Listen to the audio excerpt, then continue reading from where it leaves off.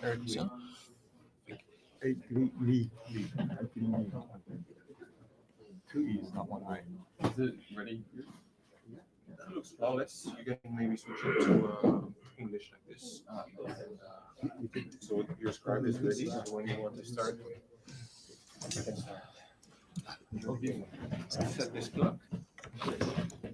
I think you should recommend a lollipop. I think that's a secret. I just Did he shoot?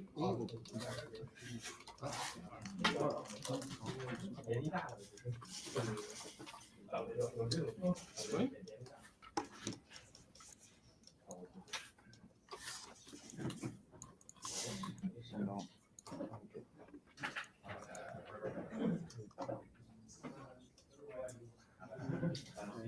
I can write it.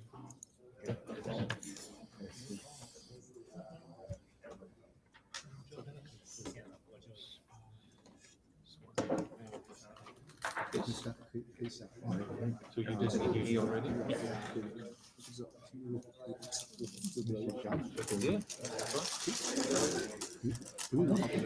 Is it set? You can start when you're ready.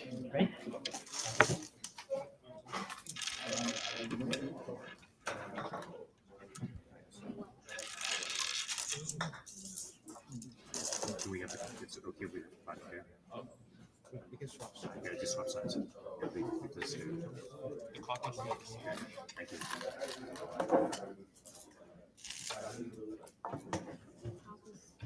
Perfect, thank you.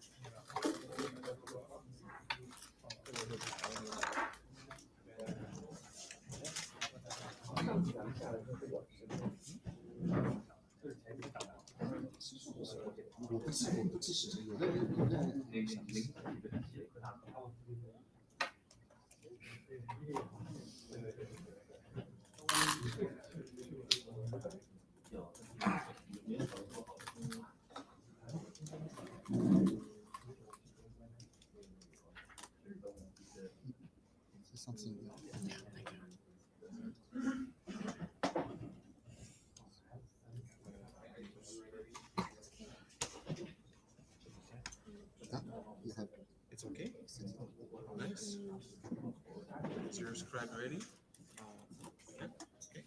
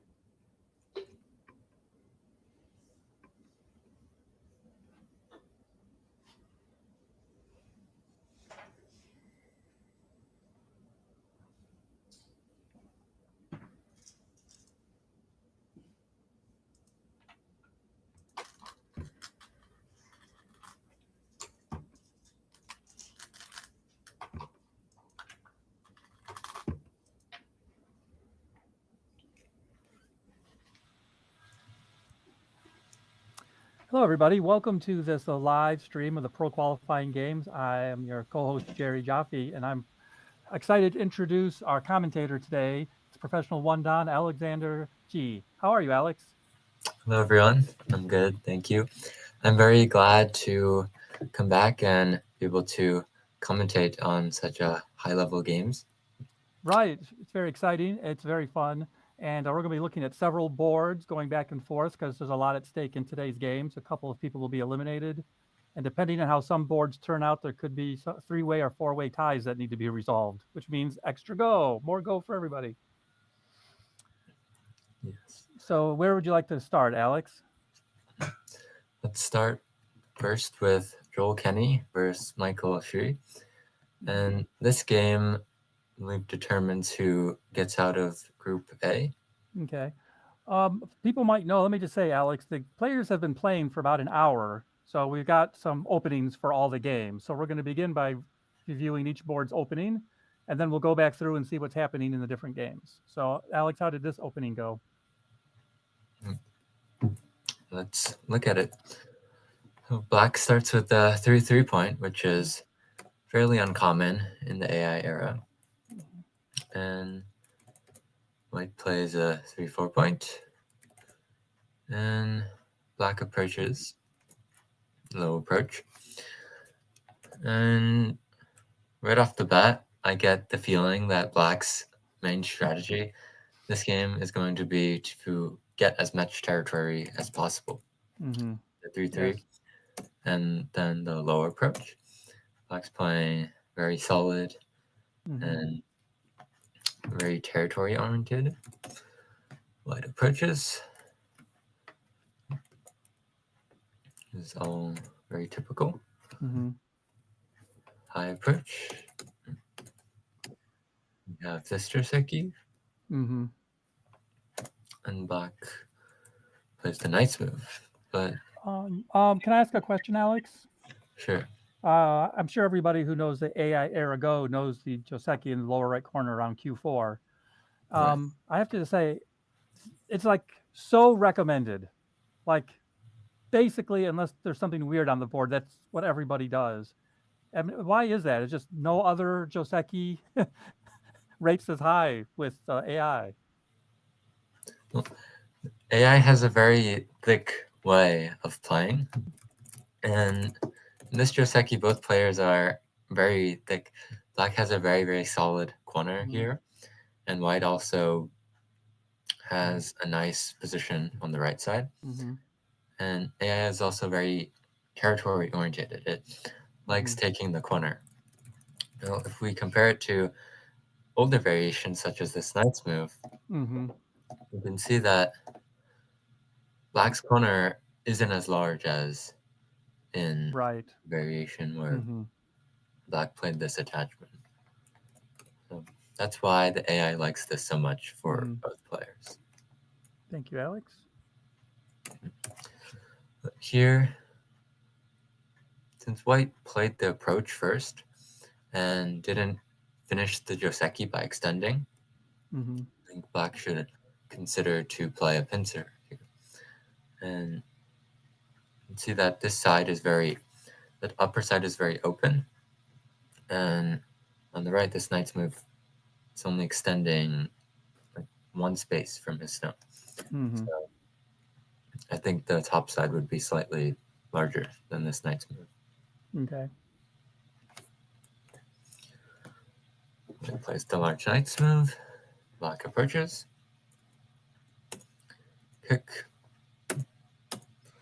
Oh. Both players seem to recognize the importance of territory in this game. So Black didn't play the 3-3 invasion because he was afraid of this Hane and double Hane. Okay. And in this variation, White gets a very nice corner position. And here we can see that this two-space extension is quite low. And there's not much potential for this Panuki to create a larger framework. Okay. And we can also see that White is playing this kick, a knight's move to secure the corner territory. Right. extend. Let's move. Yep. So this seems to be a very peaceful game. There's no Right. fighting anymore. And When white played d14, and black answered, and we know from your analysis already that they're both going for territory, so it's logical. Can black ignore that in Tenuki? Is there any larger points on the board? Or is that just giving up too much? any larger point? Yeah, than answering at c14. Like, is this a Yeah. good time to Tenuki, or is it just a good time to play solidly for territory? This blocking is a very, very large move. I think it's Okay. larger than any other move on the board. Okay. If white does get to block, then he essentially secures the entire corner territory. Mm-hmm. And it also puts a little bit of pressure on black's group on the left side. So Okay. this is very big. Okay, thank you. And both players are just sort of starting the end game at this point.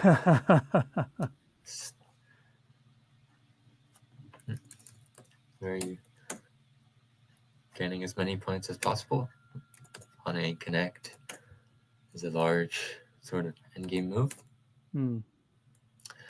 And now black plays the attachment, which sort of starts a local fight. And this is something that's very different from what we were seeing earlier. So, and white responds by playing the Hane on the bottom. And black also plays. So here, black has the ladder on both sides. So if white were to Atari and connect, then black can play this Atari. Ladders. And ladder is one step. Yeah. This would be a good result for black. And if white Atari is here, black can also Atari. And then ladder this one stone. Okay. So this would also be a good result for black. So in the game, white didn't play either of those, and white decided to push up. Okay. And the idea of this move is to secure the top territory and let black move out into the center. Okay. So this is good strategy. It's very consistent to what white was doing before in the game. Okay. Ataris and extends. So very normal. This is sort of a standard side Joseki here. Okay. And white gains the top side territory while black gets some stones in the center. Okay. Shoulder hit. And Also a very popular move these days. yes. But now it seems that black's going for a more center-oriented game. Mm-hmm. This is an interesting change of pace. Jump. And white plays the knight's move to secure his group. Mm-hmm. Here, I think black should consider invading Okay. the right side. And if white plays this block, black has the nice Chisuji of this diagonal move, which threatens to connect back on both sides. So typically, the Joseki would be for white to play here. Okay. Black connects back. And I think that this Joseki is better than the game because it makes a target for black to attack. Right. So, Well, black played R12 like a while ago, and white never really answered. So we should always try to get our follow-up if we can, right? I mean, that's kind of like a tactical principle. Like if you play a move and your opponent tenukis, you should try to get the follow-up. Right. In this case, this would be the follow-up. Mhm. And now black can utilize his influence on the top side to gain something by attacking this group. In the game, we have the shoulder hit, and then white protects this invasion. Block. Extend. And now this is back to a very slow-paced game of opening in. But white kind of settling that group with S11 is going to make it hard for black to make any territory in the middle now, right? Right. So I think this game is going to be slightly harder for black now because he has to find some way to use these 4 stones that he exchanged for the topside territory. Okay.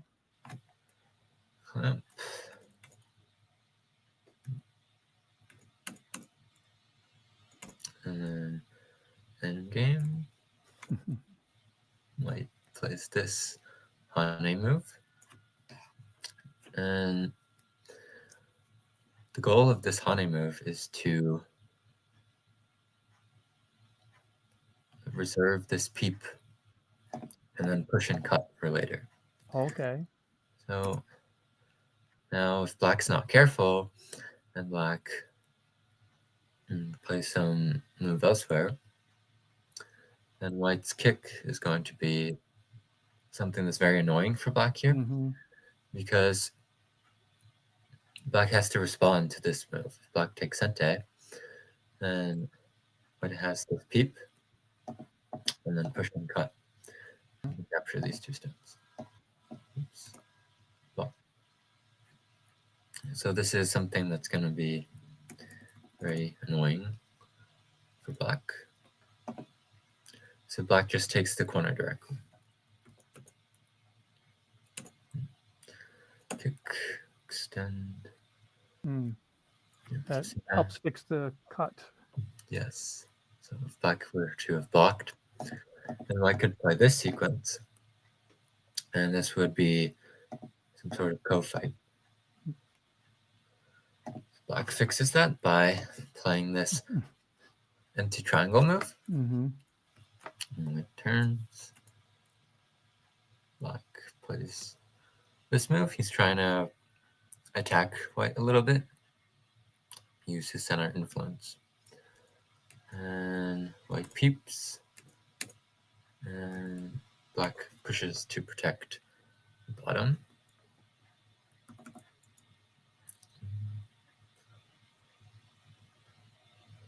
There is still some weakness in the bottom. For example, later, if white gets this push and hane, okay, there is this peep, and this threatens to connect back or cut here. Right.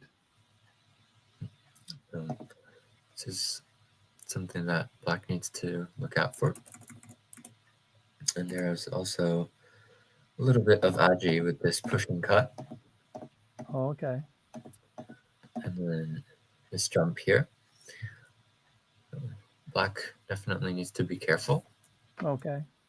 Again, black attached to try to squeeze some points out of this white group. Extend. There. Cut.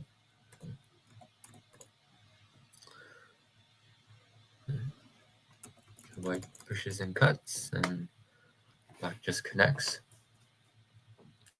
And at this point, we've caught up to the game. Okay. That's Joel and Michael. Yes. And I think as of now, white has the slightly better position. Right. Because I think white got all this territory on the top side for free. Black, it's going to be very hard for black to use this influence or this influence to create something in the center. Well, those moves around, white's moves around E12 with the bend really lessened. It made the stones from thickness to heavy. Yes. All right. let's move on to the next game. All right, excellent. We have Chen versus Guan. All right. And this is one of the games that are going to determine who moves out of the group. And This is Group B, I believe. yes, and this has some chances of creating three-way or four-way ties. Oops. Sorry about that.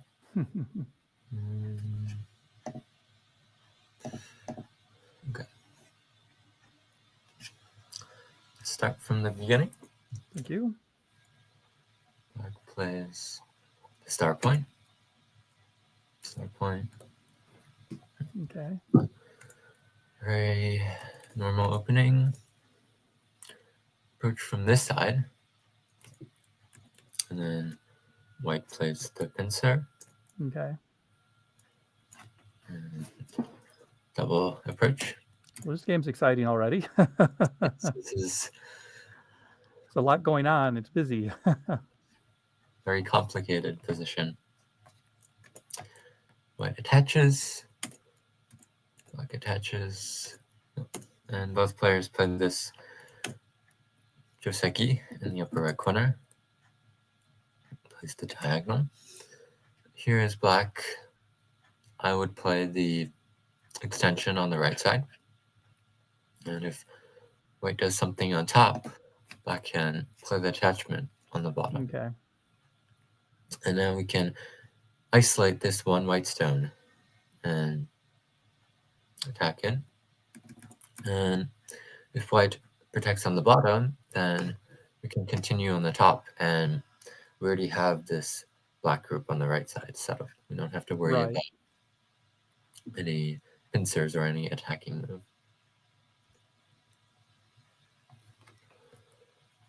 In the game, black diagonals, and white plays this shoulder hit. Okay. Is this a, I mean, I've never seen this move, I have to say. Is this a Really. potential move in this position? Yes, this is actually an AI Joseki, but it only works when white has or it would be preferred when white has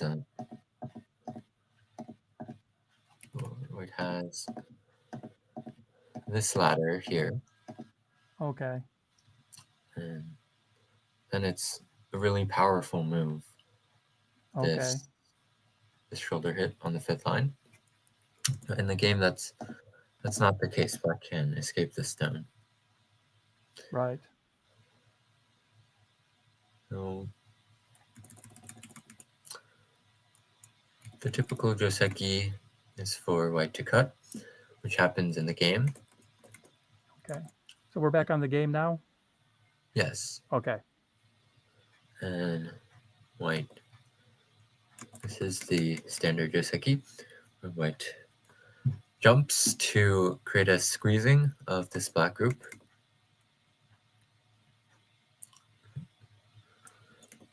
And here, this is all standard Joseki. Okay. But here black should play the extension move. And when white plays the large knight's move here, black can just run out his group. And Okay. completely we see this exchange on the top side where black gets a panuki and white captures these stones. Okay. There's a little bit of aji here with this Persian cut. For example, black's hane and tiger's mouth might be a sente move. Okay. And at the moment, black can't put the Persian cut because white does have this turn. Oh, so Capture the he kings. loses a liberty when he pushes and cuts. Yes, so the idea of this hane and tiger's mouth is to prevent this turning move. And now white has to worry about the push and cut. So white doesn't gain as much territory as it may seem like here.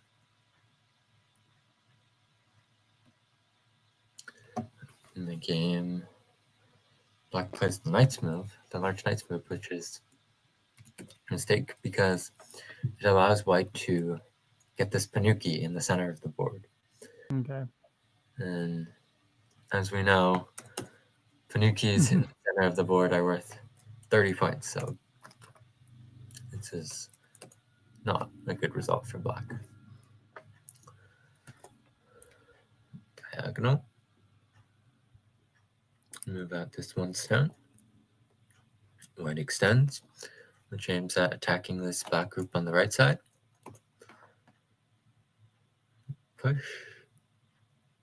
I think Black recognizes here that he's behind. Okay. He's trying to create some complication by playing this push and cut. Okay. Yes. In the game, White played this jump, which is a light way of fixing. And now Black's 2 stones are isolated suddenly.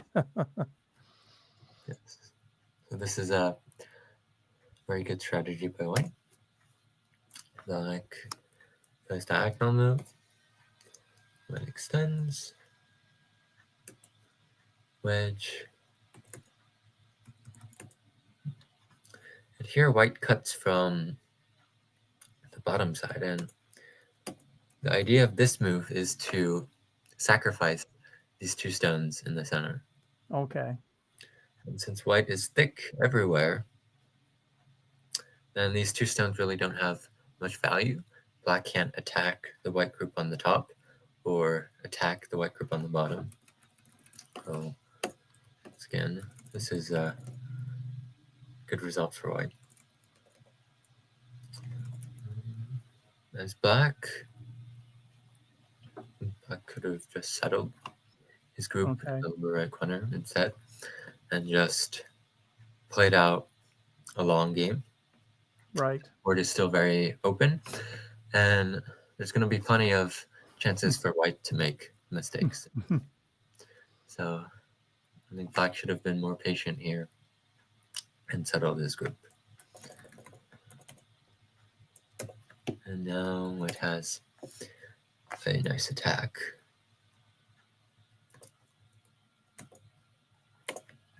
Diagonal. And White takes center.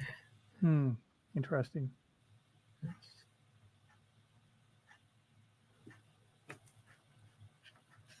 In the future, White can play this move to squeeze Black's eye shape, and Black is forced to play these moves. Right. Here, Black only lives with 2 points here. Right. Yep. This is very, very painful for Black. And you can really see the value of White's sacrifice of these 2 stones. Black saves that for later and approaches the corner. Attach. So you can see that Black recognizes that he's behind, and he's really trying to create some complications, but here it's important for Black to calm down and be patient with the game, because at the moment there's still the entire left side of the board to play. Right. Yes. And both players are definitely human. They're definitely going to make mistakes. And if Black does these very rash things and constantly plays these overplays, then there's not going to be much chance for Black. White can just... Yeah, I mean, M6 seems like Aji Keshi. Like there's little tiny imperfections in this white thickness. But now White's going to fix all of those. And Black is just going to have this barnacle stone at M6 while weakening his side groups. Right. Maybe in the future, if black exchanges all these moves on the outside, then this group is actually going to be in danger. Right. And black is probably gonna have to add a move, and you can see that essentially black spent a move on the outside playing all these stones that don't really have much value. I call those barnacle stones. They're just clinging to white's thickness with not much obvious purpose. They're just stuck there like barnacles on a ship. So he spent a move playing some barnacle stones. And yeah, I think black should be more patient and just wait for his chance instead of trying to immediately catch up and induce a huge fight by playing some overplays. And this is actually the game. So Okay. this occurred in the game. But black didn't extend down. Black played the pincer. And what is the life and death situation of the black group on the right side? Let's see.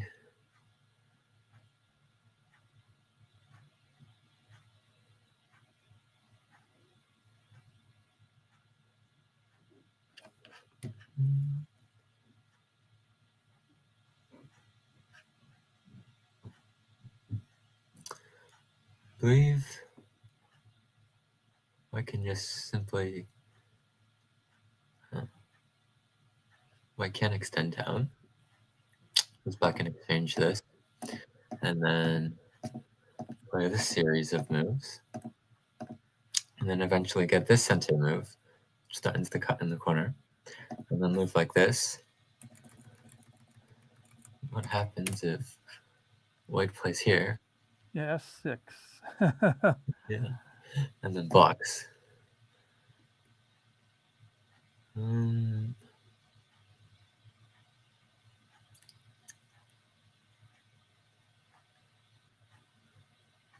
I can Hana in center. And then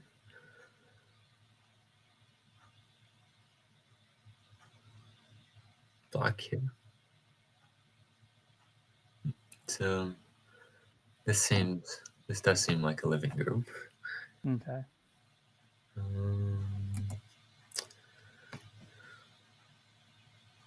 White plays here.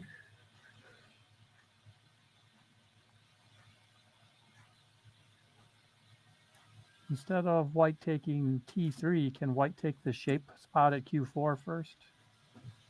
This allows black to just go there. Yep. So this is not going to work. And when white Hanes, I think this move doesn't actually work because white can play here. Okay. But black can play this move first. And then I think this is actually a ko. Okay. And then extend down. And black takes white can Atari. And this connection is not sente. This connection is not sente because white can play this diagonal move, which threatens to connect back on the black has to respond to that.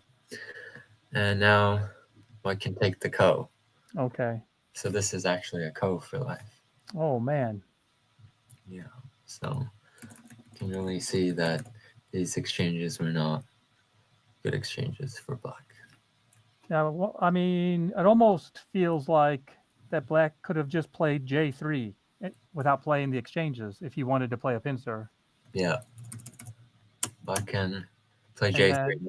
Yes, and then there's like around N5 there are pushing cuts and things.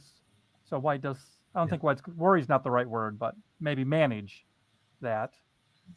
So leave the Aji there and just do the pincer if that's what you want to do. And now Black's group is solid, and Black doesn't have to worry about fighting a Ko. Well, I would say as the weaker player, Black doesn't have to worry about, the group. Like you have to figure out the life and death. You have to figure out the status. That could take all kinds of energy and time off your clock, and you could mess it up. So why go down that route? Black pincers, and White plays the counter pincer.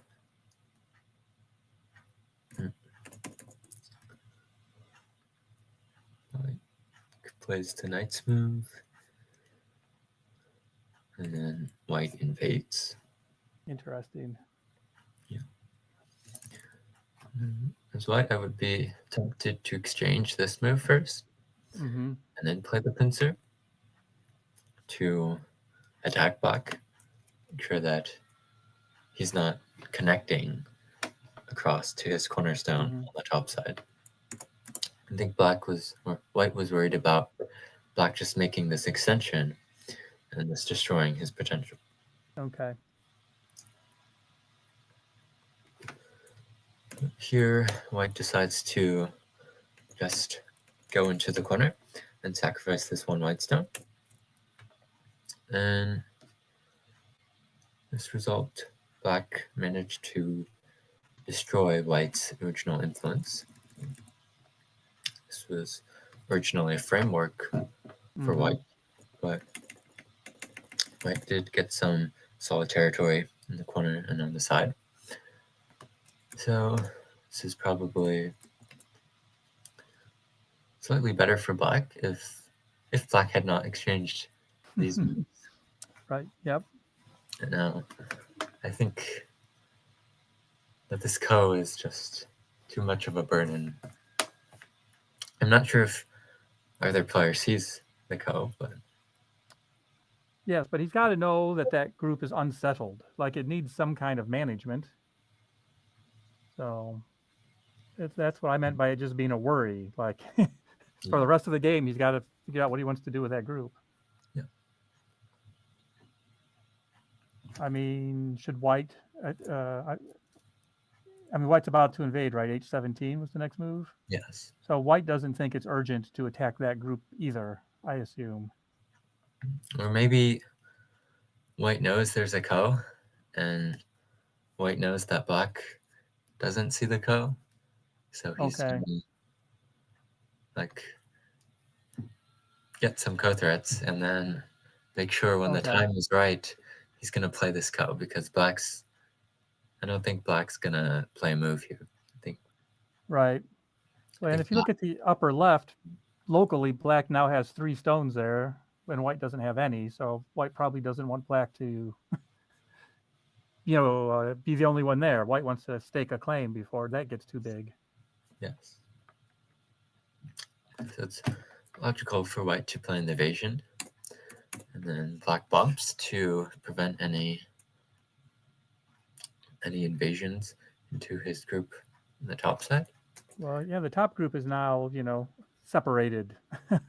Another group Black has to manage. Especially with the Panuki in the center, this group is relatively weak. White plays the knight's move to settle his group.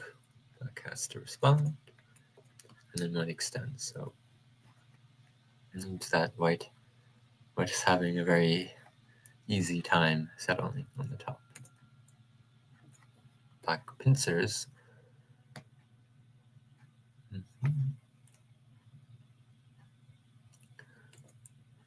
Attach. Yeah, that move is this game in a nutshell. Always attacking, always fighting. From what I understand, Tianyi is a very aggressive player. He loves to fight. Okay. And I've played him plenty of times in online games. Okay. And every time we have one local position, and then it just continues out into the whole board and just fills the whole board. It's just a large, huge fight. Excellent. And now we can see white attacking really black hanes, and white extends down. And this makes Miai have 2 moves that threatens to hane back and play this push. So eventually black has to connect, and now white can play the hane. Yes. The game black tries to kill 2 birds with 1 stone by playing this connect. So this prevents the push, or this prevents the push. And here these 3 stones are captured. There's no more hane. Right. And it also prevents this hane because it can extend out. So tries to kill 2 birds with 1 stone, but here I'm not sure if this move actually works, because white has things like this jump, which threatens to push, and white can connect back. So this is an option for white, and now we can see that black's group is really struggling here. Wow. Yep. In the game, white decided to play the push, and then white didn't hane. White played the extension down, Okay. and this is very troublesome for black because it threatens to diagonal, and if black blocks now, white can actually capture the entire black group. Yes. Yep. So black doesn't have any ice space, so this is very bad for black. In the game, black did play the block, and white diagonaled, and Oh boy. I'm not sure what black's plan is here. Oh, black has this move, so I think if white connects, then he can fight here. But Okay. of course, white's gonna try to kill black,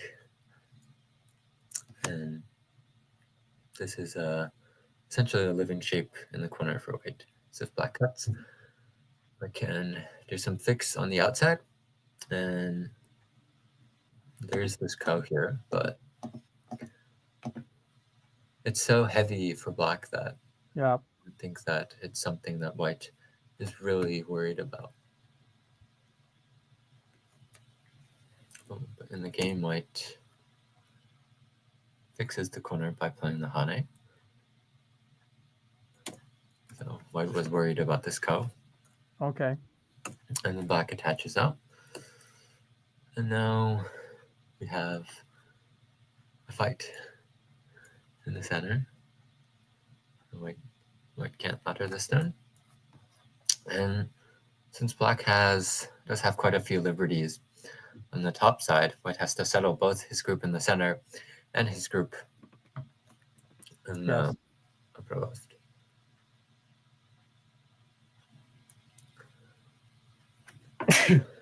Gesundheit. White Ataris. Run. Extend. Hane. Extend. And I think this is looking quite grim for black because Yes. white's about to connect his center group to his wall on the bottom side. And really, it's going to be hard to kill white's group on the top side. And white, with S14 can capture those 3 stones, which will give black another group that he has to take care of. Yes. And also weaken the lower right group.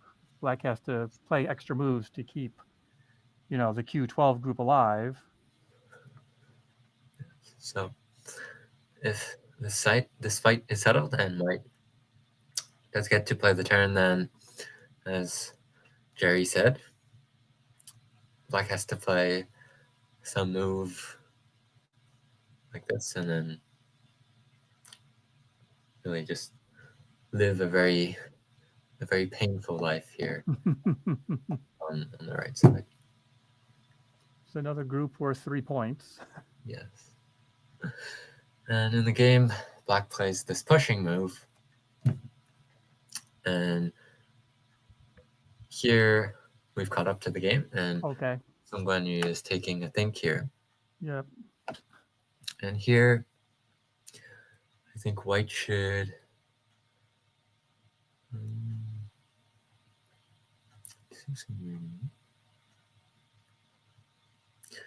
think if white can take Sente, white should play move on the top side. Okay. And here it's going to be quite difficult for black to kill this white group in the center. And I think if white plays a move on the top side to settle himself, then it's going to be very difficult. A very difficult game for black. Okay. And in the game, we do have white just played this move, which is Well spotted. That was no, the Alex recommended move. no. I'm sorry. This is where white stopped. Or Okay. Okay. black did just play this move. Okay. So that's where we're caught up, is there. White hasn't played that other move yet. Okay. Let's move on to next game. We have Okay. Nate Morris versus Chen. We have Nate as black.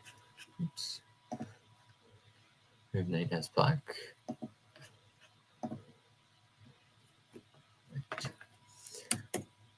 Black plays the star point. Plays the 3-4 point. Approach. One space pincer. Notice that this is a Joseki that Shinjan really likes, this one space pincer. Okay. Black jumps. White knight plays the knight's move, and black plays this large, sort of loose pincer here. Okay.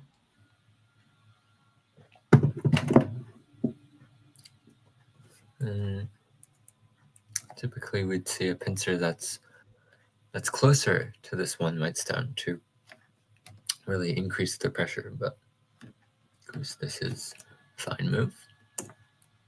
White kicks, black plays the Hane, Tari, and then pushes on top. Okay.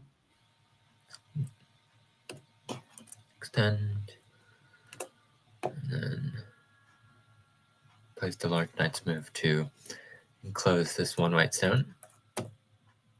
And white plays this large knight's move, which threatens some Aji in this group. And black takes Sente. Black says, "There's nothing here. Dare you to do something." And white just leaves it for now. White plays the high approach. And we see this Joseki once again. And black approaches. Very normal. I'm not sure why white makes this exchange here. This is not a good exchange to make so early. Okay.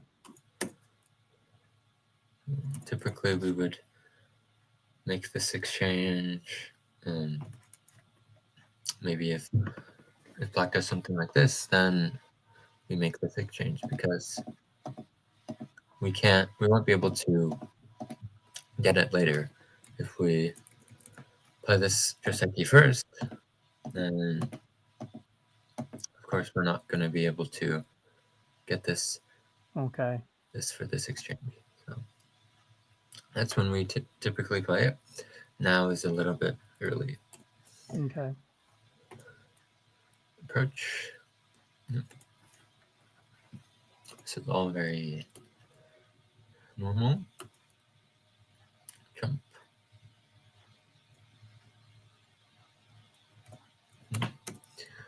Extend down. This move protects the corner and also ensures a connection with this group on the left side. White pincers.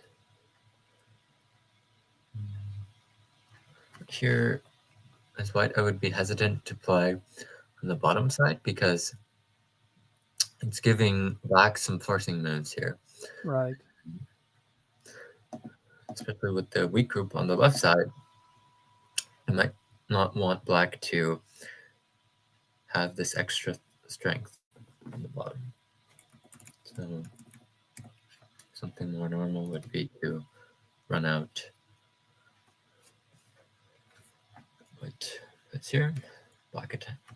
Black does not attach. Black plays the knight's move, which has a similar idea. So this move aims to play this knight's move here and gain some strength here to attack this white group. The white pushes and black does play the knight's move. White jumps to play lightly. White doesn't want to push because this would give black a very nice seal in the center. Okay.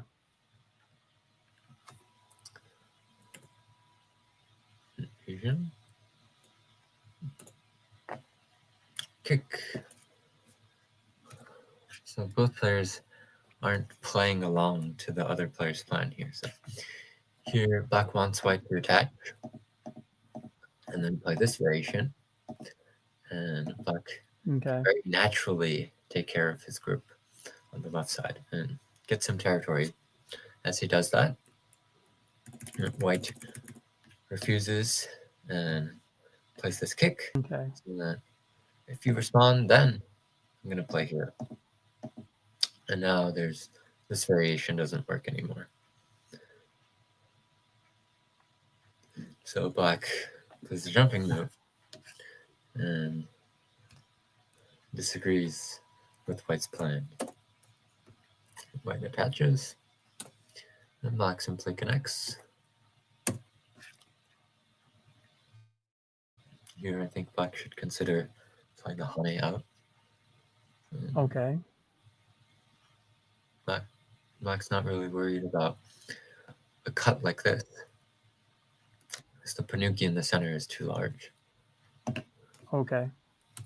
And black shouldn't really be worried about his group being in danger because he does have a connection. Right. Yep.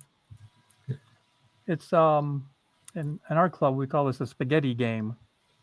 Spaghetti. Because it's like black, white, black, white, black, white, black, white. So it's like strands of spaghetti going across the board. Excuse me. Creative name.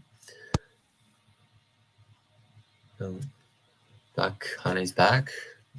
Maybe a little bit soft in this situation.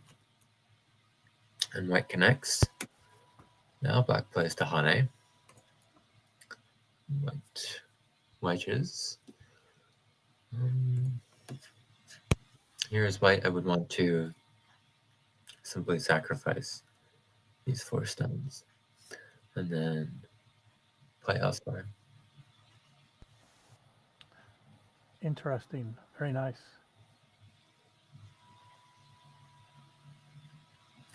In the game, this wedge allows black to capture this 1 stone, and when white Ataris, white doesn't. I don't think white gains much from these exchanges. Black cuts. Next.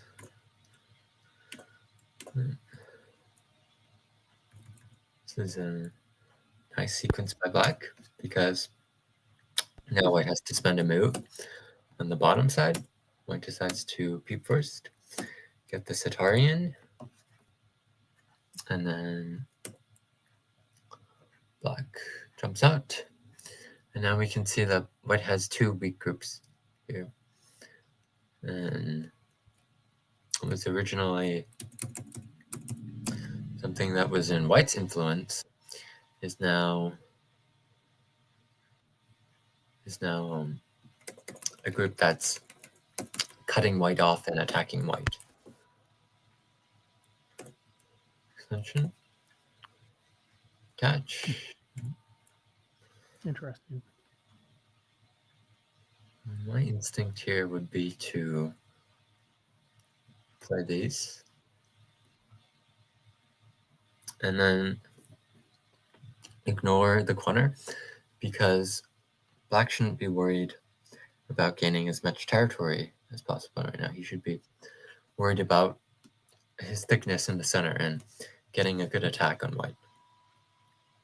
So this corner is slightly small at the moment. White pushes up, which threatens to play this push and capture these black cutting stones. And black fixes. White plays the attachment, which was the follow-up to his attachment on the bottom. Here black bumps and then captures this one stone.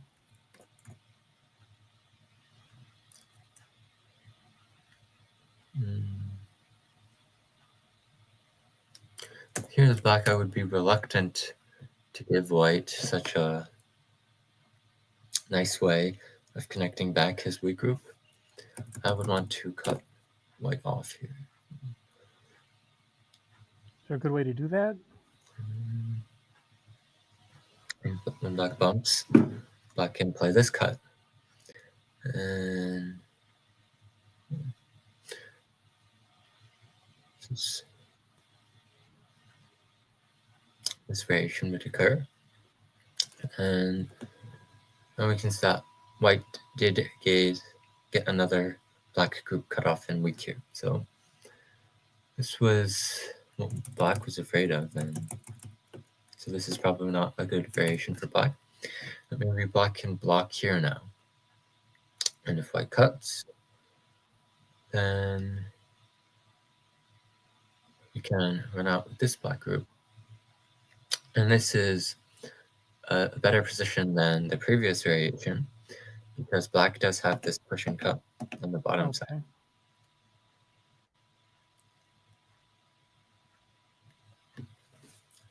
In the game, this seems pretty nice for white. But white bumps first, which you can get. And then white takes Sente to play the Hane, which is a very large move.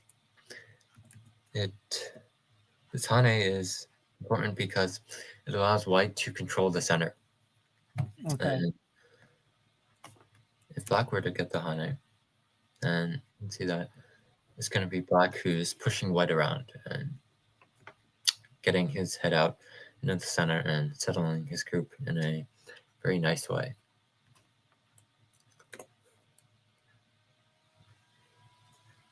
So black responds, and then white plays the double Hane.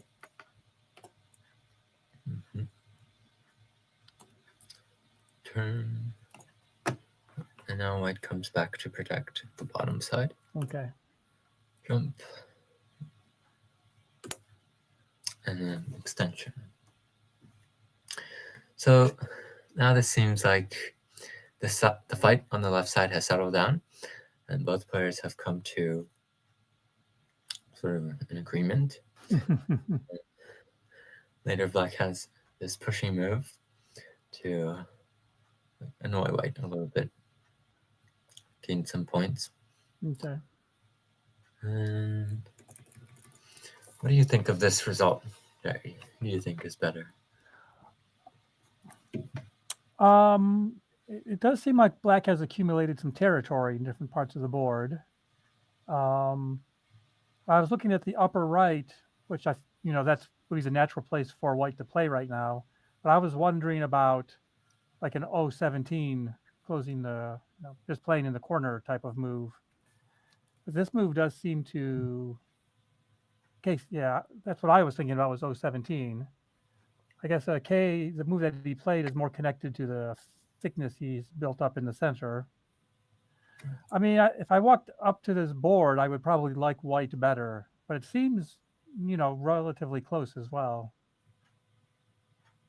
I agree. This is still a very long game, and both players are still in the game. And White's idea with this move is to make Miai of getting the corner or getting the side. So now, if Black does play the 3-3 invasion, play out this Joseki, you can see that the stone at K17 is in a good position to develop the outside. And if Black decides to approach the corner and destroy the outside potential, then White's going to get the corner. Okay. So he's making Miai of the side or the corner. And if we have thickness like those white stones, we want our opponent to invade. Right. So making a wide extension makes, it encourages Black to have to invade somehow, and then you'll get to use your thickness. Right. We use thickness for attacking, not making territory. Right. Black plays the shoulder hit. I think this move is a little bit strange because it's neither invading the corner or the side. It's kind of in like this limbo state. Right. It's not doing much. And White responds by playing on the bottom. Black jumps. White wedges. So now we can see that White is trying to get both the corner and the side. Right. And usually we think of a shoulder hit as a way to erase or reduce from the outside. Right. But with White's thickness, it just seems like Black's going to end up with a group that's just floating in the middle. Right. And now we can really see that this group doesn't have many points, and it's going to be hard for Black to connect back this way. Black has to find a way to connect back to this group, and that's going to make invading the corner even harder, because once Black invades, then White's going to have some sort of thickness on the outside, and then Black can really attack this Black group. The game he plays here, which is also a little bit strange because this solidifies the upper right corner. And I think Nate here has a little bit of a misconception. He's trying to play in the middle and settle his group when he should really be trying to invade the top side territory and get as much territory as possible.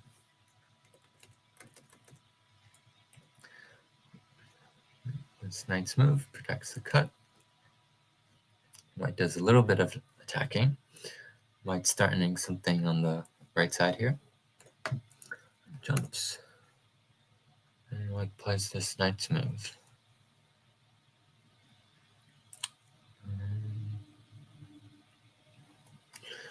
So this Knight's move really makes sure that White's group is connected back and solid.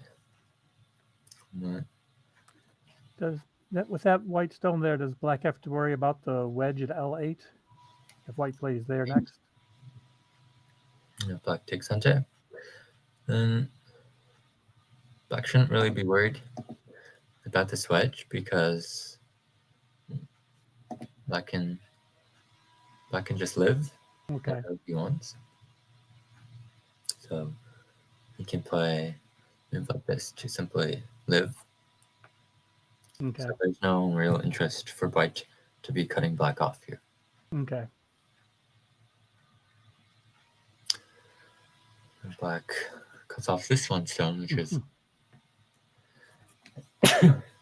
excuse me, Right. which is a very large move because it solidifies all of black's groups. So originally there was probably some problems on the right side and maybe some weakness in the center. But if black manages to capture this one stone, then it solves everything here for black. White's not going to allow that. Okay. And white blocks and then pulls back. Oh, and white does. Right.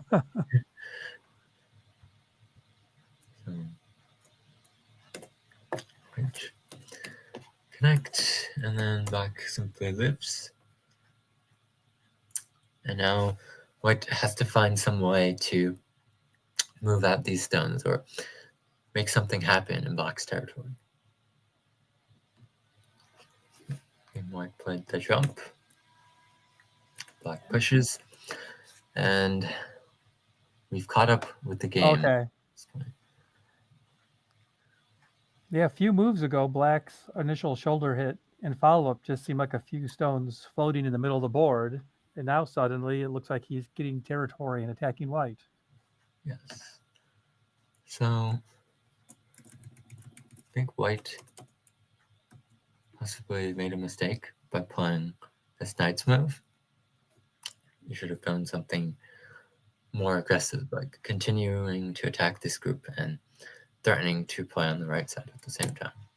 Yeah, it's almost like he played away from where the action was at an inopportune time, and not the best time to play away. Yeah. And then black was very, very sharp and took the opportunity immediately to play this diagonal. And then now black is definitely in a better position than he was a few moves ago. So. Right. And how about white? I mean, white did start to get territory in the top right. Right. But the game seems really close again.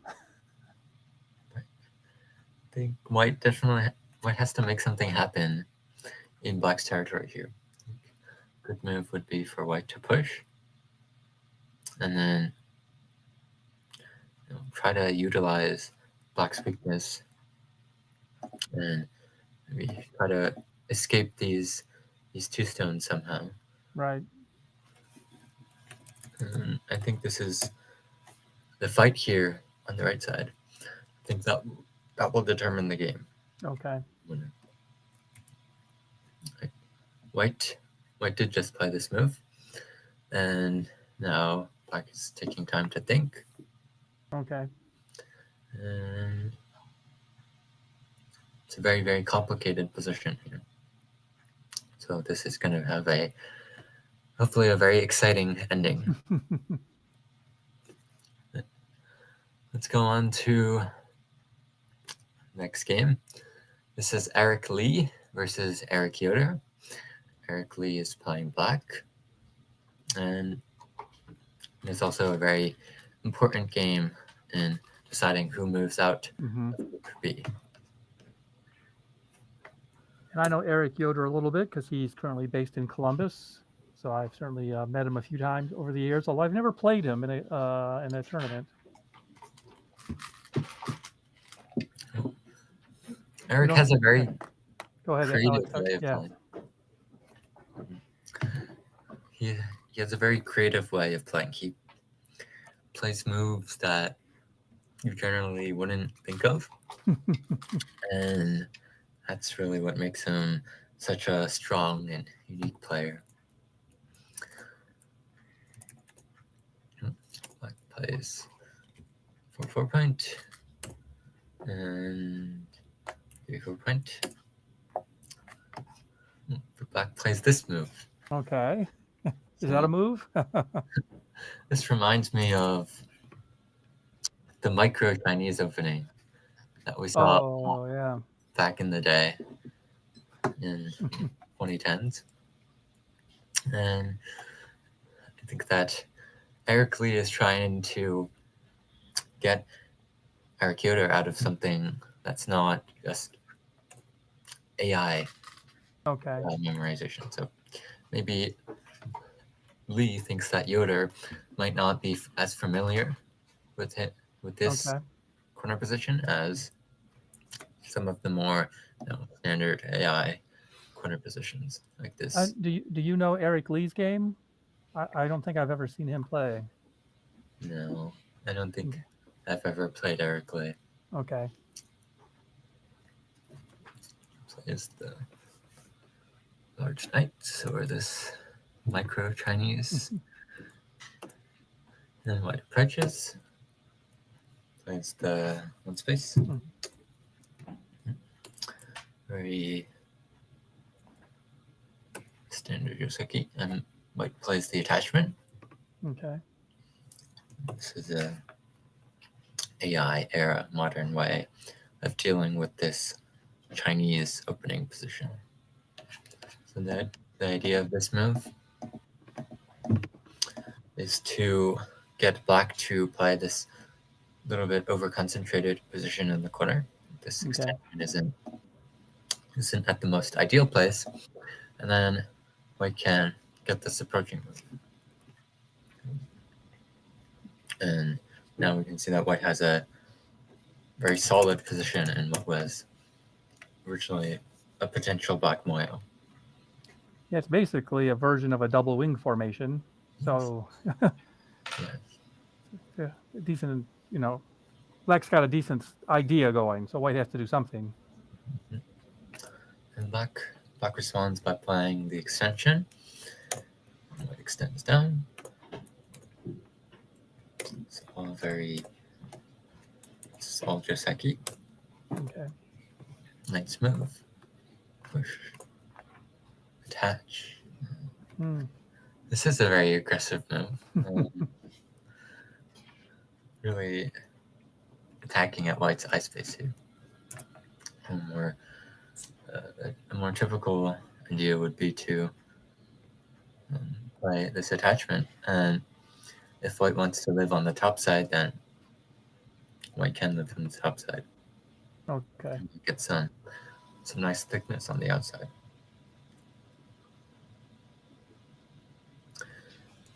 Here, black's really trying to attack white by taking away all of white's eye space. And white pushes, black connects, push again. And black plays the wedge here. And then white makes the push. White's trying to sacrifice the upper left corner. Now black can wedge and capture this corner, but we can really see that these two stones on the outside, they're right next to white's thickness. So barnacle stones. Yes, barnacle stones. We also see that white has this stone at C18 that's inside of black's territory. It's like white played a move inside of black's territory. So this is probably acceptable for black as well. Black plays the connection, which is a more aggressive move. Threatens to, now when white pushes, black can wedge, and now black claims that this is a little bit better position than in this variation. And white continues with his idea of sacrificing. Black extends down. White plays there.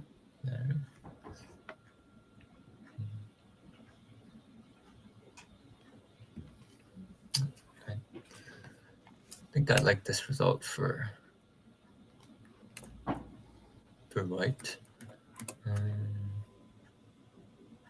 Maybe white should have captured this one stone. Okay. This is This is Brute against this corner. He has a lot of Aji in the corner that way.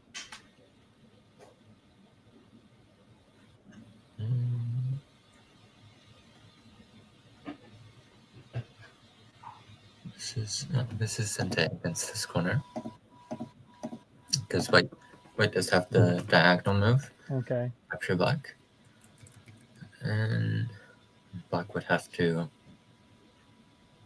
do something on the outside first, and then eventually come back to Okay. have this. And I think this is acceptable result for both players. Okay. Possibly it's slightly better for black, but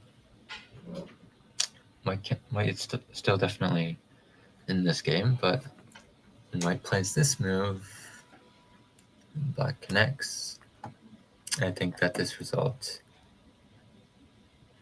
is slightly better for black. Black Yeah. does have the option to take Sente. Yeah, black doesn't have to play D18. Yeah. But white did get to play F14. Is F14 valuable? That's what he got for this 14. variation. Yes, F14 is definitely a large move, but we consider this variation, and white actually has Sente in this case. Yes. Yes. In the game, it's black who has Sente. And if we look at the corner, the corner efficiency, we can. Not sure if OGS has the tool that I want, but you can imagine that these you can evaluate the efficiency by counting the number of moves that each player has in this corner. So Okay. white has 4 moves in this corner, and black has like 3 sort of unnecessary moves. And we can look at how efficient this local shape is.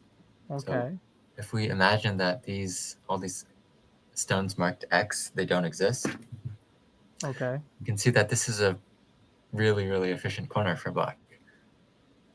Okay.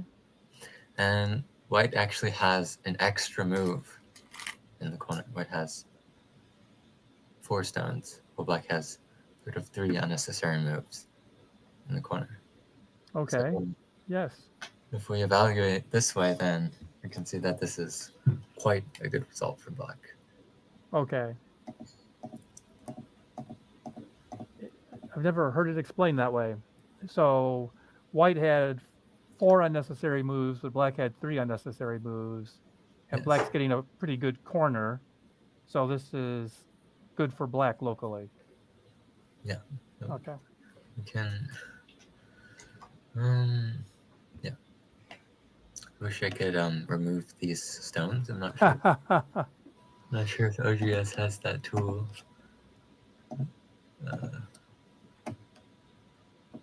Yeah. If we just Well, imagine that Use our imaginations. if these stones don't exist, then this is like 5th line corner territory for black, and white also spent a move inside of black's territory. I hope that makes sense. Yes. Yes. Very much. And black also gets Sente, so I believe this is a good result for black, and so we can evaluate it with the score estimator AI. This is actually good for white. So I guess that this one's Well, sure. If they're playing with some Komi, of course, then if it's like it said, white by 3, but white has like a 7-point Komi, so it's still sort of even, I guess. yeah. And 3 points isn't for humans. It's not a very large difference at all. So black plays the high approach, and we see this Joseki again. And now white can play the knight's move because he's so thick in the upper left end. The And upper middle, yeah. yeah, there's no weakness for black to play like an attachment. Yes. Yep. So this is just a little bit more efficient than the third line move. And jump right here. This is typical Joseki. Once again, the idea of this second line move is to prevent this white diagonal move, because now black can play this attachment Okay. and come back. If black had played on the third line, then this attachment wouldn't work. Right. Okay. So white fixes that first, and then white plays the diagonal. So that's sort of the logic behind this corner Joseki. Nice move.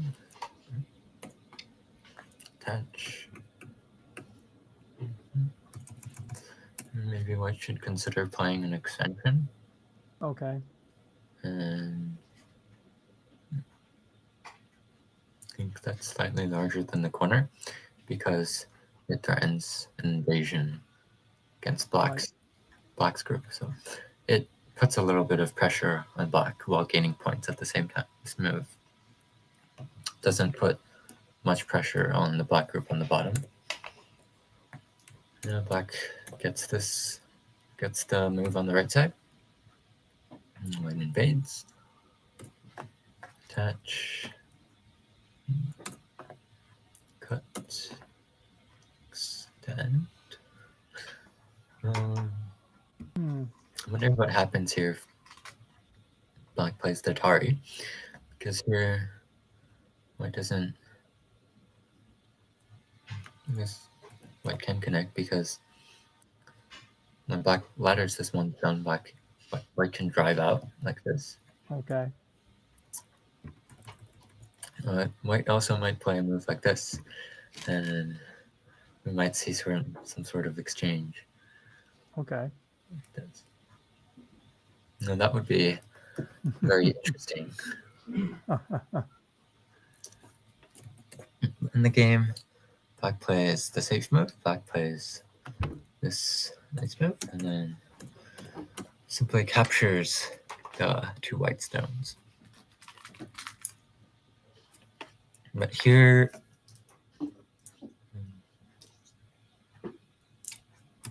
I think black wants to block here, because white blocks like this immediately. Right. And then it's this position, and when black blocks here, it's essentially that black exchanged 1 for 2, which Okay. It's not really a necessary exchange. So Okay. black doesn't really want to play here at the moment. Okay.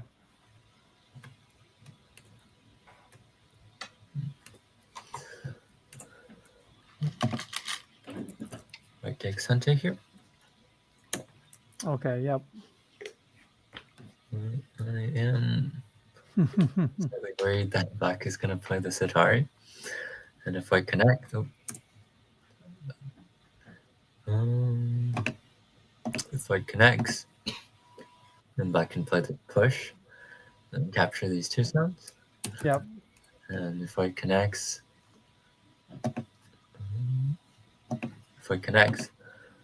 then black can capture this one stone in center.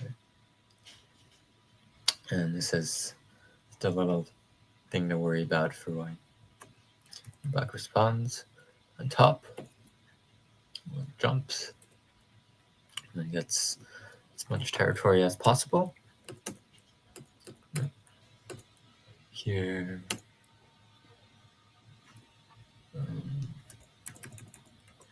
white makes a living group. Okay. But this this R11 for Q11 Right. exchange is slight mistake by white, and then Okay. this diagonal, I believe, compounds that mistake a bit because Yoder black has this throw in, and then this Atari, and this tiger's not in Sente, and now Okay. attachment in the upper left corner. So that's I'm really interested in this position because we see it a lot in, just people's games. Because of the prominence of the Joseki, then people play the invasion at S12 and all kinds of chaos breaks out, at go Right. clubs around the world. Here's why I would play the connection, because it's Okay. 2 cutting points in white shape. And then I would come back to connect, and later I can play this Hane Sure. to cut black off. So this would probably, black would probably have to fix, and white got a nice bit of territory in Sente. I'll definitely be studying this position later.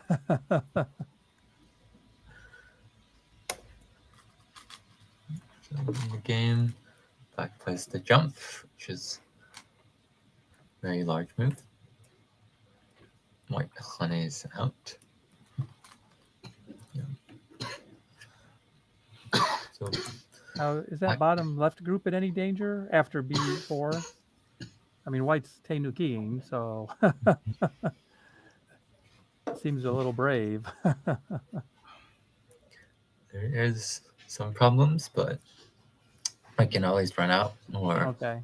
block in the corner to save a little bit of his corner here. With black, so say both players finish the fight on the top side. Okay. Black can play this move later, and then play this knight's move. And at first glance, I think white would have to give up his stones in the center. Okay. But there should be some way to live in the corner. Okay.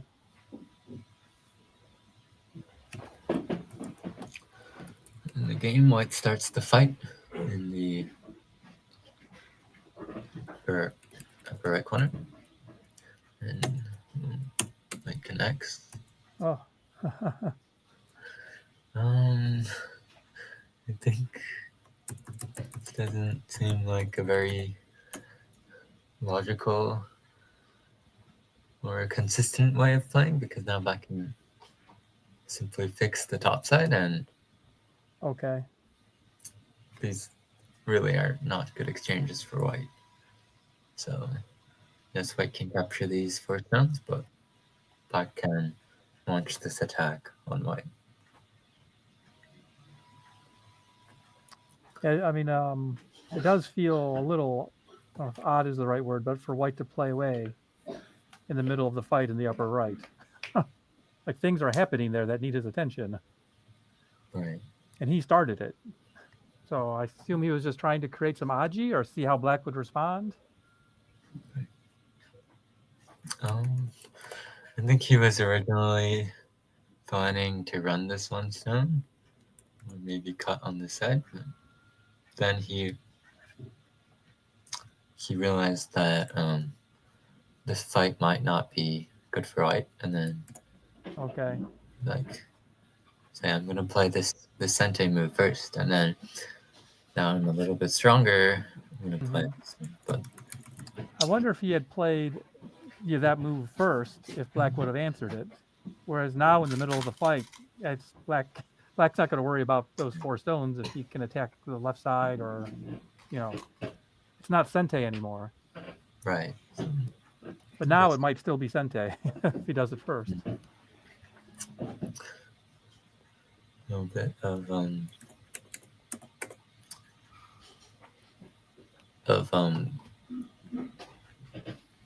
little bit of a undetermined undecidedness by white here. So Well, Albert is commending white's thickness in the chat. um,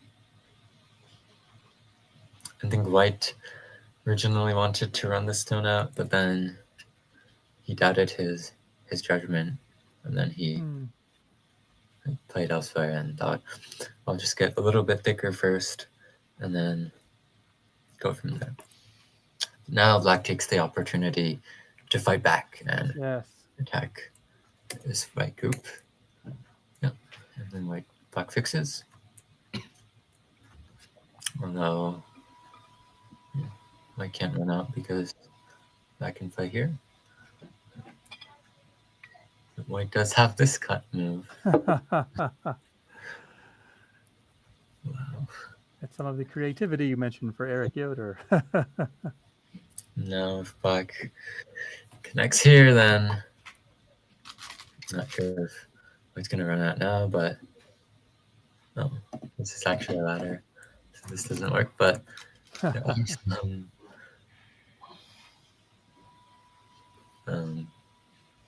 maybe something like this would be center. Right. In the game, white Atari is here, and black stands.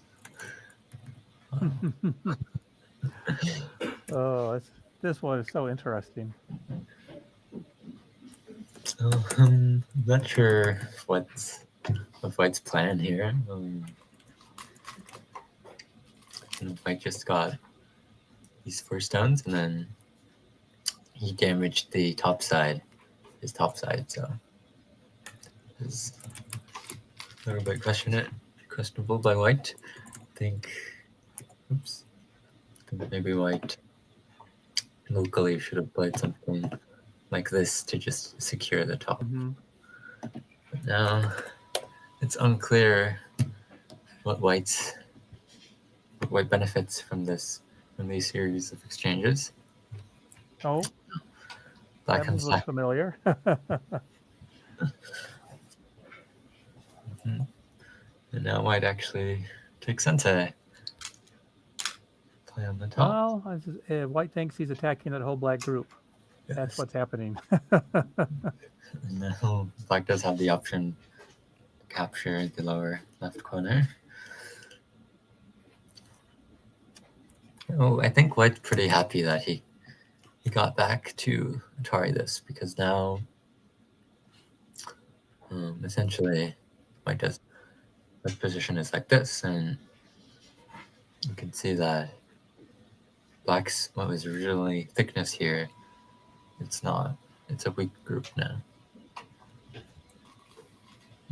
Kanes, go back. If white blocks, white's afraid of this attachment.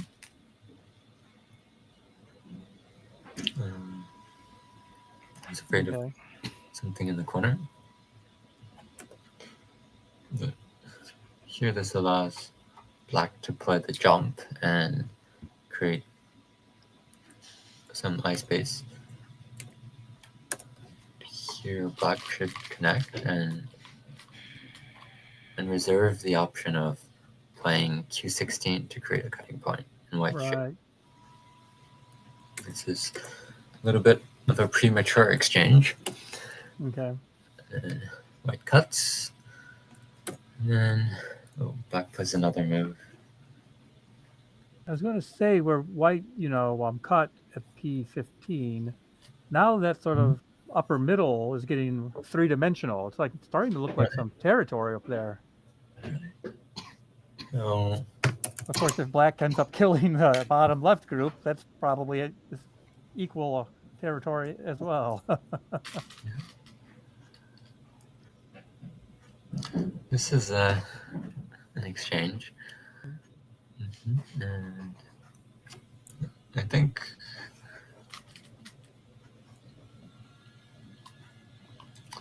at first glance, I think white is pretty happy with this exchange, because black does spend an extra move in the corner, and when white captures these stones, black probably has to play another move to ensure that white is dead here. So, at first glance, my instinct that this is better for white, but we would have to Okay. do a quick count to make sure. So why don't I just take a moment to count territories. Okay.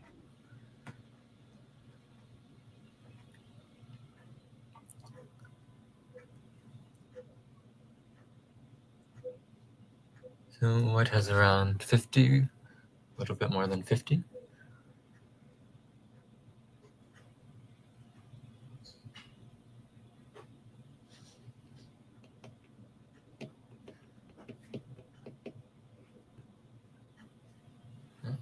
Black has around 70 points, so it is looking slightly better for black in terms of territory, but we do need to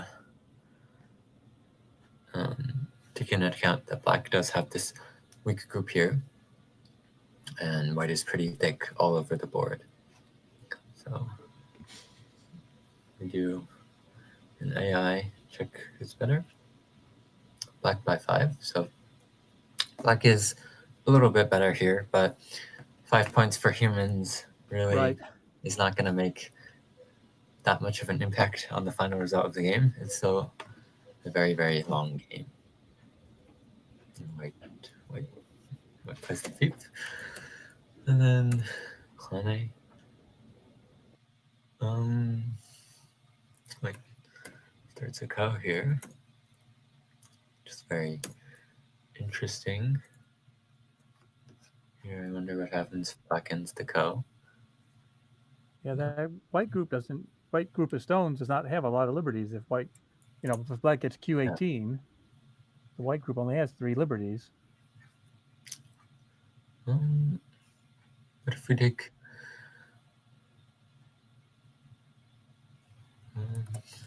Atari? I wonder if white would Atari now. I don't think white would Atari. I think white would block. And then when black turns, white would Atari, but now it's unclear whether black can get that exchange. And this would be some sort of co. Yes, a humongous co. Yes. And I'm not sure which player is better here. First instinct that white is slightly better because, first of all, black needs to play 2 moves. Okay.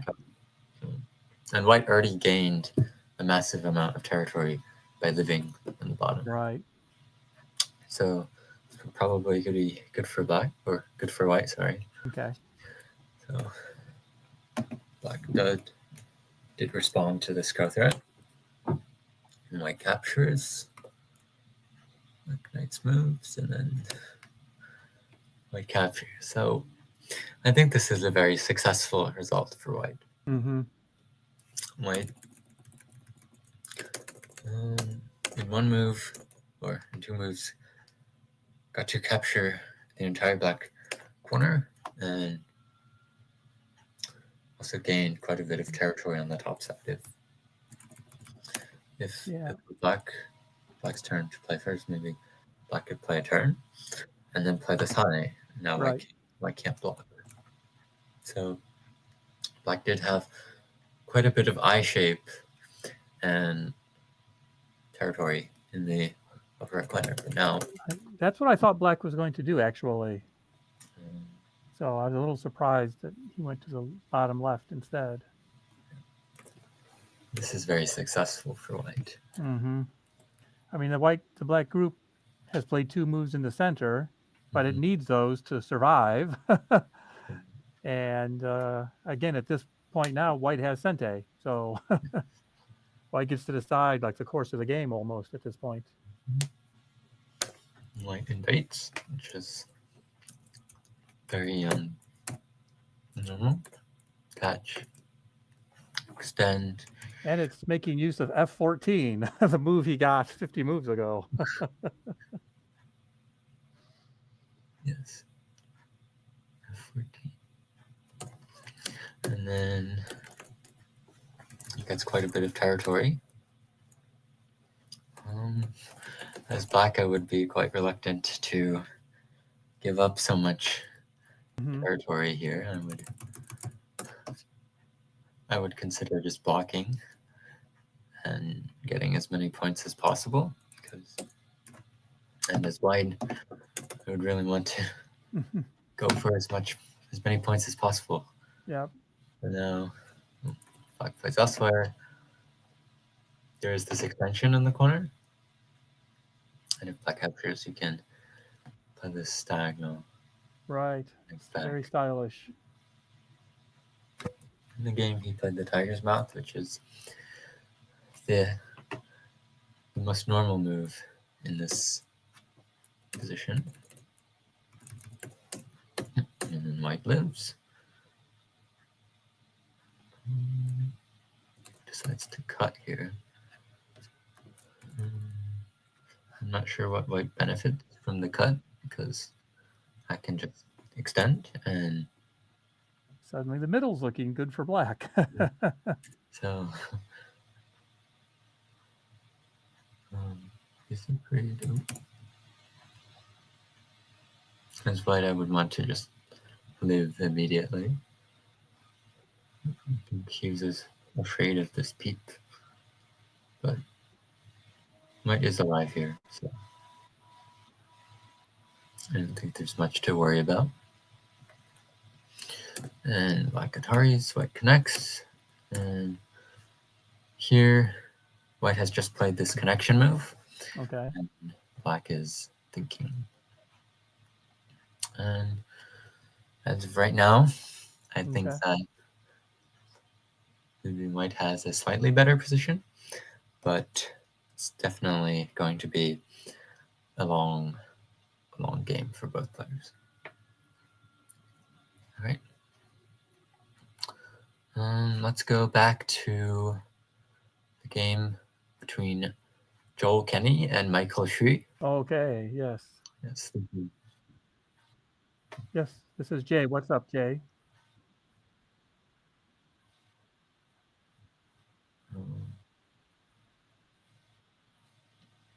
Okay.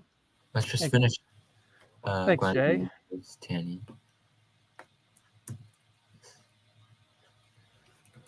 Right. Yeah, this involved the people who didn't see the opening, that top middle group around, N18 for black is essentially dead as it stands. And so what was going to happen to it? Can he finesse something or wrangle something or weasel something? Right. And in the game, white did play on the top side. Right. Just near his group. Which you were wondering that he might do a move in that area. So, yes. And black plays the honey, and then white counter honeys. I would be tempted to just live like this. Make sure you have 2 eyes. And really, black can't do anything to the topside group. Black's not going to kill this, right? So in the game, he plays, and then simply connects back, attach, connect, here, connect, white connects, and black tries to play the peep, but white actually responded. I think here white should just honey in the corner. Right. It gets territory, but it also settles the group. Yes.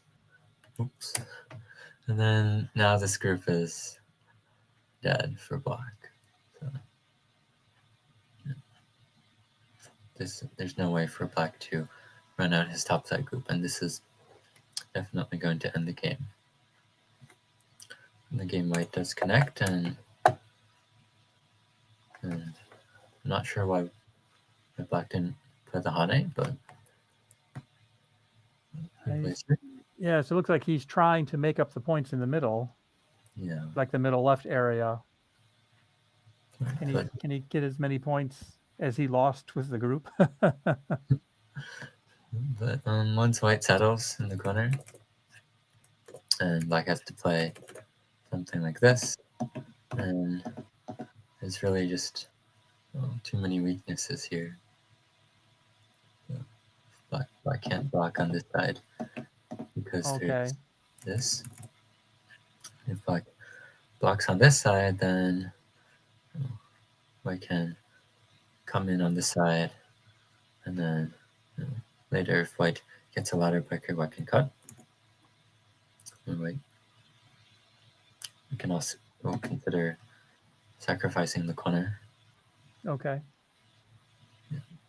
This is simply too many points, and as we said earlier, white can get this turn in Sente. Black won't be able to make up the points that he lost in the game. Okay. And black pushes first, and then plays the sequences of Ataris, but white just takes.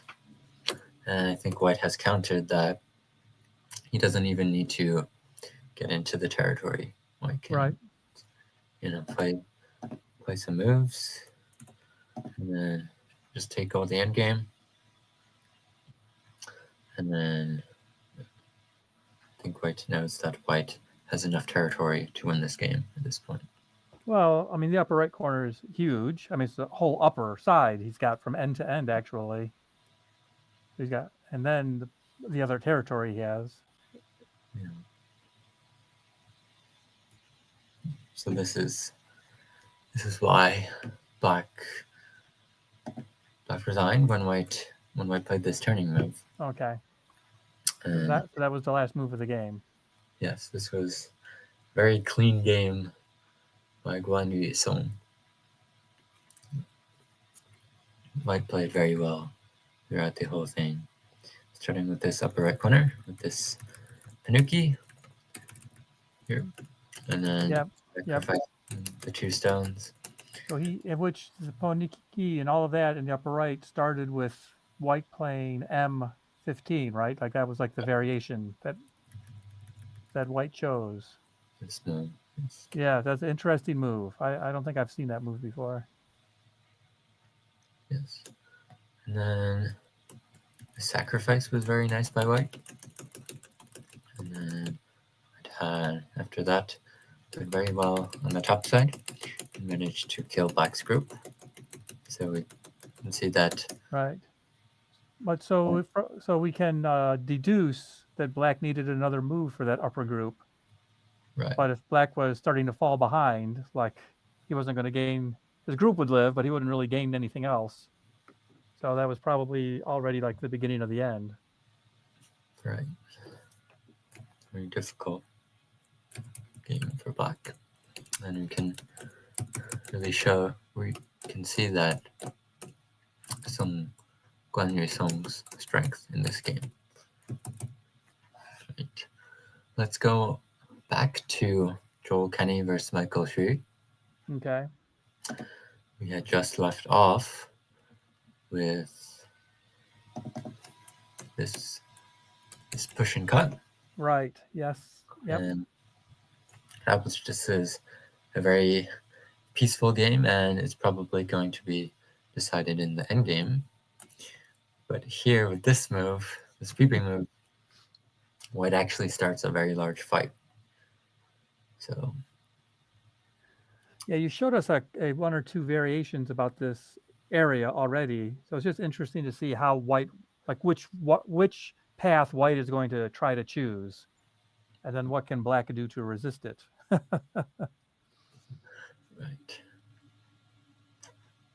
In the game, black denies white the connection back on the second line, and white plays this cut and drives black out into the center.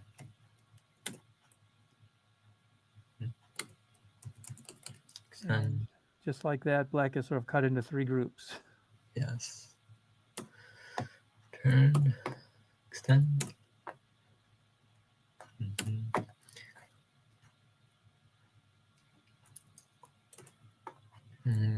instinct here is that white's not going to gain much from this fight because Okay. white's only profit is destroying black's a few points on the bottom side. Okay. Now, he's created a weak group for himself, and also black did get this Hane endgame, which is a few points to reduce the corner. So, my feeling is that this fight isn't going to end well for white. Okay. And then white keeps pushing, black plays the Hane. Here I would be really tempted to play this Tiger's Knot's move because it's a double sente. It threatens to push and cut white's 2 stones. And also, if white gets this move, then white gains a few points on the bottom side. Okay. Yep. And black with J2 also like opens up endgame moves in the left corner too. Right. Yeah. I can like jump in. Black plays the Hane and double Hane. Very aggressive. And now we can see that black is making use of his earlier 4 stones on the top and his formation here on the right side. But now white is playing a counterattack with this peep. He is done. Black connects. White can push out, but remember that there's a cow here. So black doesn't need to connect immediately. Black starts by playing the attachment, and then white connects back. So here, white just made a few exchanges to get sente.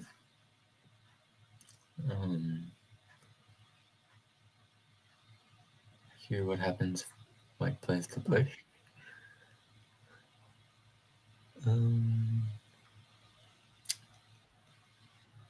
True that white can cut black off here, but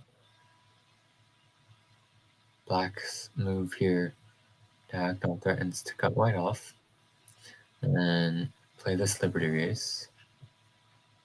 Yeah.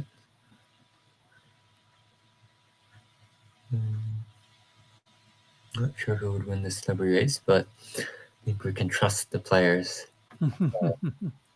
This is gonna be good for black.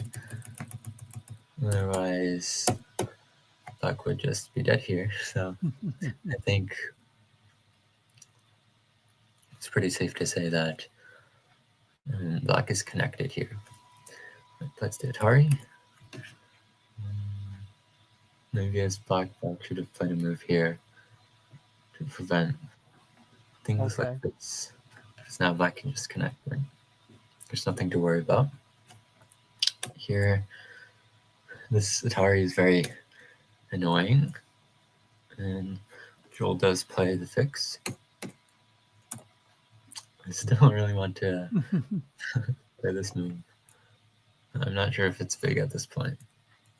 Yeah, it's a good example of timing. If they'd done it when you suggested it, it probably was sente. But now, since black's connected and this group is so strong, it might not be sente anymore. This cut is very big as well. Oops.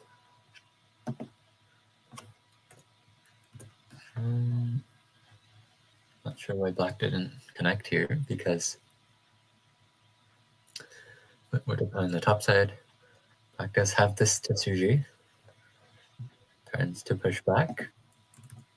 And if white connects, then this whole white group is no longer alive. So this connection would be sente. It would have to respond, and then black can continue on closing the center.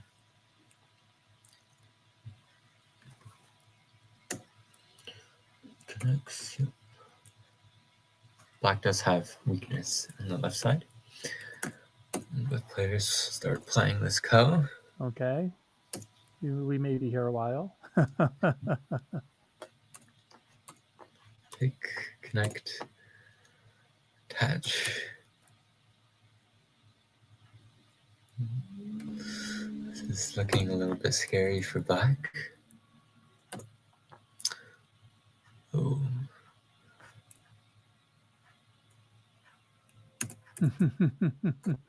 The C13 works. C13, yeah. This is troublesome for black. Maybe black should have added a move instead of taking center. Connect, maybe. And really, black should have played this move in the first place to make sure that there's nothing going on. Now, this seems quite difficult for black. I think that black needs to continue fighting this go. Maybe play this. Give white the option of what to do, or maybe play this push and try to live with his group. But this seems like a disaster for black. Oh, white extends and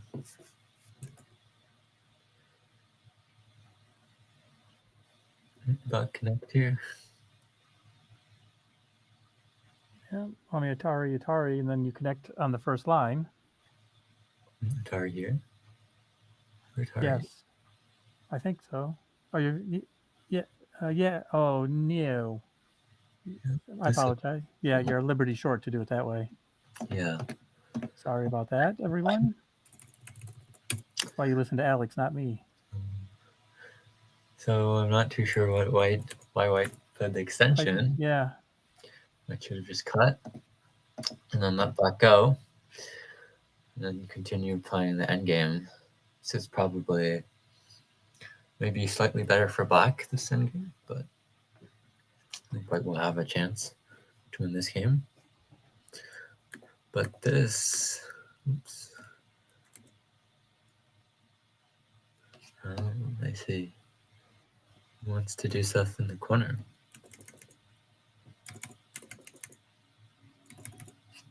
So, white blocks, or black blocks. White can play this move, and then Is that another ko? Yeah. And then I'm going to play this ko. Yeah, this would be a ooh.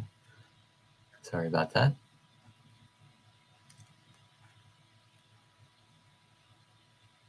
I'm not sure what happened to my variations. Well, to the honey, and then this would be another ko. And this time, this ko is a lot larger because the corners that's taken. I'm not sure what's doing with my variations.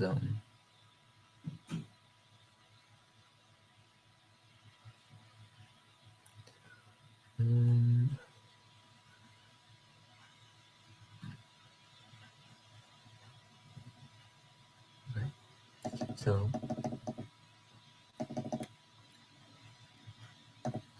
here back where to connect, then this would be an extremely large ko, and white has a ko threat here, which is very sneaky.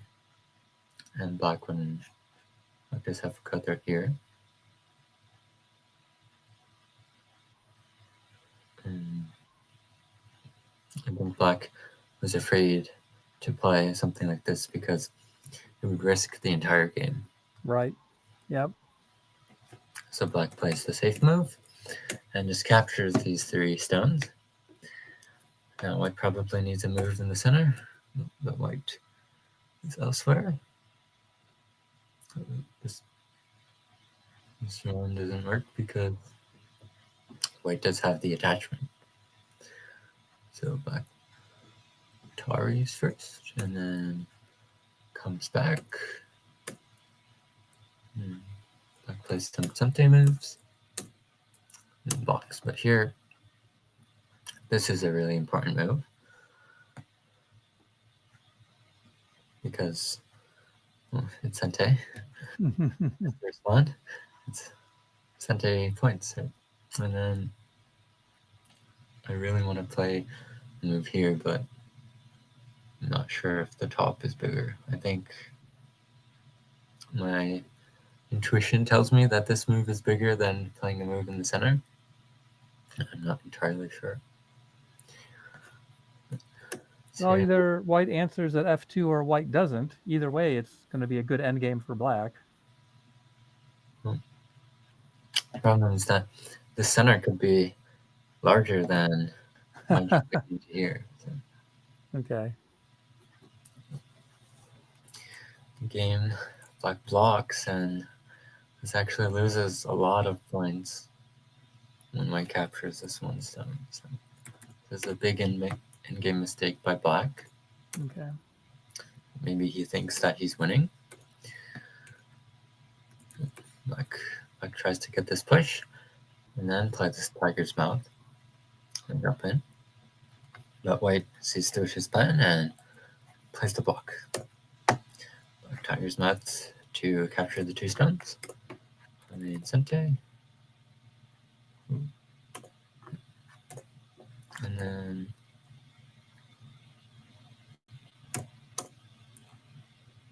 Atari. Atari is definitely small at this point. It's Okay. 2 points plus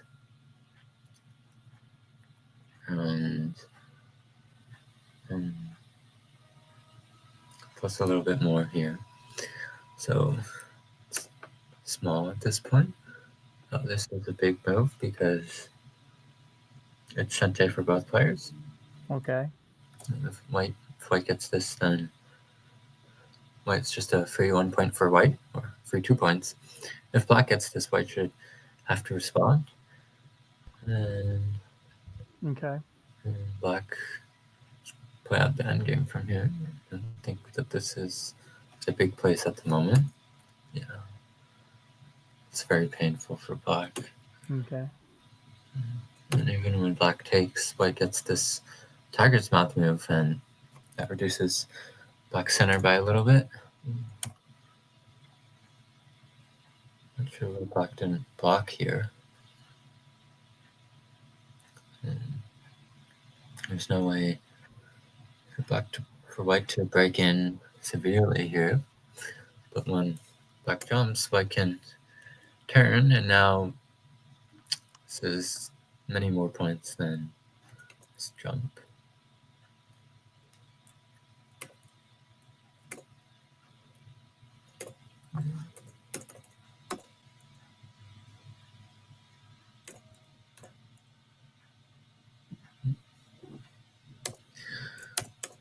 Connect.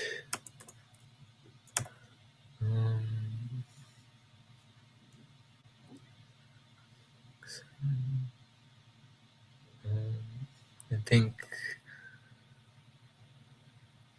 this connection is small. This is how many points?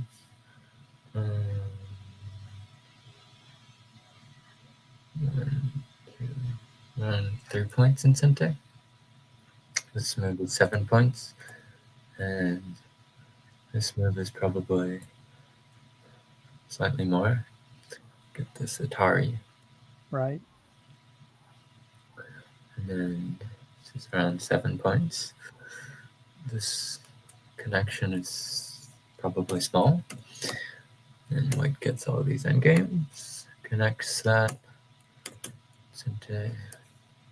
So black lost a lot of points in the endgame here. But this connection is 3 points, I think.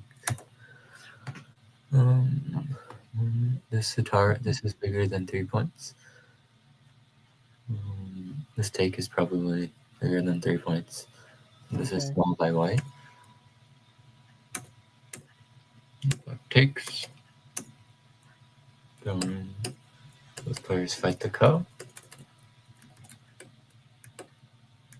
I think black recognizes that he's winning here, Okay. because this move is not very large at the moment. And then white responded. So I'm not sure why white responded. White should have Okay. played a bigger move or ended the ko. White responded. And now we've caught up with the game. So Okay. What do you think? My instinct is that white's winning, but black's been Okay. playing very, very passively over the Okay.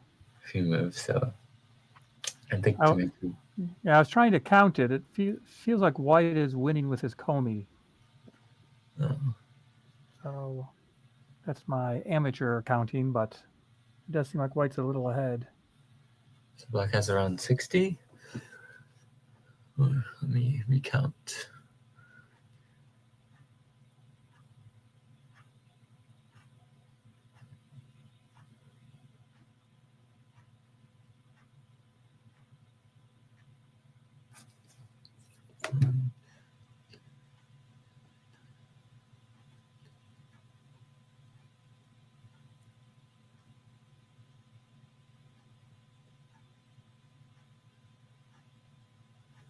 It seems that white has a pretty large lead.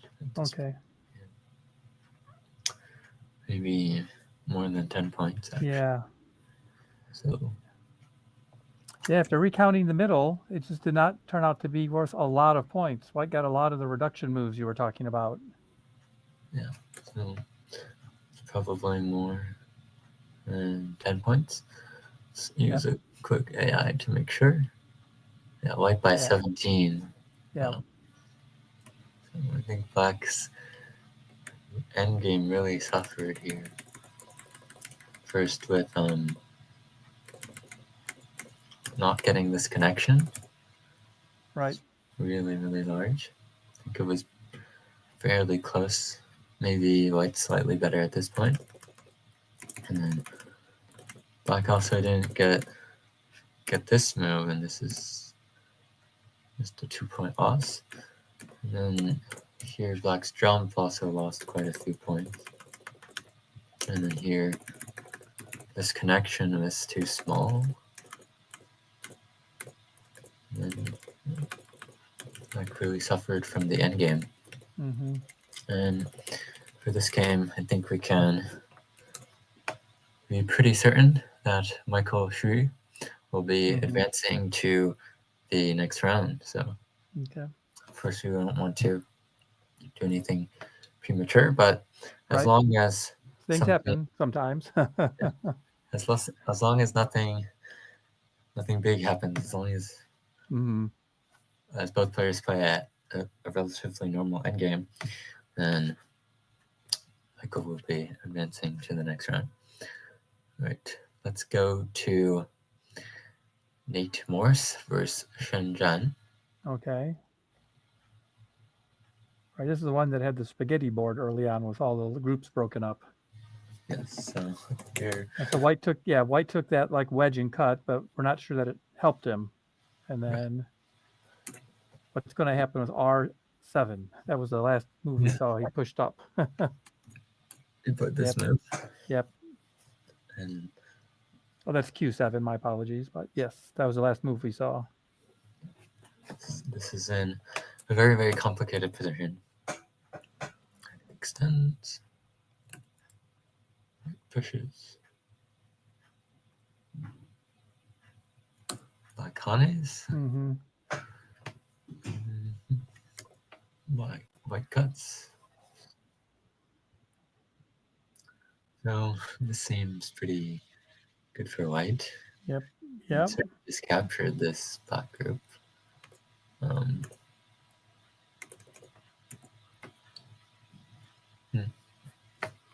So black just conceded here and gave up stones on the right side. And looks like a pretty good result for white. Yeah. So, like I got N17 in exchange, but is that going to amount to much? There is quite a lot with this N17 move because Now there's some stuff in the corner. White has to protect the corner somehow. And now these 4 stones are weak. Yep. And there's some maybe cutting points in the center that can do a little bit to attack the center and attack the top side at the same time. Okay.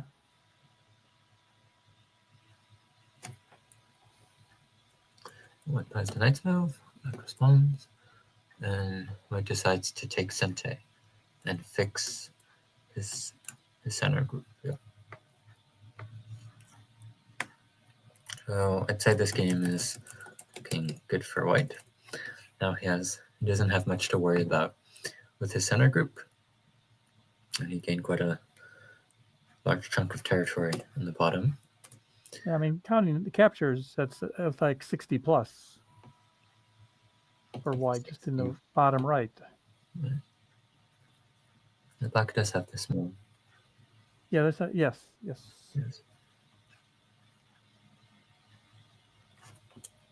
And black players continue the endgame. Cross cut. Tari and then extend. Extension. Clamp. Tari. Oh, the black plays the large knight's move instead of this push. And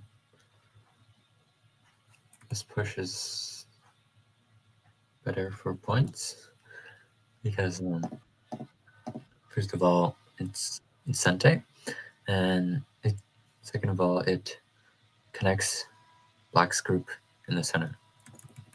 So when we play this move, I can play here, and this also works, but when black cuts here,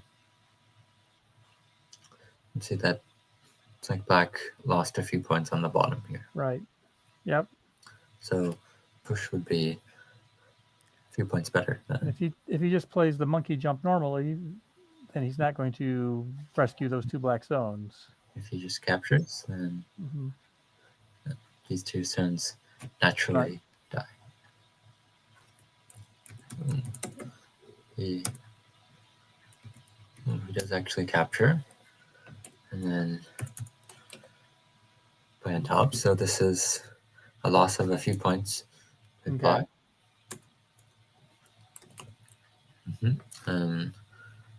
White recognizes that he has a lead here because he plays moves like these to secure his corner. Connect 3 Sente moves. Atari. Push. Block. Play the knight's move. Push. It seems that both players are playing a fairly standard endgame, and I think because of white's capture in the lower right corner, white's going to be able to win this game.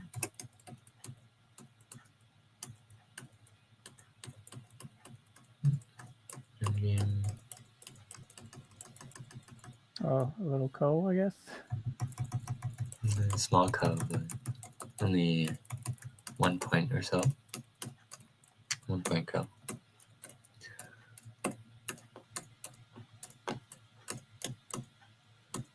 More endgame.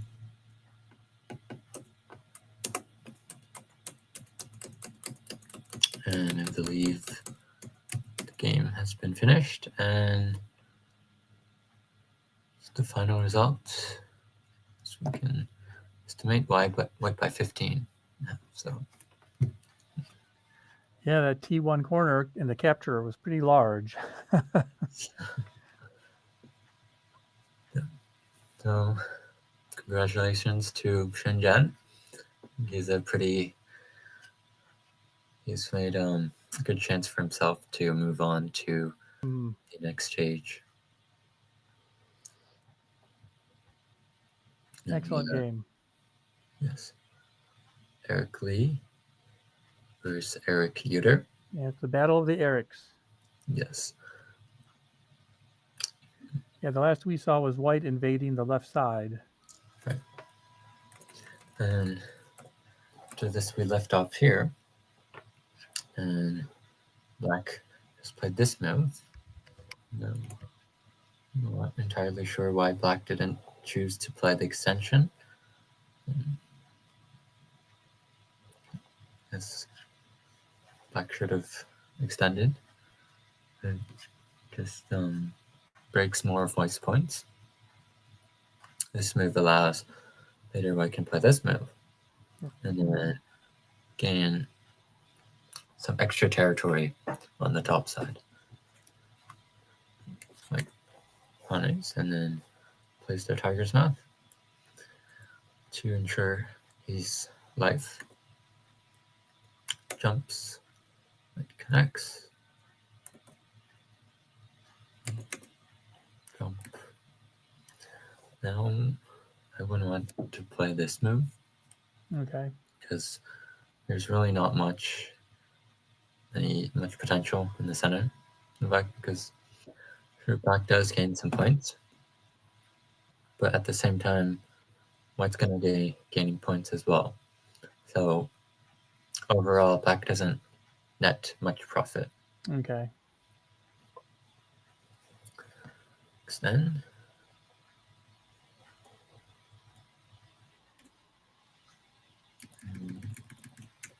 Yeah, can really see that here with this invasion or this reduction move. Black Oh. here is Yep. a little bit passive because white can play the Atari and then the extension. And we can see that white really gained more territory than black did here. White's clamp is a very nice move here by Eric. And then this honey. And at this point, I think black should block. I think black is behind a little bit and definitely needs to gain some points here because this cow is also very heavy for white. If white loses this cow, then this whole white group is in danger. Right.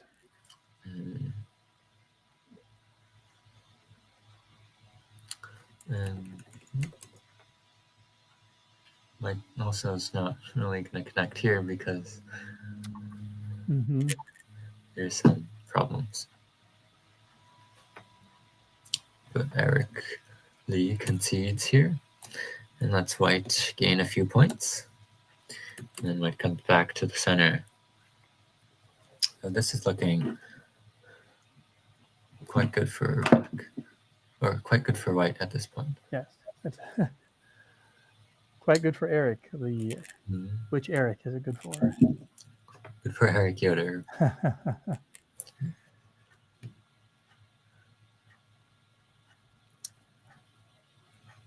College. Endgame. And then I just play the endgame. I think it would be a good moment to stop and take account of the board. Get an idea of who's winning. So do a quick count.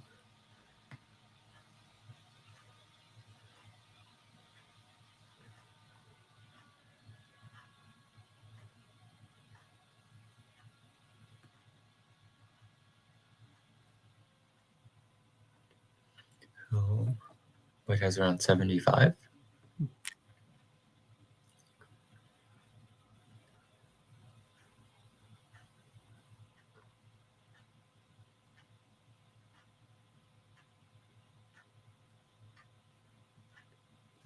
Black has around a little bit more than 80, so this is a very close game. Okay.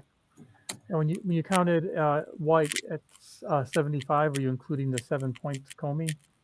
No, I wasn't. Okay, so it is because like 80 to 82, or it's very close.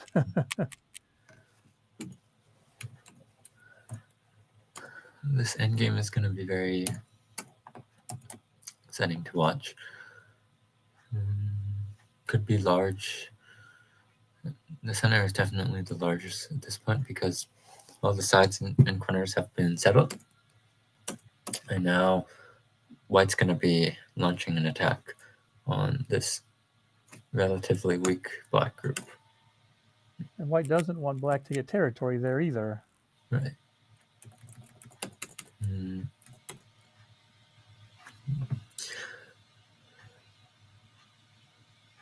Now I would want to push as white to give a little bit of a counterattack. Pushes black instead of just connecting. Yes. And here, not sure what white would do. Maybe play the jump.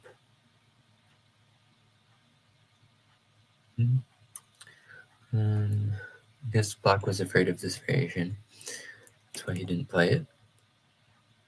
But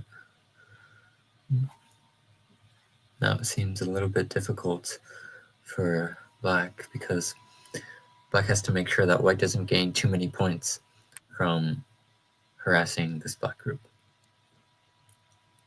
Push. Hane. Another Hane.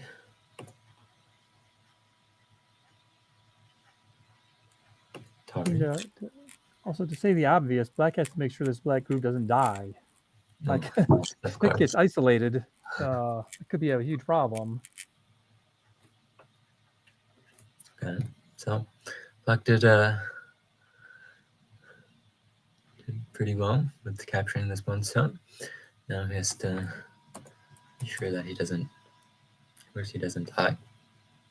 And now as white, I would want to cut this black group and continue the attack. So we want to maybe gain some points here or gain some points on the top side. This move kind of lets black go.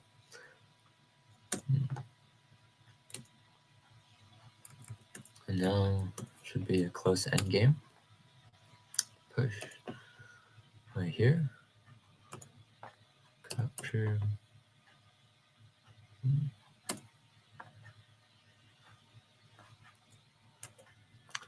Push back.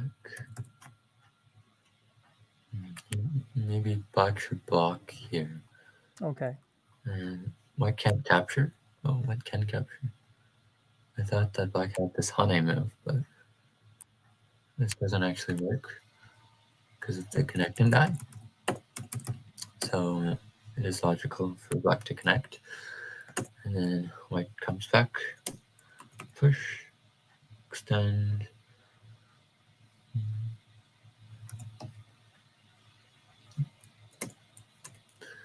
Push. Sorry. Turn. There we go. Hold in connection. Very big.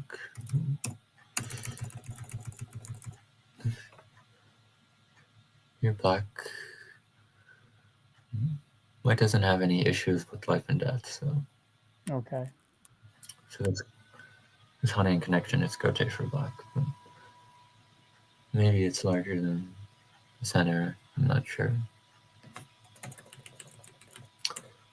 So just keep playing the end game. Well, I mean, black hasn't played A5 yet, so that's not that big. I would have thought with the Atari on the two stones. So A5 is 4 points. So A5 is 4 points. I think other things are bigger than 4 points, which is true. This extension is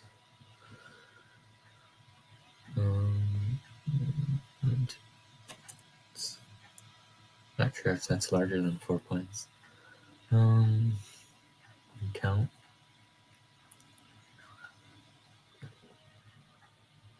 So this is 3 points. So it is bigger to connect here as white, but white does have to worry about this stuff. Right.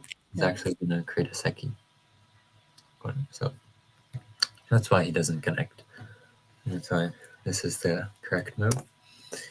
The black cuts, push, connect, capture, parry.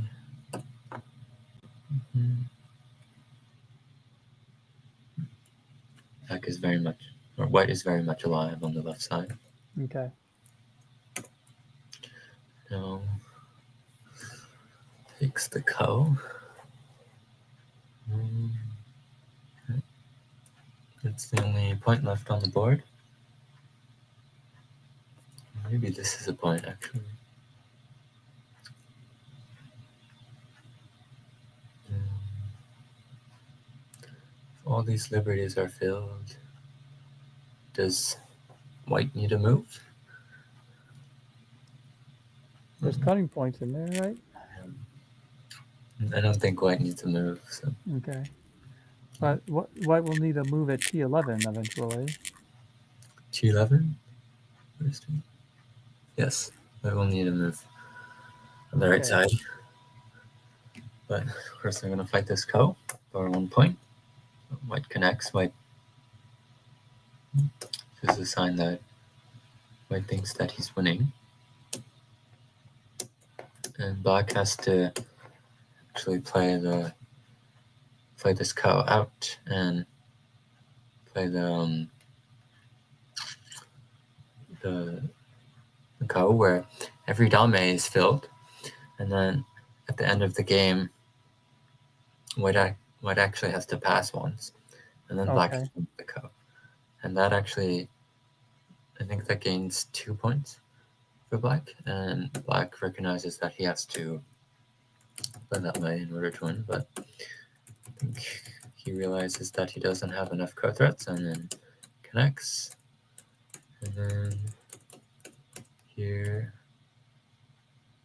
have game. Okay. Yep. Let's check the result. White by 4.5.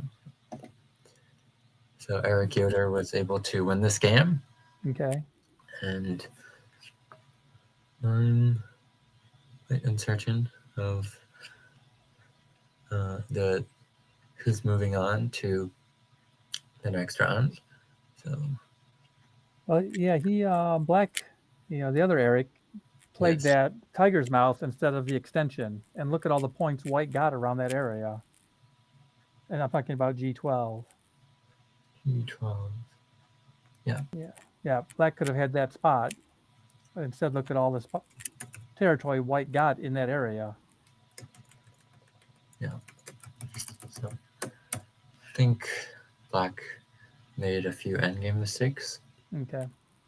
and white was able to win this game. Here, even I think it's important to destroy white's territory first, and Right. maybe this is bigger at the moment. How many points is this? This is 14 points. I'm not sure if this is larger than 14 points. Okay.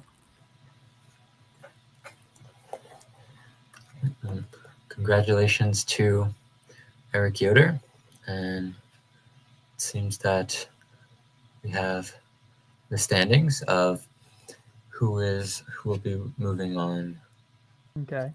to the next round. All right. Yeah, Jay, what do you got for us?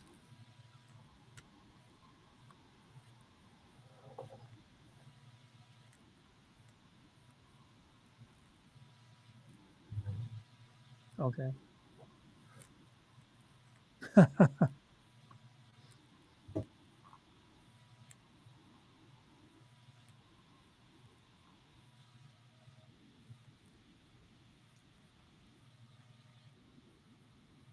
Okay.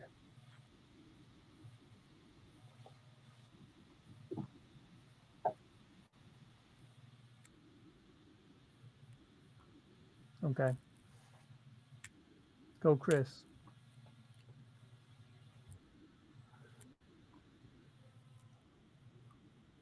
Okay. Well, first, thanks, Jay, for organizing this. I had a good time. I love being included. Alex, it's the first time you and I have ever had like a conversation. You're really good at explaining the boards and the variations. I've enjoyed hanging out with you. What are your takeaways, Alex? These were a few very high level games, and it was very interesting and enjoyable to watch them play out and unfold. And congratulations to all those that won. I Yes, very indeed. much enjoyed doing commentary with you and having Jay as our host. Well, thank you, Alex. I guess, Jay, we'll throw it over to you. Bye, everyone. Thank you.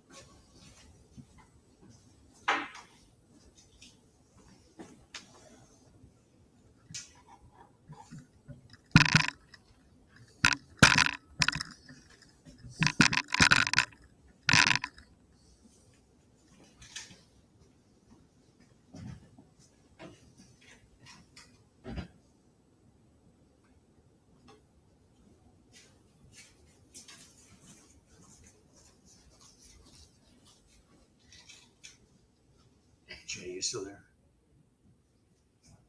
GJ. I can turn it like completely horizontal if you want. Let me just ask him what he's getting.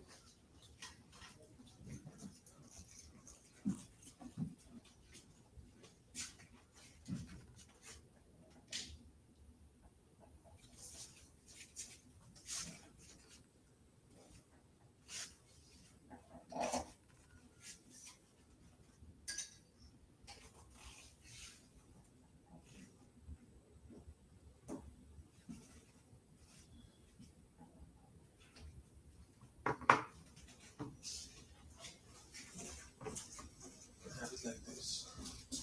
I'll put this straight. So this way player can stand. There's lots of space. Yeah, where you are, there's lots of space Yeah, there. so the players can stand here. Right. And they can hold the numbers. Yeah, I'm just getting a lot of glare off of that. I'm not sure there's anything we can do about that. I can zoom more.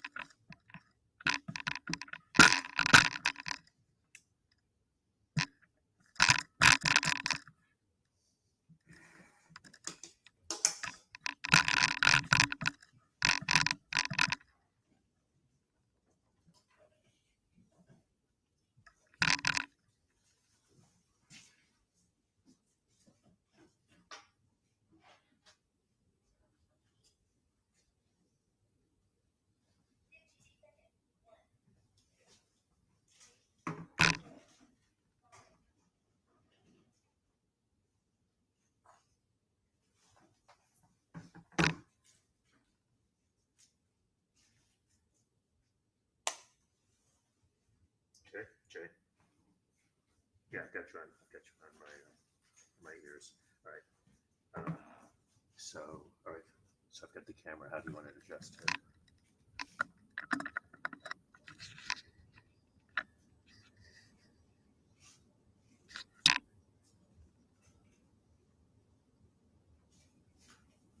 Okay, here you stand over there.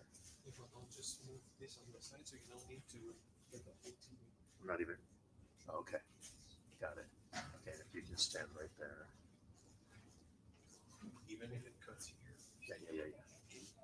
Okay, so so we want to turn this, I think.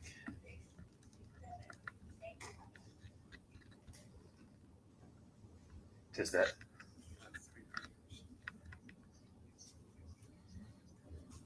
because I can totally move closer. I mean, seriously. Good. Okay, and then the players will be standing right next to her chair. Yeah, we could put all the players right with him. I think we're good, right?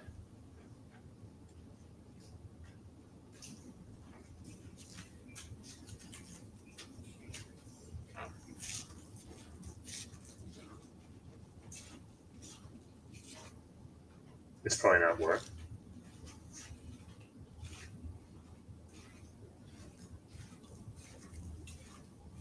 Right, what are you saying?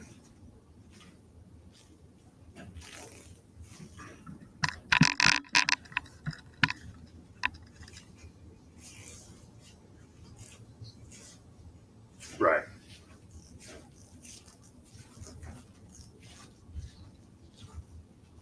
It says true random number gen.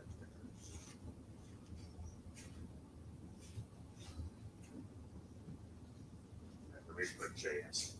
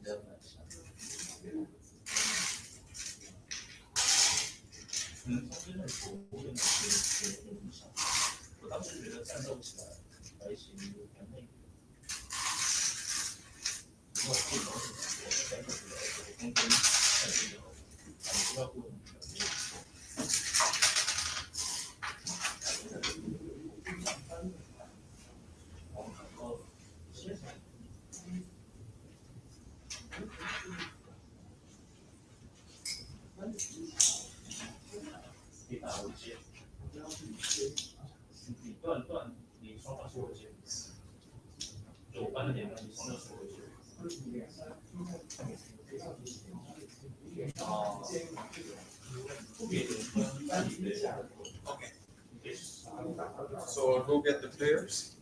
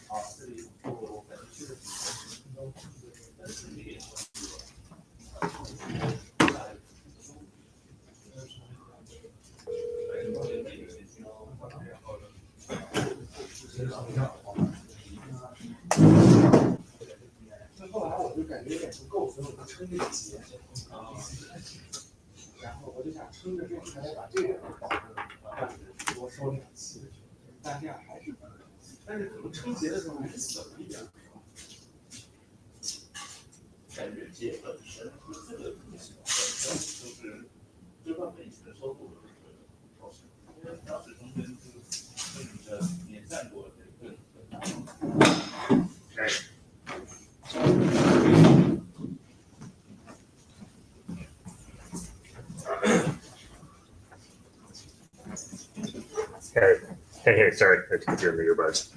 All right, so yeah, he's going to get the players now. All right. Oh wow, so that was what I was checking to make sure that we can hear the audio on the camera. Okay, cool. All right, so let's. I like that. Okay. I have a proposition. During the draw, like, We just let all three from B group go to semis. Tiebreaker should be blitz. No. Well, what happened? 3 people forward? Really? All right, so you just direct me. I think we should just let 3 people advance from group B. Yeah. Sorry, group B, we've taken your second spot. That was So people run robins Oh. in a day. What? No, How about Michael? I think it's fine. Okay, maybe we should take your case spot. Michael beat Jordan. So we probably should. So it's 4-1. He only lost it. We don't need to take his spot. We have to draw stuff. And I can. Maybe we guys can vote out the DOD. So I don't think that's how it works. But yeah. but Which like would if be a Michael lost, recording there'll nightmare. be nobody 4-1 from group B, so by just the top 4 in both groups. They want to, if the stream wants to do blitz, I'm like, I don't think the recorders are up for that. Michael, do you want to get to it? Oh, easy for you, Jay. You know, it's fun for you, and that's what's fun for us. All right, we good? Everybody on camera? I need to adjust it If they add a, like one more. pro Okay, for I think we're good, right? 40 and above, right? All right, so we have So, Eric Yoder. That should be on stream.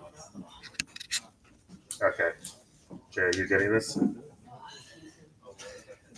Okay. All right, everybody stay. Okay, Alright. so I need sending here Eric Yoder, Shen, and Guan Song. And here's how we're gonna proceed. So you'll pick a random number, but for now it decides nothing. Then we'll generate a number between 1 and 3, and that will decide who gets the second spot in Group B. Okay? So you can pick any number. Yes. That's so cool. You mean 2 out of 3, right? How is So we'll just select one random number,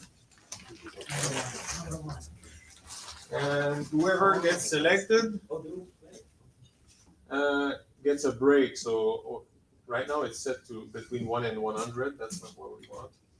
Okay, 3, 2, 1. Number 3 gets a pass. Okay. Oh, damn. So then it's Shen and Eric. All right. my God. So we start at 2:30, so you have 40 minutes to go grab some lunch. There are a few options nearby. If you want to come with me, I can show you. I know where it is somewhere. Okay, you already know where it is. Oh, give me. You got it. Are we good? Okay.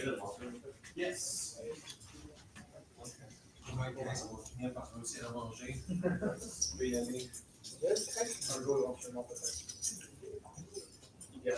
So I'm going out to eat real quick. So who are you going down there? So who are the players? The players, Eric Yoder and So Shen. the Chen, he gets Chen is already in, right? No, he was not part of the draw. I'm sorry, who is the one who? So Guan is already in. And then Eric, Yoder,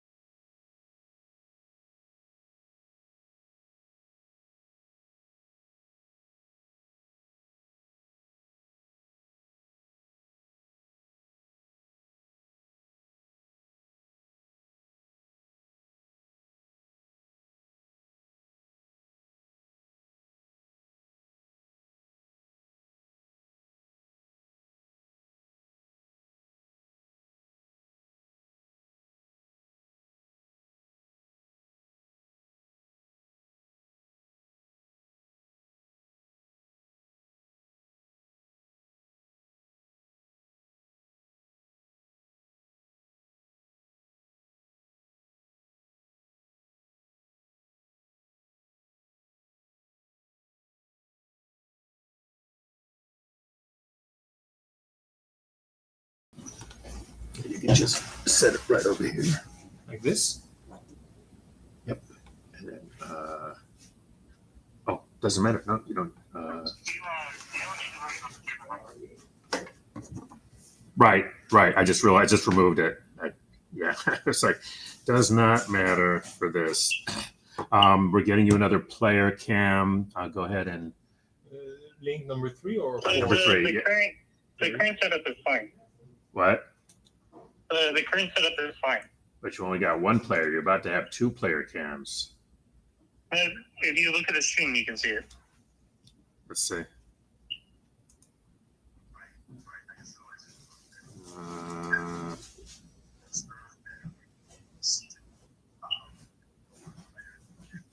Okay, you're using a table cam, right? Yeah, I'm just using the table cam. Right, but then if I give you 2 player cams, you'll be able to go to the player cams if you want, right? Yeah. Okay, so I'm just trying some stuff out here. Yeah, that's fine. So I've got on two right now is 1 player. I'm going to set up the other one in a second. Just give me You're gonna want to angle the player cams more. I figure I have to wait till they sit down. Gotcha. That makes sense.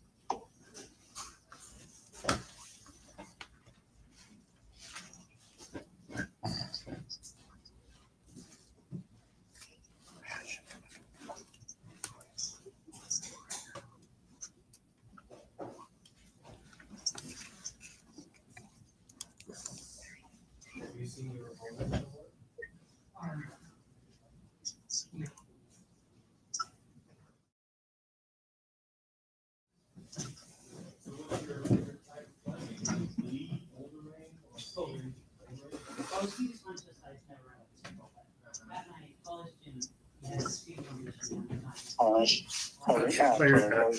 Cam 3 is up.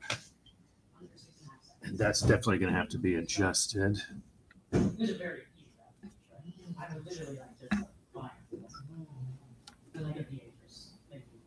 Man, player cam 2 and 1 and 2 just have like crystal clear. Oh, that's interesting. So player 1 and 2 are my new ones, and the third one I can swap out. I can swap. That's his. Let me swap in the third one. Hold on one sec. Hold on one sec.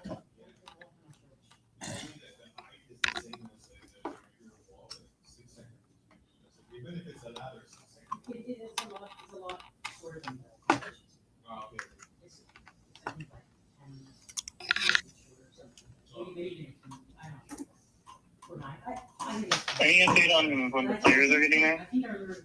It's supposed to be here now. Hold on a sec.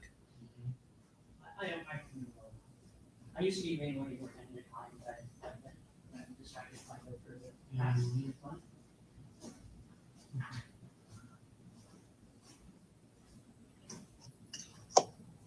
I've done some events and Okay, here we go. All right.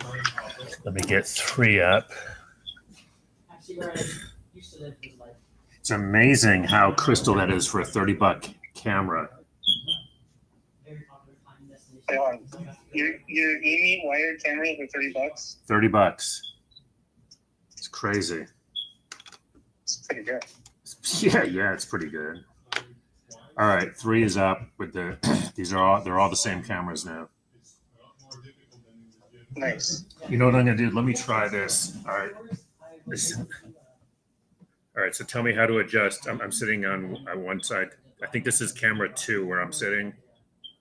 Tell me how to adjust. I think you need to adjust camera 3 and that too. Is 2 good if I'm sitting up like this? The one you're looking at 2 should be facing Are you the opposite table. are you seeing me on 2? Yeah, I'm seeing you on 2. All right. I'm going over to 3. So you're saying 2 is good. No, so what I'm saying is you need the cameras to be opposite of the player. And it's going to be a face cam, not a profile cam. Right. So you want it. Where do you want it? I guess turn it to your right. Like this? Yeah, that works. Good. Yeah, that's good. Okay. It's not too close to the board, is it? No. right, let me get the other one. Hold on. All right, this is 3.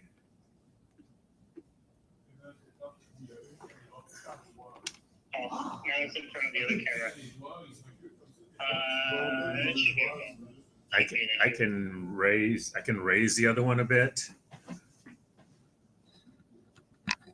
No, I can't. So is the other camera? Is this one good? Yeah, that one's good. Okay. I can put something under the table cam. Hold on. Can you just try pushing these back a little bit? Oh, got it. Okay, hold on. I'm pushing them back. Are you able to make it go under? Under. Actually, that's pretty good. It's in the corner. It's kind of like out of the way. All right, let me try the other one. How's that? Try that one. That one's also good. Good? Yeah. Good. Sweet. And I can adjust. I can adjust them too if you need me to.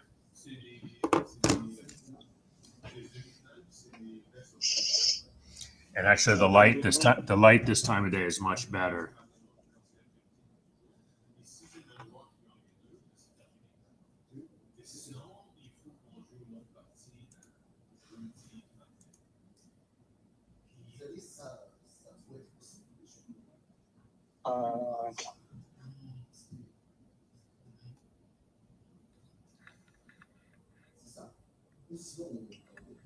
So if I could raise the table cam up a little bit, it would be good, right? Yeah. Hold on. A little bit. Hold on.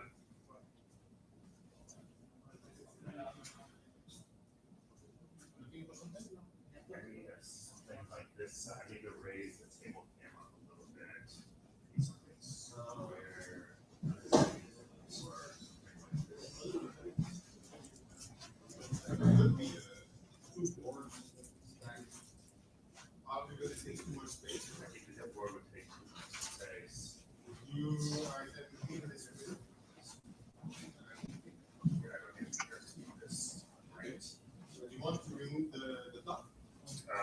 Maybe, yeah, maybe so. Let's see if that might work.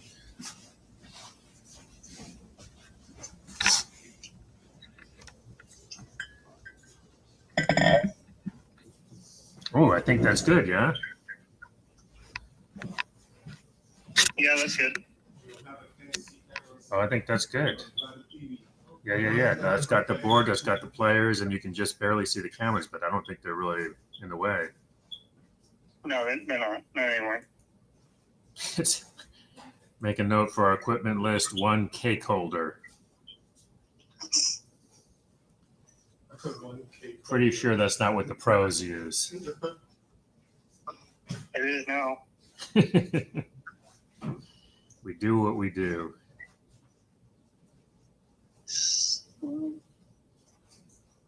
So does Shen decide he didn't want to play? What's the deal? Eric, did you scare Shen off? No, he came by and we told him he had some time. Okay. I'm hoping you get there too. They won't leave when he knows. Oh. You finish the bark inside? Okay, that one.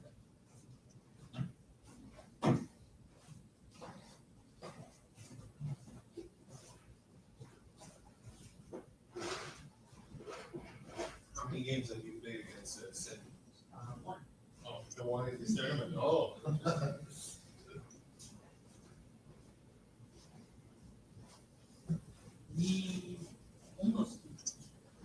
Our teams played in the same league, but he was on board too. And I was on board, but he did work one. So you have the, what happened in the first game? Oh, you won. He won. I was leading, and then I messed up. It's a good rematch. Yeah, it was a good cover match. I was happy as long as I didn't have to pay squad. And this is a good flow, because if I win, I get 10 my goal. Yeah. And if I lose, I can go to sleep.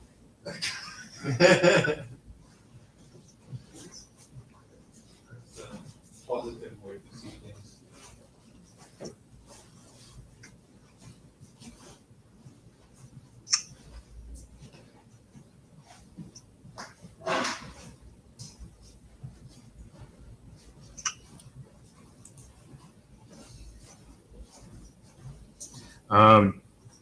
Jay, should I mute the cameras? No, I'm hearing them. Okay.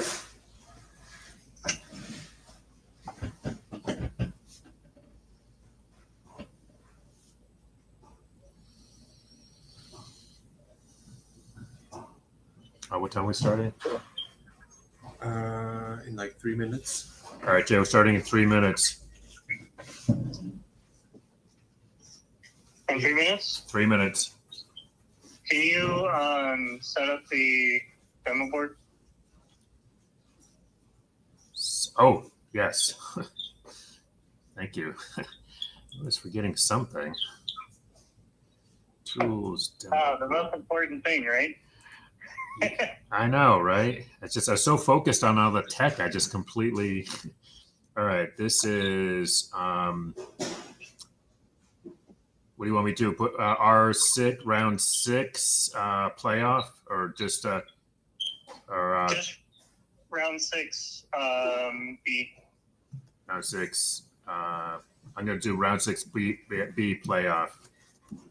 Okay. And I've got to wait. I've got to wait for the names because I don't know who's what yet. You can always change them. That's After you make true. the, That's true. What's your guess? You guessed good last time, so what's your guess? I think the colors are going to be the same. Eric's going to be white, Shen's going to be black.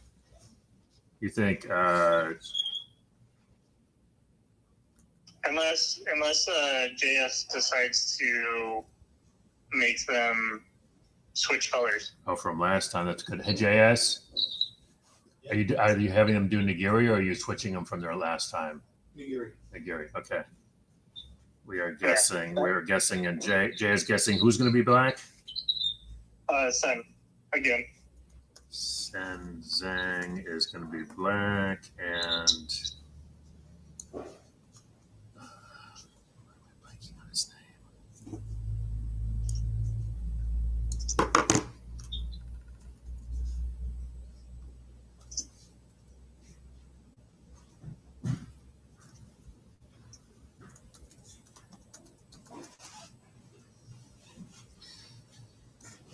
Okay, that's the office pool.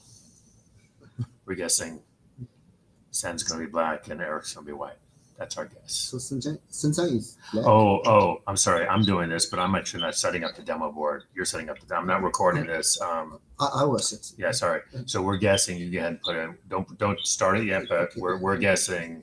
Sen is black and Eric is white. Okay. We don't know, but you can switch it if we're wrong. Okay. We have a 50-50 chance of being right, Jay? Yeah. Or maybe more since you did so good earlier. Honestly, I just put the names in randomly. I was like, yeah, that feels about right. And then the colors were the exact same. It was kind of funny. Yeah.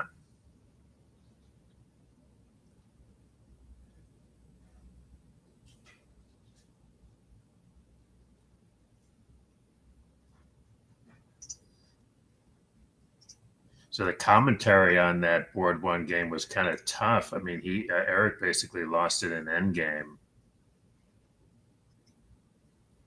Yeah. You know it's bad when I was reading out the end game and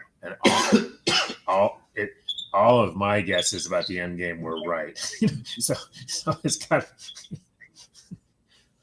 We used to play this variation of. Have you ever played this Team Go where you have different people who specialize in like life and death and opening and end game? You mean like hand and brain? Like what? Hand and brain? What's that?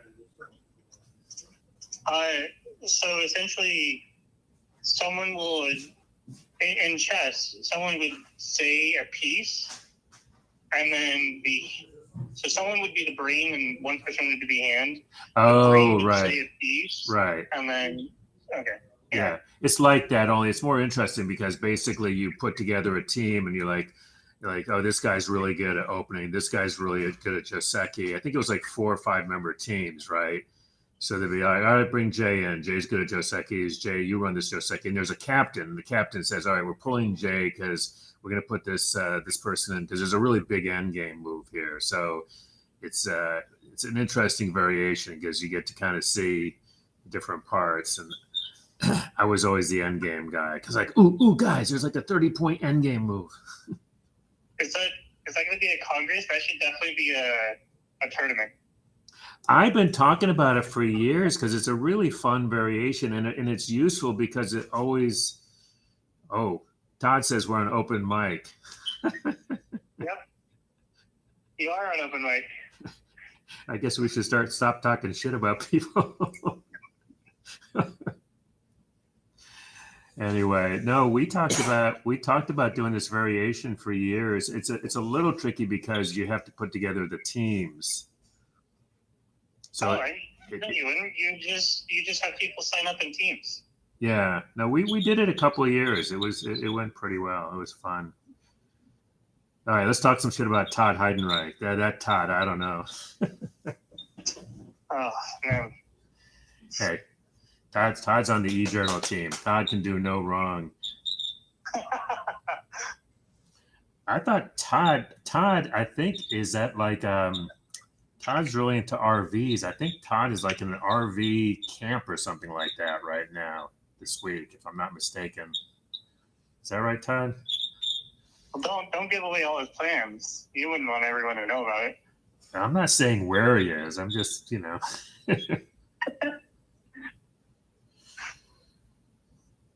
Todd is living the life. How does the overlay look? Let me take a look. So I have two types that I can do. I have the profile cams, and then I have the face cam. So this is like. Can you show me? Because all I'm seeing right now is the one.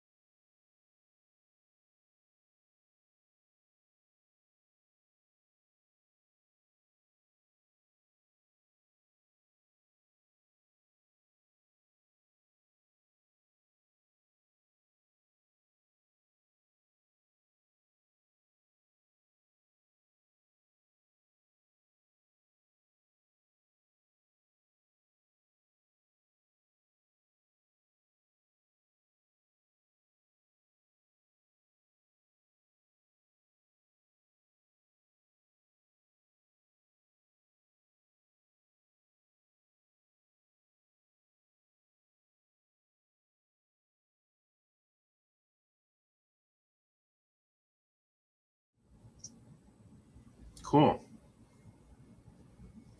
So I can switch back and forth. Perfect. Now we just need to figure out two things. One is, for some reason, we can't run, anytime you try to run more than 2 cameras off of this dongle, it won't see the third camera. This board? Yep. And the other thing is that the wireless cam. Wait, hold on. Tell Eric I said to play some JSECU. No. I'm not playing such a bad move. Eric, what did you say? I said I'm not playing such a bad move. Oh, snap. He says he's not playing such a bad move, Jay. That's what he said. I'm just relaying it. Don't get mad at me. I mean, that's okay. I've seen him play worse. Right back at you, Eric. Just. Have you ever gotten a good result playing that move against me? Have you ever gotten a good result playing that? No. I think the answer is no. Yeah, he's got me back. I had a guy that I used to play who knew all the Josekis, and he'd get really upset with me because I would play non-Joseki just to mess with him. Does anyone? Oh, okay. It looks like we're starting, guys. So should I create the demo board or? Wait, they have to do Nagiti. Yeah. Yeah, And yeah. it's me that I should It is you. create it. It is you. Okay, so I will write. I will. So what's the game name? Oh, the game name. Jay, what's the game name? NAGF. Just do R6. R6. R6 R6B playoff. B playoff. Okay. B playoff. Okay.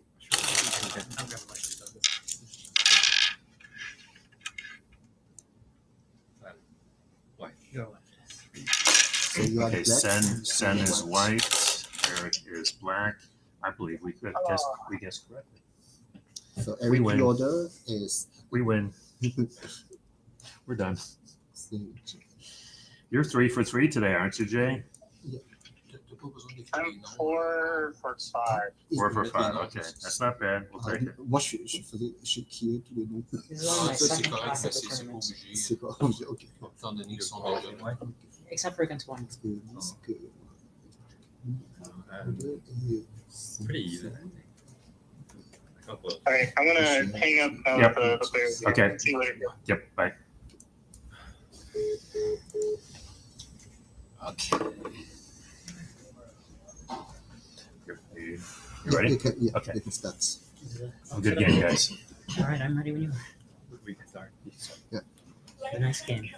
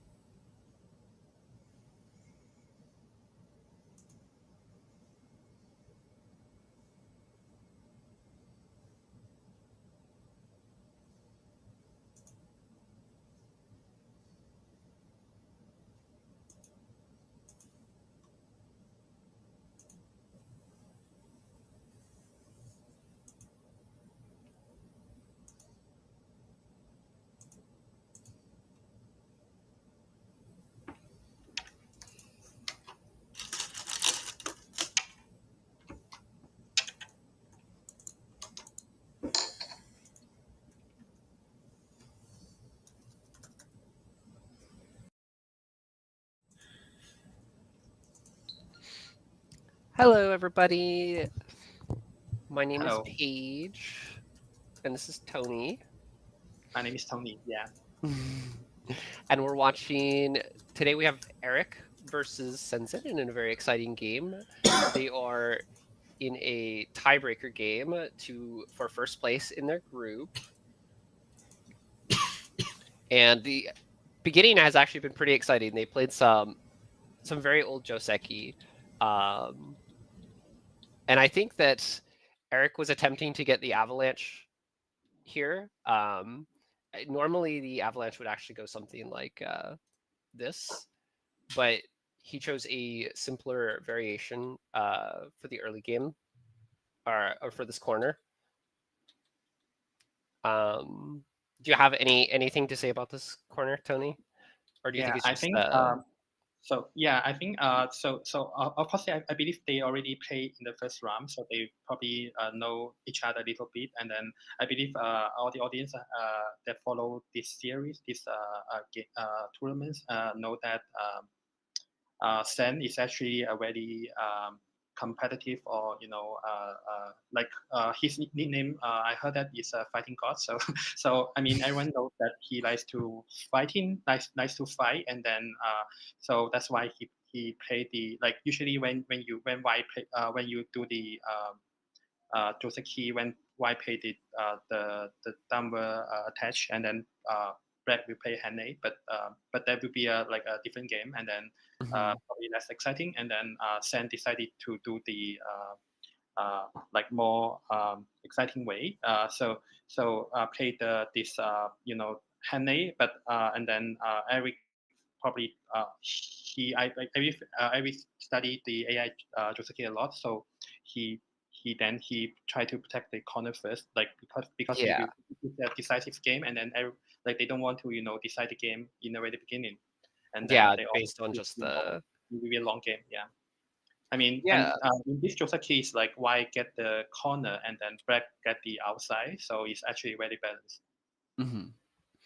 I these two have actually, I believe these two have I know they played before already in the first round, but what's also cool is, to my knowledge, this is actually their third time playing. I believe they played in AGA City League, and Senzen is, I believe, 2 up on Eric. Okay. So Eric really needs to come back here so he can at least have a win between the two of them. Yeah, I'm probably more familiar with Eric because I've known Eric for a long time, and then we actually play a lot of online games. And then recently, I think I played Eric twice this year, and then actually last week I played one game just a few days before the tournament, and then I found that Eric is a good form. Like he actually won 2 points against me, and then but of course the game previously I won more comfortably. But I mean, so Eric is actually in good form, and then also in the first game, like Eric with Shen, I noticed that in the very beginning, Eric played almost perfectly. He almost play all the first choice according to AI, and then but after the middle game, I noticed that it becomes more complicated. Yeah, but I know that Eric is in good form, and then I think he's actually he play better in slower games. So I think it's going to be very exciting. So you think that Senzen will try to make as complicated as possible, then to kind of to unsettle Eric to get to that middle game and to fight, basically? I think so, because I watched Sen's game, a few games of this, and then I noticed that he likes to fight, and then he will try to make the ball more complicated. Yeah. So we actually kind of see that in this corner too, because we saw that he just simply took the corner here, but in the upper right here, he actually does do he does decide to go into the avalanche. The avalanche is a very complicated Joseki. It's actually a very old Joseki, and it's considered one of the 2 very old complicated Joseki, what we would consider the crosscut Joseki, and then the flying knife as well. Back then it was basically the avalanche, the large avalanche, and then it was the I don't remember the name of the other one, but it was also really complicated. the large adventure and the small adventure. Right? Yeah. And the other ones. But I think both players like to play this. Taisha, yes, the Taisha was the other Taisha, complicated one that was played back then. Yeah, so these would be considered the older complicated Josekis. I don't think. I mean, it's very common 10 years ago, like before the AI era, even the World Championship finals, you can see this, a large adventure Josekis in the final of World Championship. But right now, I don't think many professional players, they will play this any longer, especially the large adventure, because according to AI, as what Eric did in the first corner, Y would just protect the corner that's already put for Y, like it's easier for Y. But I mean, the Henne to do the small adventure is also working for Y. Yeah, like I think they are also, but it will be a more complicated Joseki. Like you can see that Y would get the corner, and then but there will be two different groups escaping, jumping out, like two separate groups will be more exciting. Yeah. And so White actually chooses to just take the corner here, and Black chooses to basically split White in half. But White actually doesn't go giving up these two stones right away. He wants to. He decides to come out, and in my opinion, I think it's good that he saved these two stones, but I do feel like he's not getting too much here. But I also feel like they're really important to save. You know, like if White had just played somewhere else right now, I feel like it's arguable that just letting these two stones die off could be pretty bad. Though I would probably obviously I think that might be a little too slow, but I would probably pincer, and kind of work in this direction.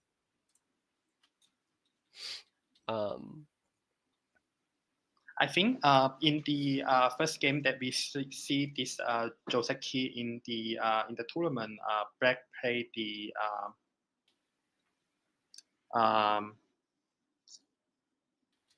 G013 instead of the push in the in one game of this tournament. Like in this when Black do the push, but Black play the 1-9 below instead in one of the you games. mean like that, or I think it's Eric's game, and in Eric Lee's game, I forgot which one in the first day, and then Y went out with the attach immediately. Oh, you mean like this one? Yeah, I saw one game in this tournament on the first day. I don't think I saw that one. I always missed the beginning of the game, so especially on the first day, I think I missed most of it. We actually had a player in chat ask, "Is S18 needed?" I would argue that it's needed. I would say it's needed because we don't want. So let's say White played Tanuki. There's a lot of forcing moves that Black can get here for free. So like this turn is really big. Now some people might say, well, then why doesn't Black just White play here first? Because it's kind of the same on the other side. Even if White gets this response, and then plays the Tanuki, Black's still going to get a turn on either one of the sides, and those turns are really big, especially when we know that these two stones are really important. Like we consider that these two stones are the cutting stones, so they're going to be really important. And we don't want to weaken that. Oh, I went way too far. So we don't want to weaken those outside stones, basically. So that's why White doesn't choose to push this side yet, or this other side yet. They want to kind of leave the Aji open here.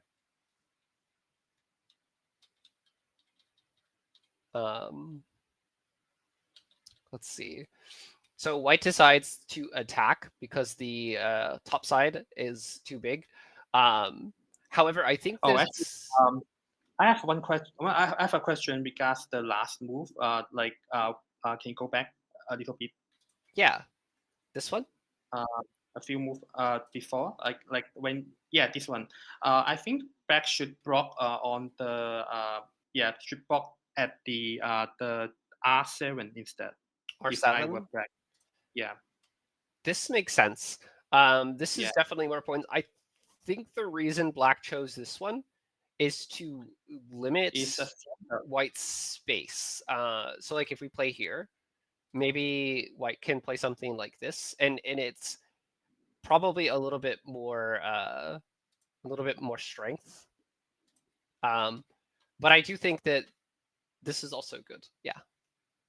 Because even so, I don't think it's that much strength. But then it also might be Achikashi for the area.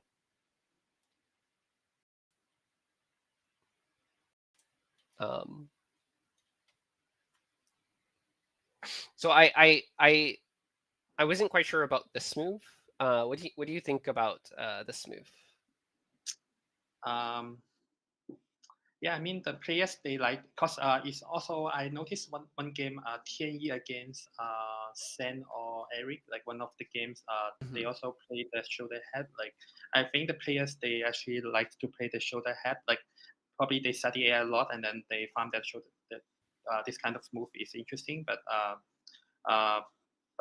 in this situation, I think what Wai is trying to do is like the shoulder head is to try to first to try to limit the black potential on the upper side, and then also he wants to see how black's going to respond, and then probably he will Tanuki then like try to see what black is trying to do first, and then he decide his next step. Yeah, I was afraid of this move because I think black actually plays this area really well. Black plays the pincer. I actually used to do this one, which I guess is very bad now. But Yeah, I used to be very would afraid of be- pincering. Yeah. Okay. Yeah, I mean, and then I think Wai is also trying to see like what do you think about the black's group on the right side? Do you think it's a war or do you think it's a weak group? Do you mean this one here, or do you mean this one? Yeah, this no, I mean the upper right. Yeah. Do you think it's a war or do you think it's weak or do you think it's actually a weak group? So that's I mean, I think why there are a lot of holes, right? Like this itself is a hole. I mean, Right. if we just say black Tanuki, this is, white can split through here. So I think there's a lot of ways to get Aji, and a move like this can be hard to respond to as well. And then we even have stuff like this, which is one of the reasons that I am worried about black building points here. But I think black actually handles that also really well. Yeah. I think I also have the same opinion that black is actually afraid of that the group his group is weak, so that's why he wants to build some some space or some territory on the upper side, so that's why he played this kind of like a pincer move. Yeah, because if he kind of jumps into something like this, white may actually put more pressure onto the black group in the upper right. Right. But also we have to kind of appreciate what this stone does itself, because we do know that these stones are definitely kind of floating right now. They're not really connected up to anything. They're not particularly weak, but they're not alive. And we also know that this stone also is, it can become a liability if white leans really heavily on it. So if white, tries to make it a really important stone, tries to live with it too hard, it could become really hard for white to juggle between the two groups. And we kind of see that what I just said, white is actually making this kind of heavier, basically white is saying, well, I've got to live with this now, instead of just playing a Tanuki. I'm not quite sure where white would play Tanuki at. But if we, we can assume that white is going to get attacked here, basically. And again, I think that black actually does that really well. We can see that black chooses to jump up on this side rather than something like this. And we might think, maybe something like this is fine because maybe black will get all of this potential. But I think that black wants to make sure that this isn't going to get heavily attacked either, because even if black gets, a nice wall over here of some sort, it's not going to matter too much if this dies or gets attacked too heavily. Yeah, I also think that Eric did a good job. Like Black did well here. Because I believe the upper right Black group is a little bit weak. So if I were white, I would not block immediately. I would just play in the other location first, and then because Black would probably not spare another move to defend upper side because it will be slow in the beginning. But since Shen is a fighter, like he's a fighting player, so he broke down immediately to making a fight. But I believe after Black makes the jump, the upper side has already been stronger, and then Black also gets the corner. So actually, so I like Black in this situation. I believe Black is slightly better.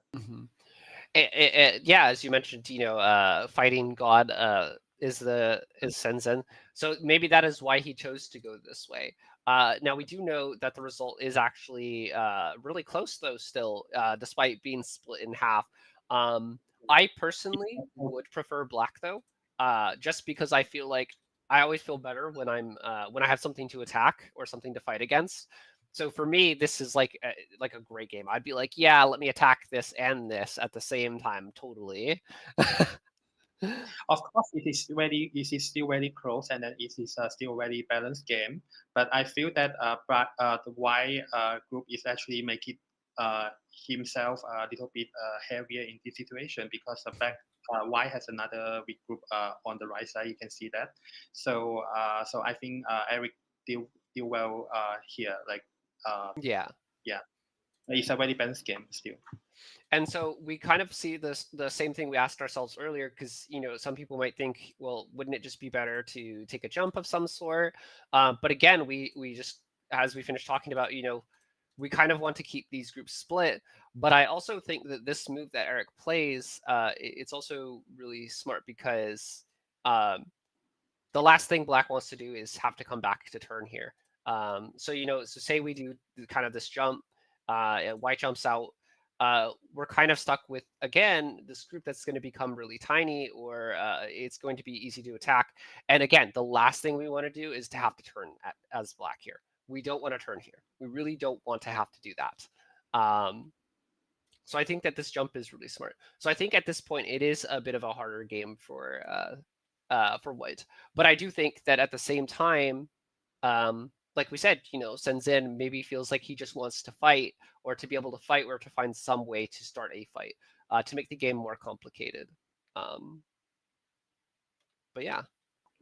Yeah, because I think Eric knows that Y has two weak groups, so he tries to jump out so he can attack one of the groups, because so that's his plans. But I also I can see that if black play the fly move, if I were black, I would probably play the fly move, like because if you get in the points, that's also that's also working. Yeah. I think. Oh, where were we? We were here. I think this is a strong move.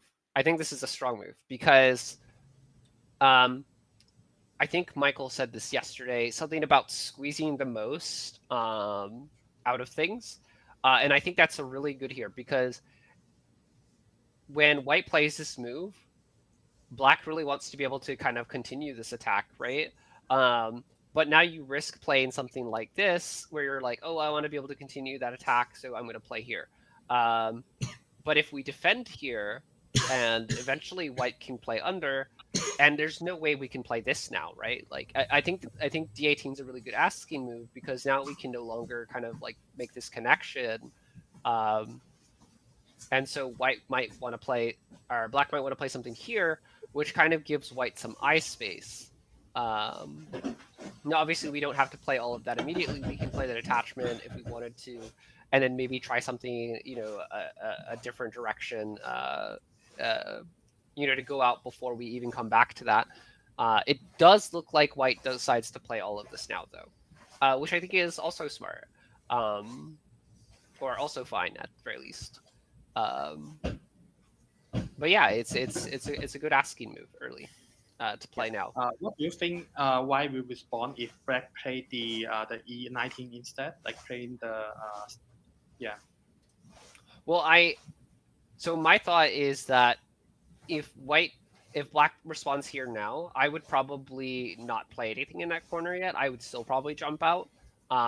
But the idea is that eventually White can do something like this, and then it's Black will risk losing the corner.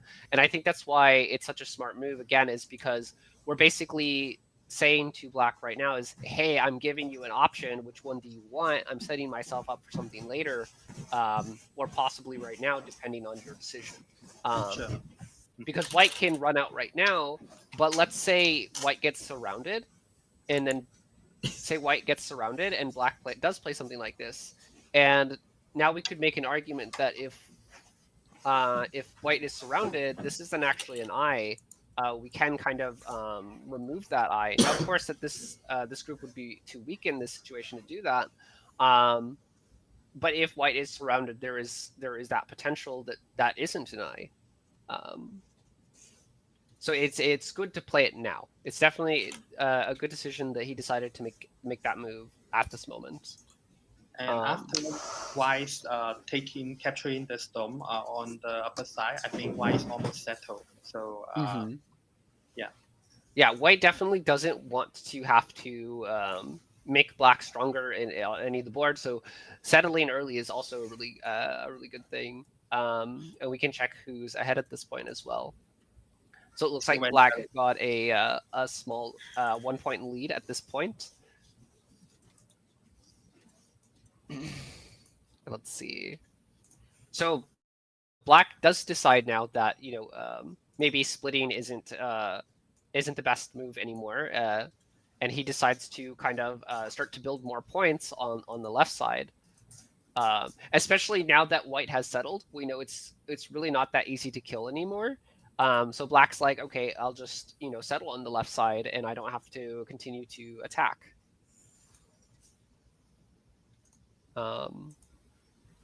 Though it looks like Black is still going to go for the split, which I think is understandable. This group's not that strong, even though this one is likely settled at this point for the most part. So Black can definitely still launch an attack. And again, it would be very unfortunate if Black had to come back and make this turn anytime soon. Black is definitely trying to avoid having to play that if possible. It would only be a last resort where we would want to play there, because it would be really slow.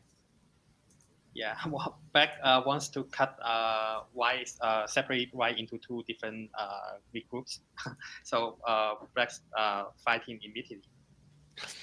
Yeah, and the cool part for Shen here is that this is probably something that he wanted. He really wanted Black to take a fight somewhere, a split somewhere.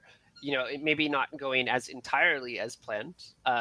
Considering that Black is a couple points ahead at this point. But I mean, just to get that fight going, only to be a few points behind, trying to get into the fights and stuff like that is not bad. So White does decide to settle. And again, we can see it here again. White is squeezing the most out of... basically, he's trying to squeeze the most out of everything before living. And that's something that was also said by, again, Michael yesterday on stream. Make sure that you, if you don't have to spend a move to live, you don't squeeze the most out of the situation before you try to live. Yeah, to be honest, actually, I don't like Aries' plan to cut. I mean, it's good to cut, but I don't like this way to cut brutally. I think I will play the like when White playing the move Yeah, I think I would just cut in the middle, like in the middle of the 3 space. You Yeah. mean like this? Yeah, something like That's that. a cool move. That's a really cool move. I could agree with that. I think splitting these stones If is I believe White's groups are weak, I don't want to attach in order to make the weak groups stronger. that's true. That's very true. I definitely would not want to make White any stronger, and we can kind of see that kind of happens here with the attachment, is that it does kind of make the group a little stronger, you know, because before this White group was 6 stones strong, but now it's, you know, 8 stones strong. And we already knew that the group that was going to be settled was this this one up here, because this one, you know, had such an easy way to live. So the one we wouldn't want to be to make stronger would be definitely this the square group over here. So that definitely makes sense. If White trying to making eye space on upper side, so that also makes the Blacks you know, the middle group becoming stronger right now. Yeah. So yeah, this kind of move also making, I mean, Blacks groups in the middle have no worries now. Like it's also becoming. Yeah, this move is becoming less and less important as kind of time goes on, because this is becoming stronger. It's becoming more alive. Neither player wants to actually have to like make this this exchange. Because before those kind of like attachment move, we were actually worried about if White would play the peak and then, you know, find some weakness in the Black's middle. But right now it seems like there would be no that kind of concerns. Yeah, this move has definitely kind of lost its value, because now if we were to, you know, say we were to Suzuki, White can't really push through here the same way that he could. White would actually have to, you know, play this move now instead, and it would become more complicated. But yeah, in order to live. But I mean, like, it was, but I think that White made some good exchanges, though, in a sense, right? Because in exchange for making Black stronger and not have to worry about that, White did make sure that, you know, his group here became a little bit stronger, but also made sure that this was going to also kind of not have as many issues as it would have. So I think, you know, life for life is an okay exchange, in a way. But I do think I did really like L11. I think that's a really cool move. So White's plan is like those kind of exchanges seems like a loss for White, but White's plan is trying to get in outside. Like he did the Hanley and then Atari, and then Atari again in order to get in out. Yes, I'm always worried about these kind of things, because I don't like giving my opponent a Panuki towards the center, even though it's not, you know, the normal shape of a Panuki, but I do hate giving my opponent that kind of strength towards the center. And we also know that at this point, this cut does not work for Black, because we can play this net move. So if Black was to try to run out, they are never going to have enough eyes. Just for people thinking about the cut, it does not work.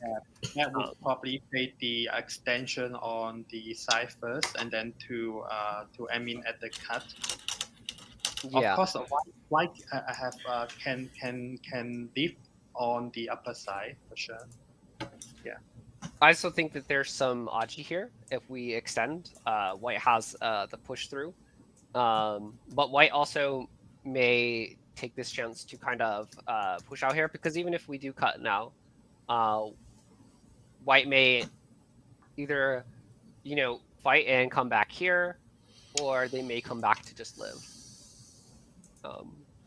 But I also think that is very complicated. But I think Black decides to continue to make things complicated. I don't. To be honest, I don't like this move.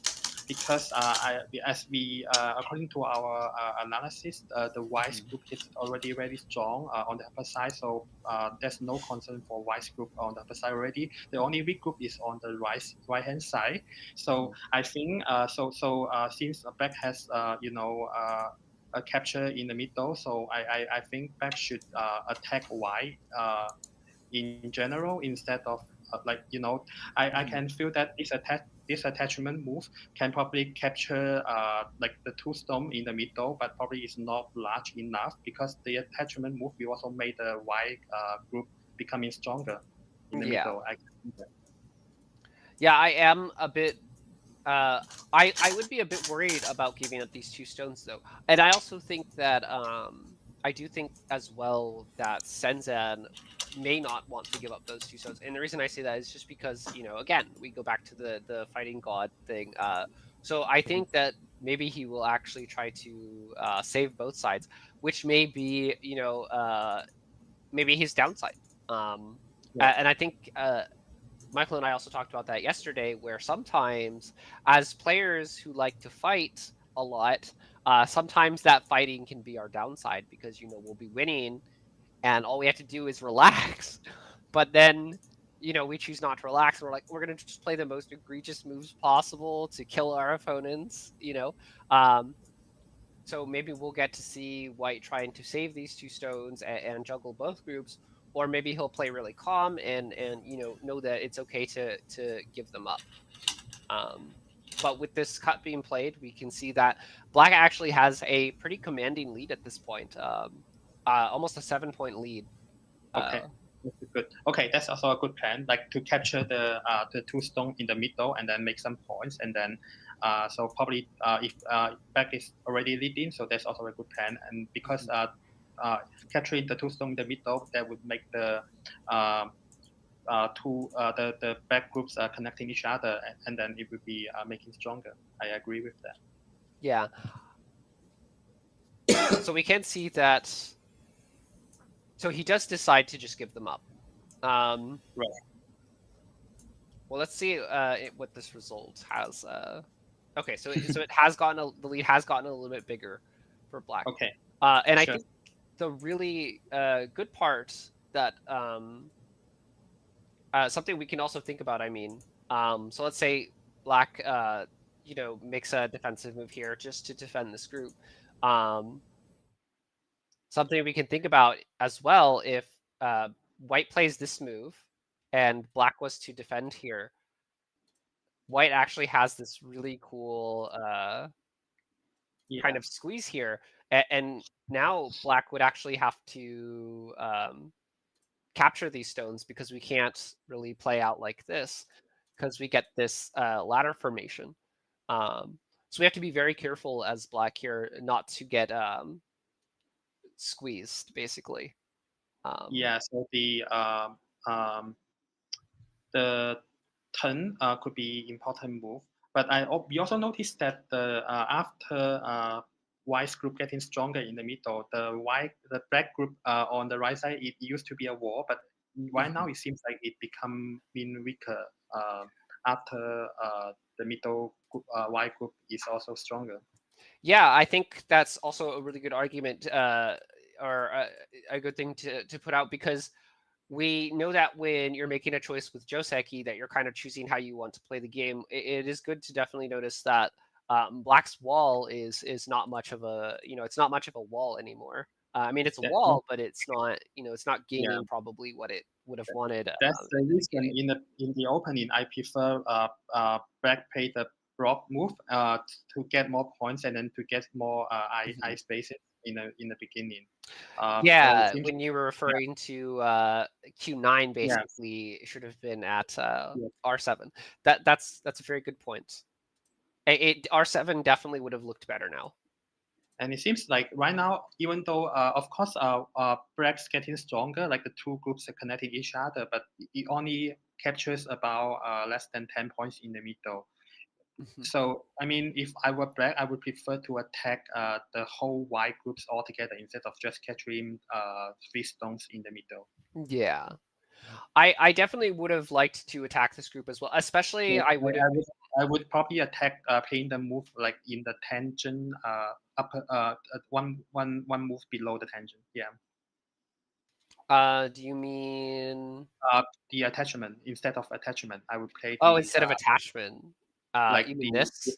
yeah, I yeah. also would have wanted to play something like this. I think this definitely more aligns with my style. I definitely would have wanted to try to attack the whole thing, especially because I would be worried about this group here, because we can kind of see in this position, black is being split off, and we do have space for eyes. We may get an eye like here, possibly here, and the hope would be here as well. But is that really what's going to happen? We don't know. It's definitely something we would be worried about. Is this game? Okay. There we go. Okay, so black did decide to turn here. Did not want Yes. to get squeezed. Yeah. So black feels like he has to add these moves, and again, every time we add a move here, we're getting weaker over here. And I think this Hane is especially good, because let's say we were to play a little bit safer here. Now is a time where black might be able to go, oh yeah, I want to now make life here and becomes make myself stronger, make myself safe. But white is basically saying, I'm giving you a choice, because now if you try to do that, if we try to come back to something, just as an example, say black does to come back to live, now this is actually pretty big, and so it's a little bit more complicated. It's not as clear as this would be, where black would just obviously tanuki. So again, we have white giving black a choice of how he should play. Yeah, since I think black's choice in the middle is a little bit questionable. So I believe white is actually leading. I prefer white at the moment. Well, we can go ahead and check the estimator. We actually have a lead for black. I would still be worried about this. I would slightly prefer black, only because I would be more confident in living here. But I would be worried about this group for sure. And then let's see. So black is coming back to make life. So basically, black is. Oh, is he actually going to? I don't. I would definitely care more about life than this stone. But I guess this is probably where some of the reading comes in, because now black needs to make a decision. Can I do something like this? Can I play here and still live and not die? I think this is a very important point of the game for black, because we do know that black is leading. So I guess the question is, let's say black does just outright make life. Is that something that's okay? So it does look like black loses quite a bit of points if he sacrifices that stone. I think white's double hand is a little bit questionable. Like you can see that I mean every black did well in the this kind of move, like pick and then Atari, and then white shape is becoming very ugly. So probably white should not do the double hand. Yeah. And I believe this is where we're at in the game. I don't think white has responded yet.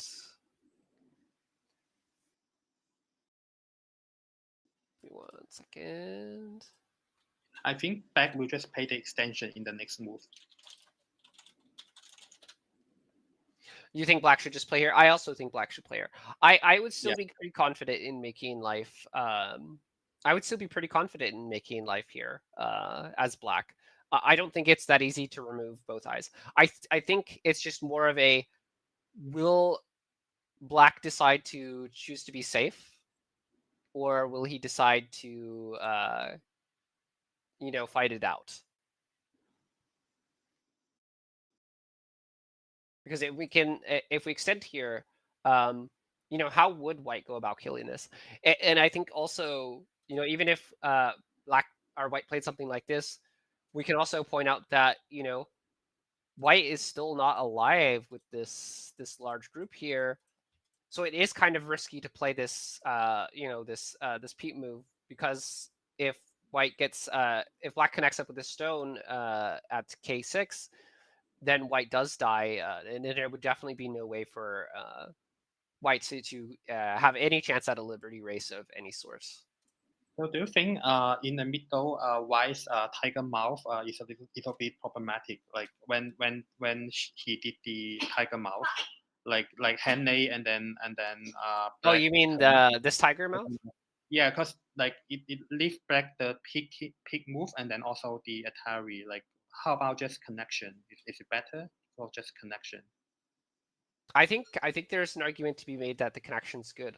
Or- It definitely doesn't hinder, the squeeze. Right. I mean, they I can think still there do is an the argument to be made. I mean, we can always check as well. So this way, it's 7.7 for black, and then with the tiger mouth, it would be 7.8. So it looks like they're actually really close, in how good they are. I think in general, White's aim is just kind of strength here. Even though it does give, the peeps, both peeps, possibly. But I think White thought that maybe it makes him stronger here. Let's see. So black did choose to extend.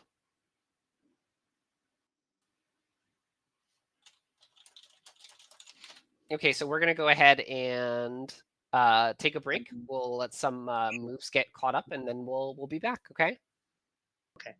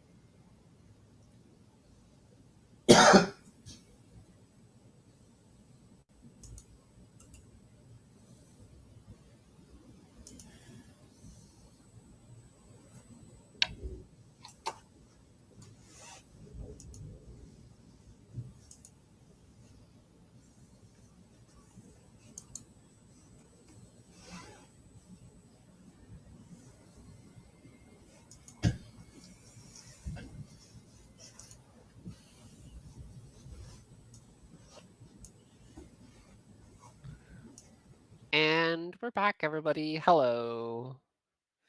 All right, so where we left off was Black decided to extend here.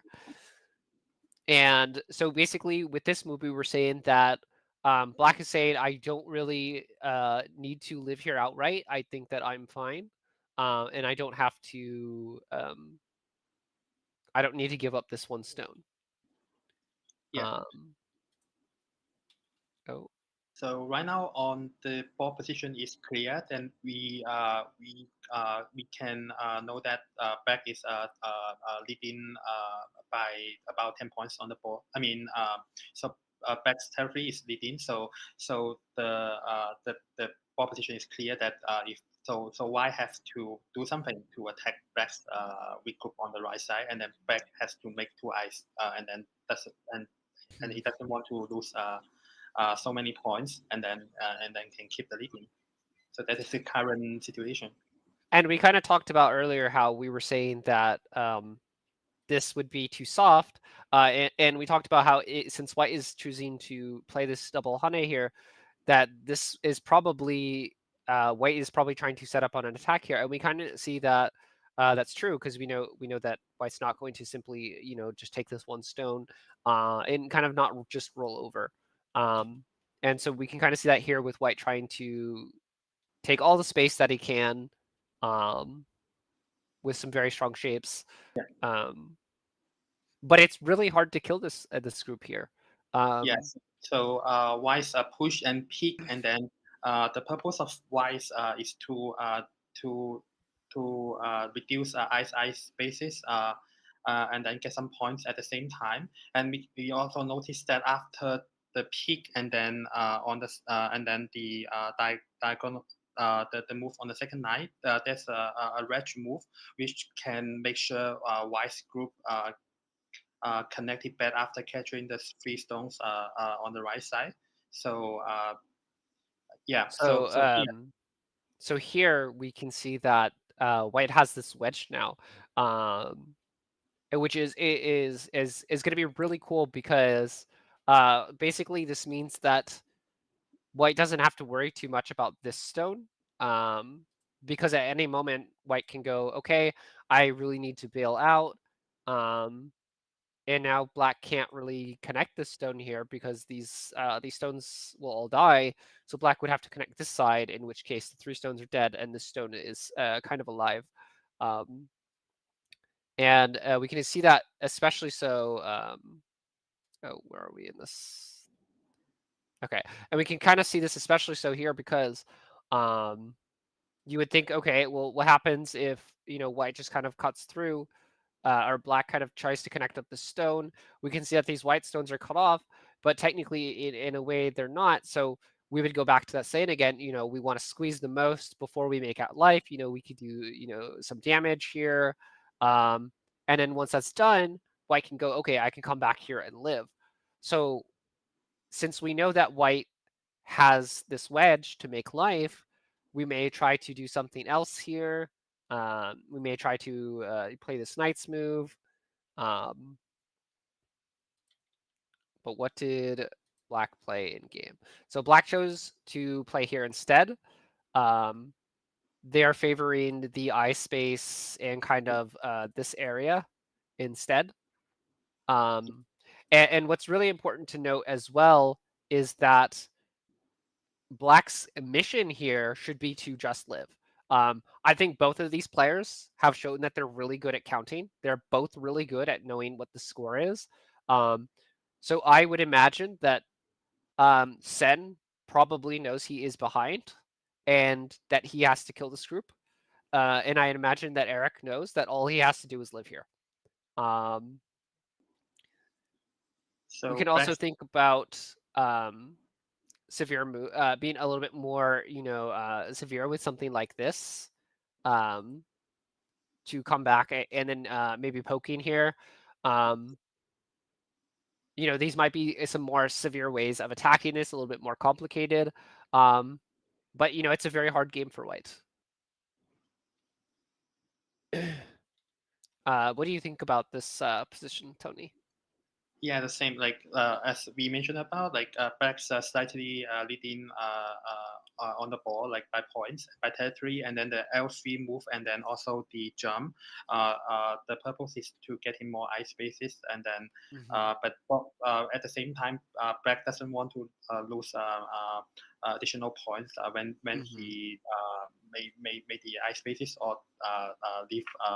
So let's see if white can get additional benefits. Like we know white's going to leave for sure, but let's see if white can get any benefit by attacking the black groups. And then even though like black is slightly leading, but we still have endgame to see. Yeah, that's definitely really important. Because even though I did say that black's goal should be to just live, but even though it's only a 5-point lead for black, we can actually see that a little bit earlier that lead was a little bit bigger. We can see that it was 10 points here.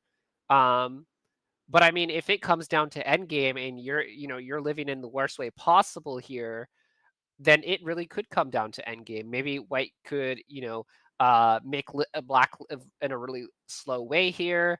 And eventually we could see that white might come back down to this move, which would be really big. So black does need to be careful about the way that he chooses to live here. Even though, an 8-point or a 5-point lead might seem really big, but I've seen some pretty good end games. Now, one thing that is good for Eric is pretty good at end game. I'm not sure if Senzen is good at end game. Do you know anything about Senzen's end game? I'm not sure. I'm not sure either. He usually finished the game by middle game, right? So I'm not That's sure. fair. That's usually how my games happen too. So I think Eric's good at doing snowing games. Do you know what's the? I noticed that like this game is actually playing slightly faster than I expected. But do you know how many times have they left so far? How many times they've like gotten up and stuff like that? I've only seen Eric get up once. I don't know if they've gotten up or not. That's if Eric has sufficient time, I believe he can do well. Yeah. Yeah. Eric does struggle under time pressure. However, I think they're pacing themselves really well, and I do know that Eric did a bit of training for for some speed games. I know he practiced for I think it was the Michigan tournament. He practiced faster games. So I do think that his game has picked up in pace, and I do know I made a huge mistake in thinking that I could take advantage of Eric in our game by using his clock. I do not recommend that method of play because it did not work. So I do think that if Eric has time, though, he will do really well. But let's see how Black chooses to kind of make sure that he's holding on to his points and that he's not giving too much up. So he chooses to play this move instead of this one first, and he doesn't want to play this one because this is actually a pretty big move. This would be a lot of points for White. So he chooses to play this one first because it is Sente. So if Black was to actually try to like cut here, there are a lot of risk play in this way, especially because we can see that Black can push through here, and White can't. Actually, I guess technically White could, but it probably would not be the best way to go about it. But also we could probably do this as Black, and this would also be pretty risky. Where were we? Here we are. So White chooses to basically defend, which means that now when Black plays this move, we can see that these stones are fine now. Black doesn't have to worry about those stones getting cut off.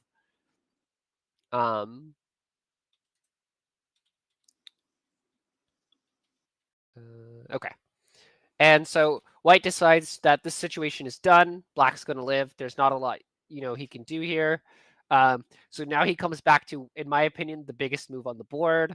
I think this move is really big. It's really important. And I think it is really the next area that White would want to go to try to make up, that point gap that he has to make up left. However, we do have to go back to and mention that, Black is still in a comfortable lead.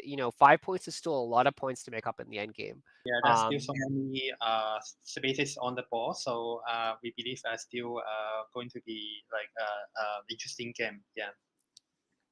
Yeah, so White's going to be fighting to make up those points, and Black's going to be trying to hold on to those points.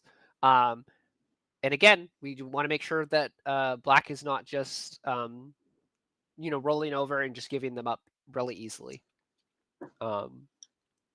Which might be a thing here, because some might think this is the safest move, but Black is saying I don't care if there's a little bit of something that might be complicated in here, with some attachments or something like that. Black is saying I need to keep the most of what I have. I need to make sure that I'm playing strong and I'm not just rolling over.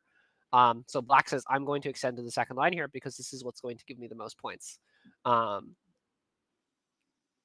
Black chooses to extend down here. And I heard that Eric has 20 minutes left, and then Shen has 40 minutes left. Wait. He Shen has 40 minutes or 14? 40 minutes, and then Eric has 20 minutes. Okay, so Eric.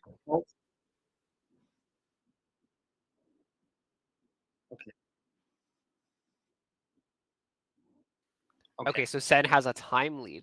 That's actually a lot of time, but the game has been going pretty quickly. Even for Eric to have 15 minutes is definitely a lot. And we can also see on the the stream that Eric has gotten up from his seat. I know we saw him get up earlier to get some water. But this goes back to that move that I when I was talking about earlier, how Black chose to simply not play here. So Black is saying I'm going to get the most out of what I have, and White is saying I feel like this is the timing where I need to play this now.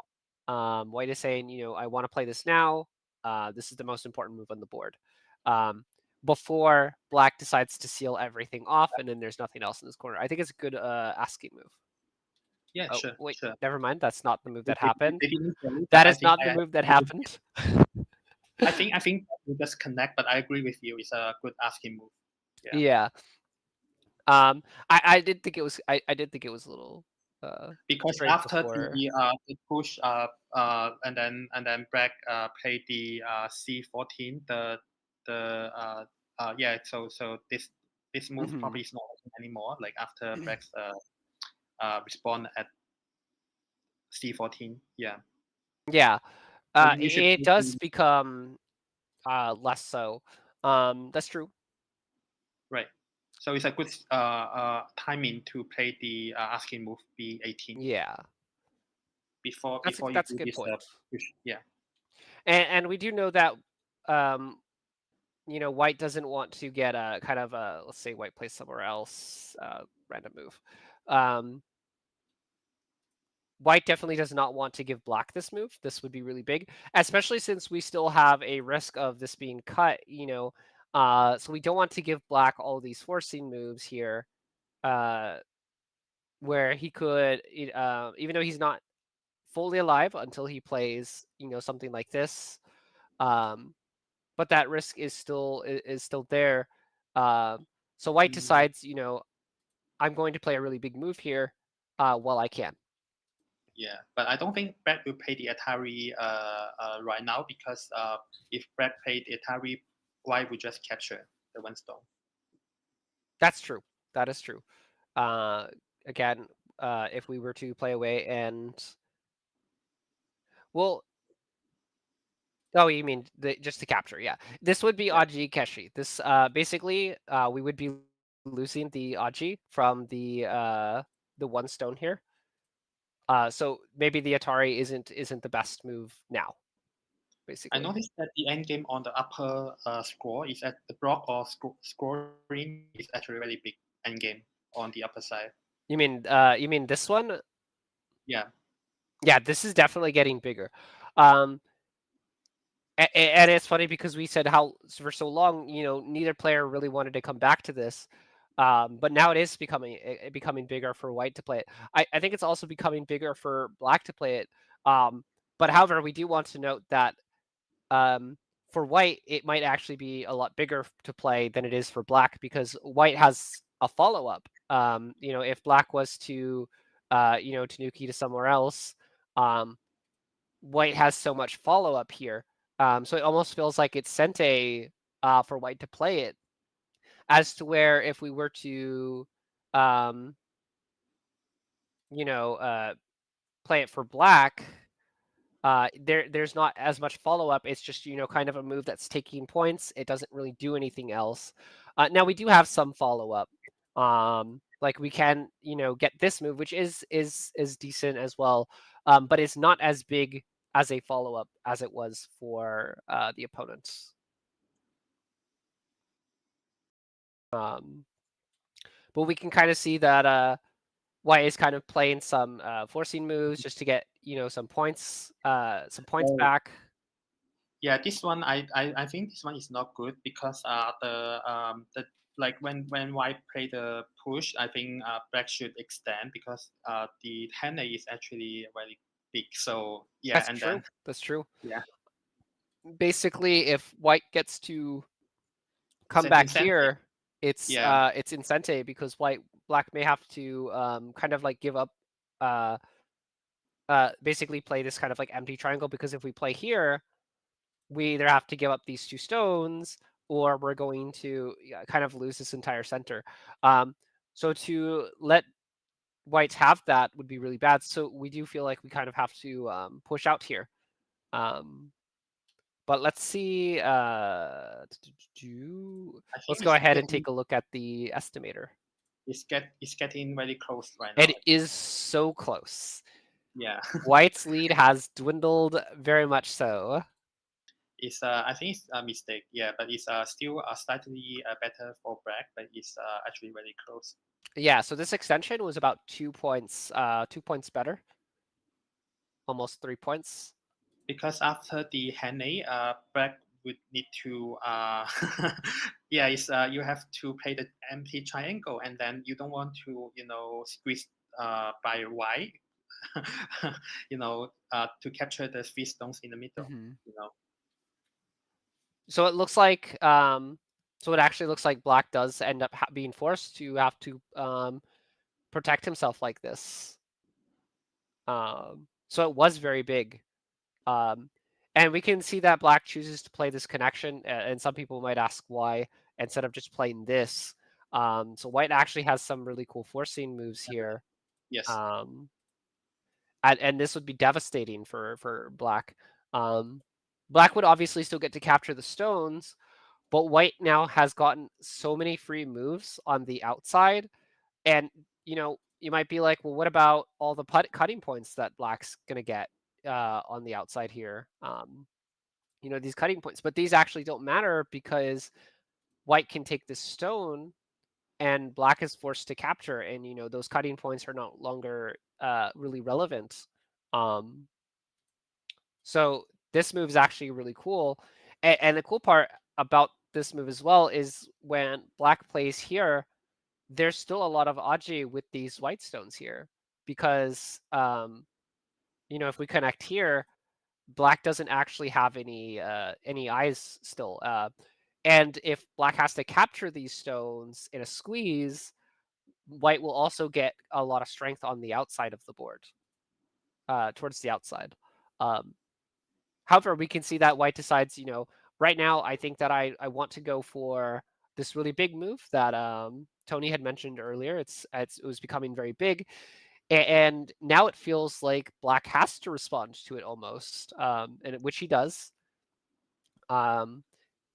But I think that this move was almost always going to be white's right, because there's never going to be a timing for black to really go back to that move. I mean, like later in the game, we'd imagine that white would have already gotten it. So I think white's choosing a really good timing to come back to it. He says, there's nothing that's super important on the board. I have a really good timing right here to come back to this move that's really bad for him, but really good for me. Do you have any comments? Yeah, I think it's going to be a very close game, and then so both sides doesn't want to, but since they still have like about 10 minutes left, so I think they should spend more time to think about how to play the end game, right? Yeah, I think now that they have all that time on the clock and they're in end game, and it is so close in the end game, that maybe they should stop and use that remaining time to count 30 or 50 times over and over again, because God knows I'm not going to be doing that. Yeah, because I think one mistake in the end game would be Devastating. It would don't want to make any mistakes. Yeah. It would also be really sad, really. It would be a really unfortunate way to go out for sure. But I think white's doing really good so far with the end game. Yeah, it's getting closer and closer. But of course, black's still slightly leading. Let's see where we're at. Yeah, black is still up by 1 point, 1.5. I personally would probably prefer white in this end game. Now I would prefer black's end game in general. I do know that Jay is generally pretty strong at the end game. However, I think that it's really important to recognize that when you're playing the game, that end game isn't just about getting to the end game. It's about setting yourself up for really good end game, a really good end game position. And I think in this game specifically, I would feel like white has a really good setup for the end game. White has a lot of reduced moves, and I guess what I'm trying to say is in this game, it feels like black's mission is going to be to defend as many points as possible, and white's mission is going to be to slash away as many points as possible. Yeah. And I would personally rather be on the side of slashing away the points. I like slashing away people's points. And I do feel like I have a harder time defending those points. But maybe Eric will, be a lot stronger at defending those points and making sure that they don't lose as many points as possible. And we can already see that white is really taking all of those big endgame moves that white feels he has to respond to them. Yeah. But the board is also getting smaller and smaller, so probably that's one of the good news for Eric if he's leading slightly. Yeah. I think if Eric comes out of, if everything gets closed off and the biggest moves get kind of taken away and settled. And if Eric still has a lead at that point, then I think that the game really would favor Eric. I think it would be really hard for White to kind of gap that smaller margin if the game is close and the board is more closed off. But it does look like White is doing a really good job at saying, it's my sensei. I'm going to keep it my sensei, and that's just how the game's going to go. I'm going to play as many moves as possible all the time. And we can We're going see. to see another half-point game. Yeah, it's going to be so close. Let's see where the game's at. So Black is up 2.7 now. I think endgame is so difficult. Endgame is so very difficult.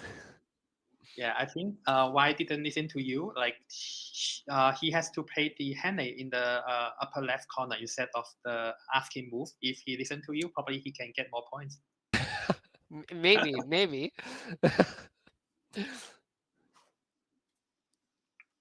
And we're pretty much caught up to the game at the moment. I think the next move, next big move is going to be the Henne on the lower side, or the taking the 3 stones on the right side. I'm not sure which one is this one and this one. These are really big.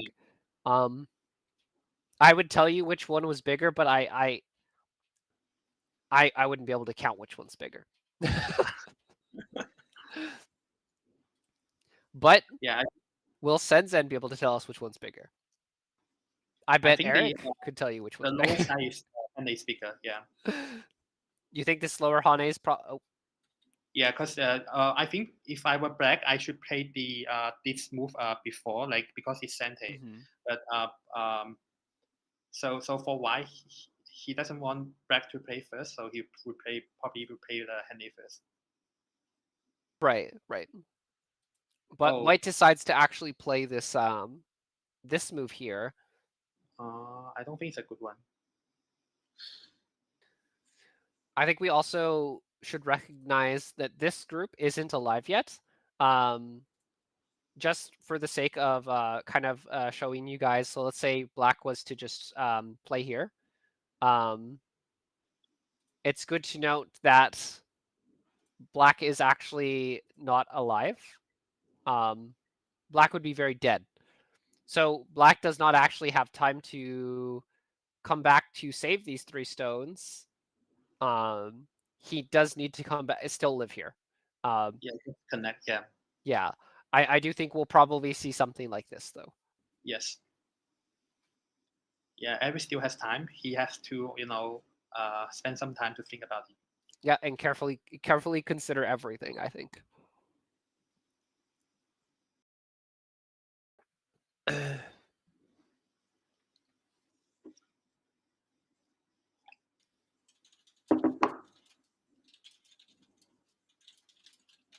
Oh, so okay. So Why wants to make a call?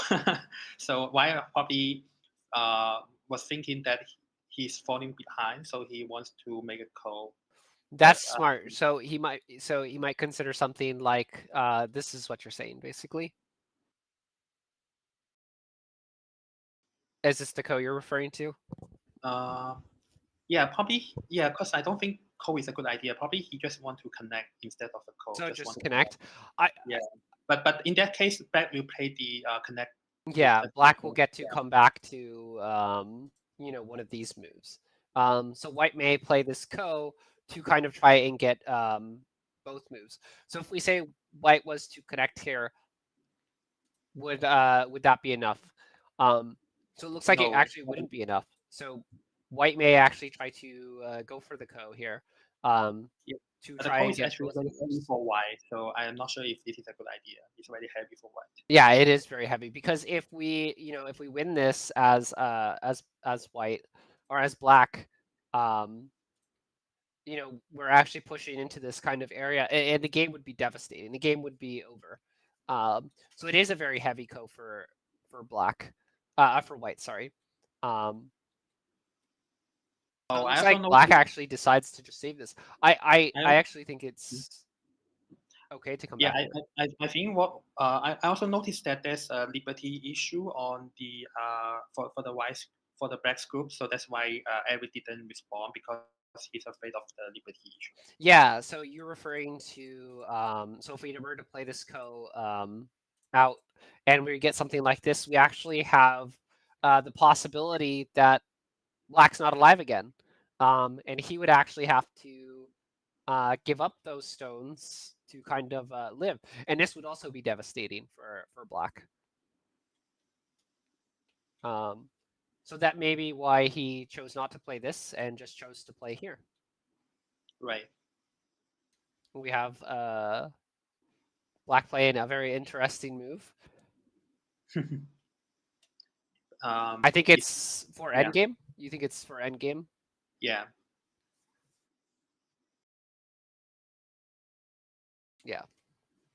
Yeah, he want to take all the centers first before he connects back. I do think it's smart because if Black was to connect here, or if White was to connect here, and Black was to get this move, it's a lot of points to lose before being forced to Yeah, so that's connect why if just now White play the red move and then capture the 3 stones is actually very big. Comparing to Black play this turn move and then make all the centers. You can see the difference. It's very big end game actually. Yeah, it's actually really hard to respond to as well. Even if White was to just play here, and Black just connects up, or I guess Black probably he can't play that first, huh? Because if Black plays this first, Black would be dead. So Black may make this connection now, and now the only way for White to kind of keep these points here would be to play this move here. If White would connect, we again we kind of get this thing here, and we have to give up a point by playing here. So White would actually have to kind of play this way to keep those points, which can also be arguably painful because Black can go, then maybe I want this. But this is Eric's endgame, always scary to play against. I think I did well here, and then actually I'm pretty sure the ball is getting smaller and smaller, and then I believe Eric he has a sufficient time, and then he's actually making the lead larger, right? Yeah. So I think so just now what's the difference right now? It is 5 points. That difference is I think that is making a larger league.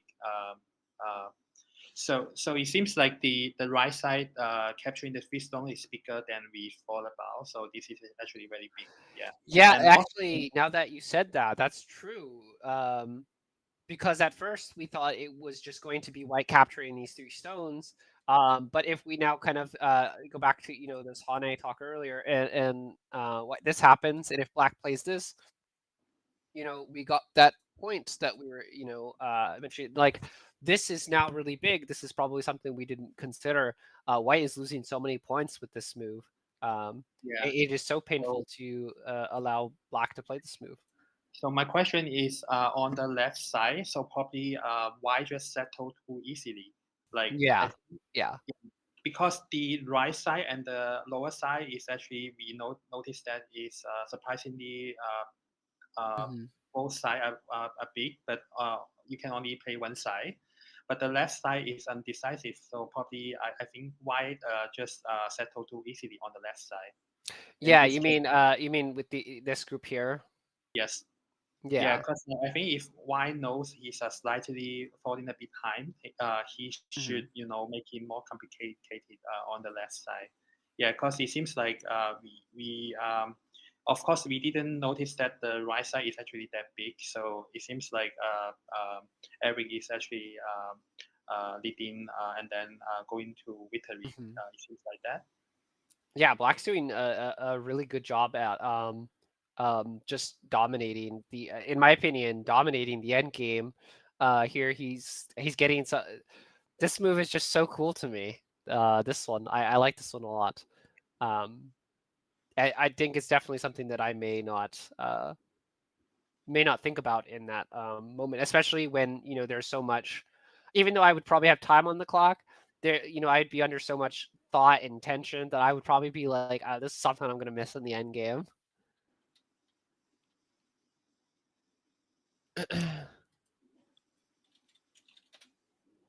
Okay, we're gonna go ahead and take another break just before the end game, and we'll be back to finish out the end game with everybody and talk a little bit more about it. But we'll do another 5-minute break.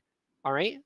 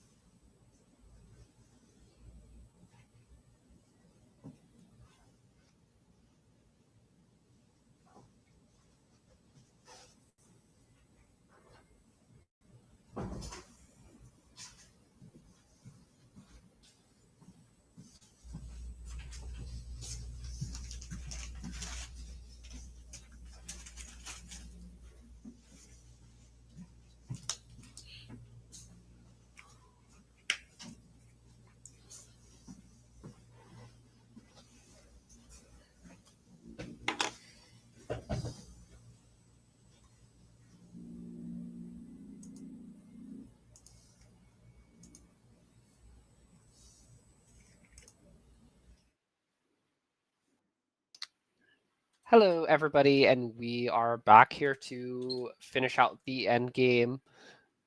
And so we left off with White being forced to protect that cutting point.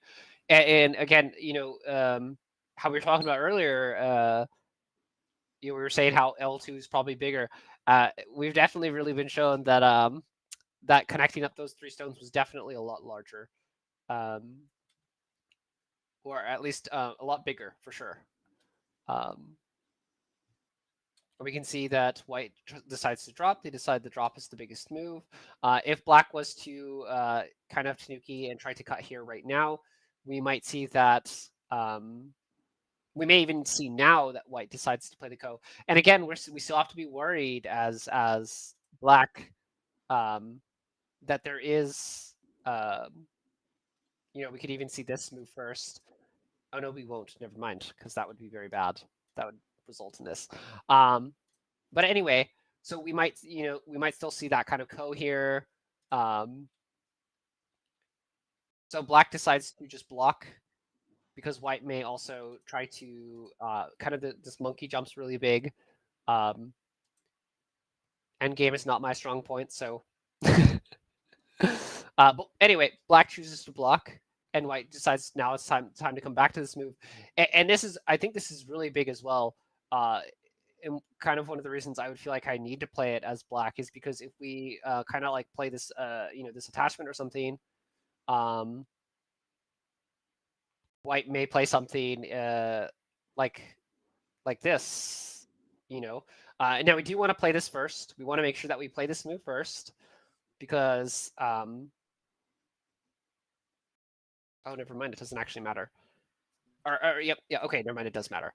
Because if we play this move first and we kind of go into this now, Black will capture the stone. White has to block, and Black doesn't really lose anything. But if we play this move first as Black, and Black tries to kind of refute it like this, if they try to refute it like this, now we just get all of Black dead. So Black actually would have to play this way, and Black would have to give up these 2 stones. So it's really big now, or it's unfortunately kind of a must that Black has to kind of come back and play this. Oh. But do you think the 2 stones are big, or the left side is bigger? That's a really good argument. Well, what move would we follow up with on the left side? Do you think it would just be I can see that the 2 stone is like 5 points, like 4 points for the 2 stone, and then 1 point for the White territory. So it's like 5 points end game. But the left side, I think the left side, if White plays the attach, is also very big to reduce the Black territory, and then also to aim in at the middle because there's still some weakness in the middle, right? So do you mean if Black plays like this attachment and White was to play here, you think Black should be just it's like a 5 point end game, and then also yeah. But of course, the end game is also very big. So that's true. That's true. Yeah.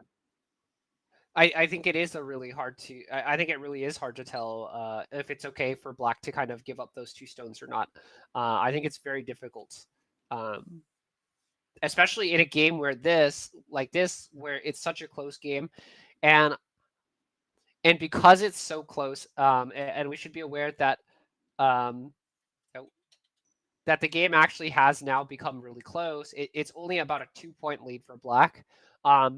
And one thing I'm really afraid of with Eric in these type of close games is even though Eric's counting is really good, I have seen him where in games where he's down by, or where he's winning by 0.5 or 1 point, where sometimes he will play something really, something a little risky to try to make sure that he's still leading and that he's not going to kind of lose that lead. So I would definitely be a bit worried about him in a super close 0.5 game where he might, try to do something that might be considered a little bit too risky.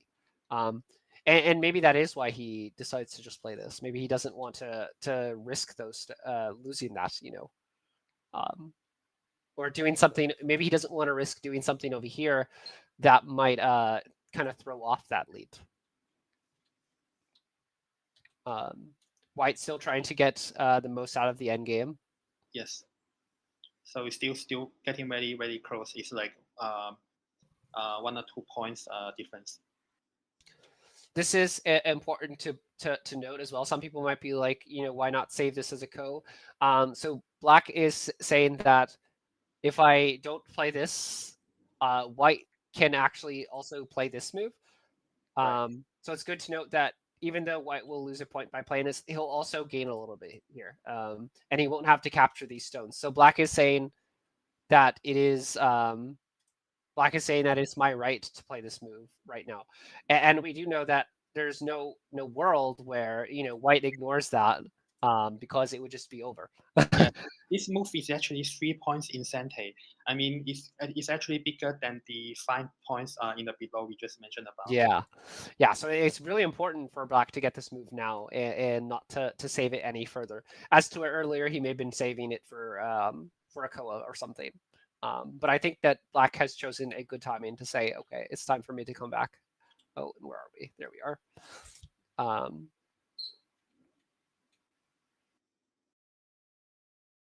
I think this move has been like a really big move for like the longest time. Obviously, I think it's hard to find the timing for black to get it. But you wouldn't want to play here because white has this move here, this, and then we would get into something like this. And if black takes the stone now, we lose a lot here as black. So it would be hard to find the timing because white can just get sensei here when black plays this. So black feels like he can't go back to that point yet. But otherwise, in general, that is a pretty big move.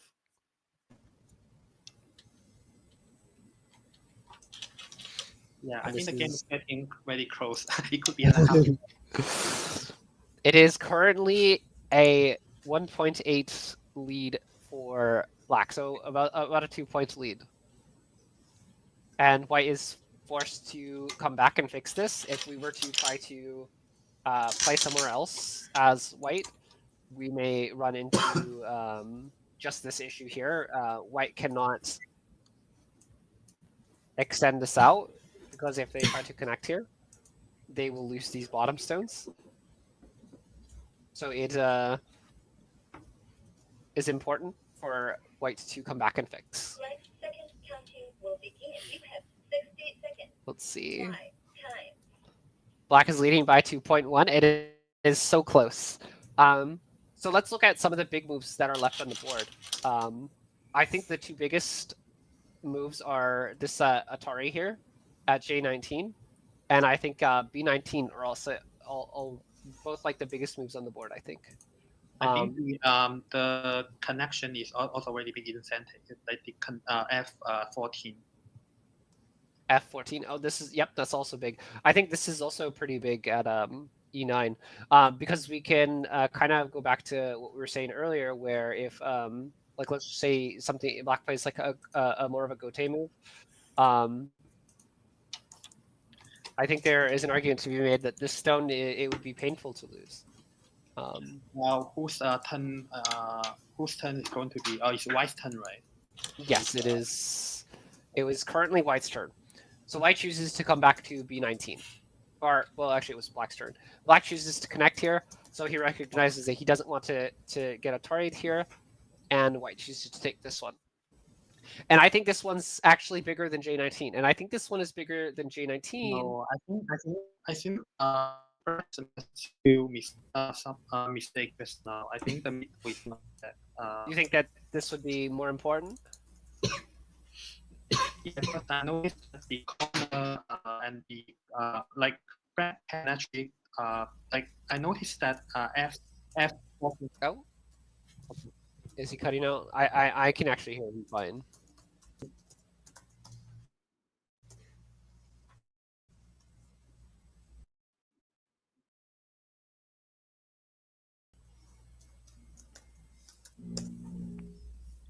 How close it is?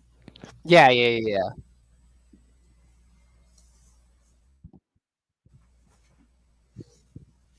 Oh wow. Well, I think that's really important information because we were kind of just saying here how like this move here, it can open up for you know, like let's say we Tanuki as black, we can run into issues with this move. So it's really important that black responds here. And this actually might go back to what you said, Tony, is that you know, maybe it's bigger to come back here because of the weaknesses that are left behind. I Can can you hear hear me you right now? fine. I don't know if it's good on stream. Yeah. I think my connection is good, but of course I'm in the office, so there's some so I use the Vivo Office Wi-Fi password, so it could be an issue. So right now I see that White can actually play the D15 move is actually is a problem for black. You mean right now? No, just so black. Why you play B19 first, and then you say black will respond with A18, right? No, so so if black. Oh, you mean like right now? Yeah, play the D15. D15. This one? Yes. And then connect. And then connect. Why is going to play this code? Ah, okay, that's true. Yeah, because if basically if white was to win this ko, we would have this issue here. This would be very. This would be very. It's actually good for white right now because I thought I didn't notice this issue. So it kind of looks like actually they're going down the exact line that you were talking about. So here we have the ko. Yeah.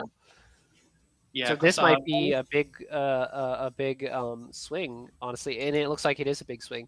Yeah, because Eric forgot to push first on the upper side, like he played the middle, but the middle is actually not as important as the upper side, seems.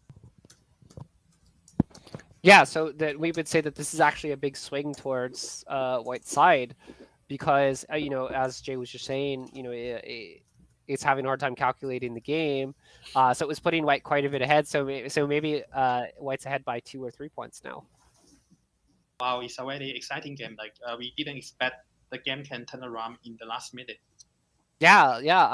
I was definitely saying to myself, oh, Eric's probably got this in the bag at this point, and it's a very hard ko for black to fight as well, because you know, if black, you know, at any moment plays it, you know, away, there's always this big risk of this being the variation that gets played, and it would be very hard for definitely very hard for black.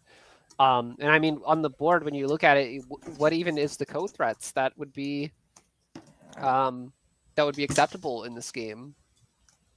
Yeah, winning a game is not easy in Go. Like especially if you are playing professional games, there's no easy win. So we can already see that in this one. Like even though we say black is leading in most of the time on the board, but it seems like even the game is not finished yet. Like in the last minute, there's still something that can happen. Yeah, and it's also cool to recognize, you know, there's still a lot of points to be had, like even with this move as well, because we would kind of risk going into this variation. So there's definitely still some really big moves on the board. Yeah, because we can see that as per the last few moves by white, you can see that white has actually squeezed black's territory and then get some points in the middle. That's the additional points, and then also reduce black's territory. So that's well, it why makes you wonder if maybe this was the losing move. Maybe this was the downfall, and just coming back here and kind of like letting white have this one, or the push and then Atari is also a very big end game as well. Yeah. But of course, the game has not finished yet. There's still a code to play, so we will see if anything miracle will happen in the end. It's so intense. It is so intense. Yeah, that's why it's not the final, but it's like finals. Like yeah, I think it is a final like game for sure. It's game. Yeah, it's intense because it's a playoff game. Yeah. I mean, like the winner. I mean, both players they are playing very well, and then they all deserve to be a winner. But of course, it's also very brutal because it's a professional competition. It's very brutal. And I think that's something that people worry about in the West in general. You know, in these tournaments where they do sometimes get AJ 5 dons or AJ 6 dons and stuff like that. But I actually think that when it really comes down to the competition in the game in these competitions, I think some of the players really step up, especially this year. I think everyone in Group A and almost everybody in Group B should be really happy with their performance. I think everyone should be really happy with the way they played. Overall, I mean, obviously, you know, some sad moments where some players may feel like just like one more level up, just one more, you know, one more point, and then maybe things would have been different. But I think overall, the players should be just in general pretty happy with the way they played. And I would not be unhappy if either of these players made it to the finals and beat Bill, even though Bill's, you know, the favorite. I would not be sad having either of these players as a professional. I think. Yeah, I mean, all the players they deserve to be winner or professional players, but there's only one. We know that there's only one winner. There's only one pro in the end. So, but I actually respect all the players because they go to the tournament and then they play very well games, and then it's very exciting, and then it's very exciting for the audience. Like I watched the game through these few days, and then I feel that they try their best. I respect them. Yeah. Yeah, let's check the score estimator again. We have white winning by 0.2. It's still very close. It can be a half game in the end, half point game in the end. Depends on the call. Jay mentioned that if white is winning, or if black is winning, or if white wins by 0.5, so if white is winning by 0.5, then black should win the game. If white is winning by 1.5, then they are winning the game. Oh, never mind. He said he forgot. Yeah, because the code is AJ rules, so that means the I mean, it also depends on the code in the end, like who played the last move, right? Yeah. Eric must be doing his calculating right now. And Shen, are they familiar with the AJ rules? Like, are they familiar with this half point in the end? Eric is 110% familiar with the half point thing. So Eric is probably calculating everything right now. Right. If he still has time, he should, you know, calculate accurately at this time. Especially if they have a lot of time.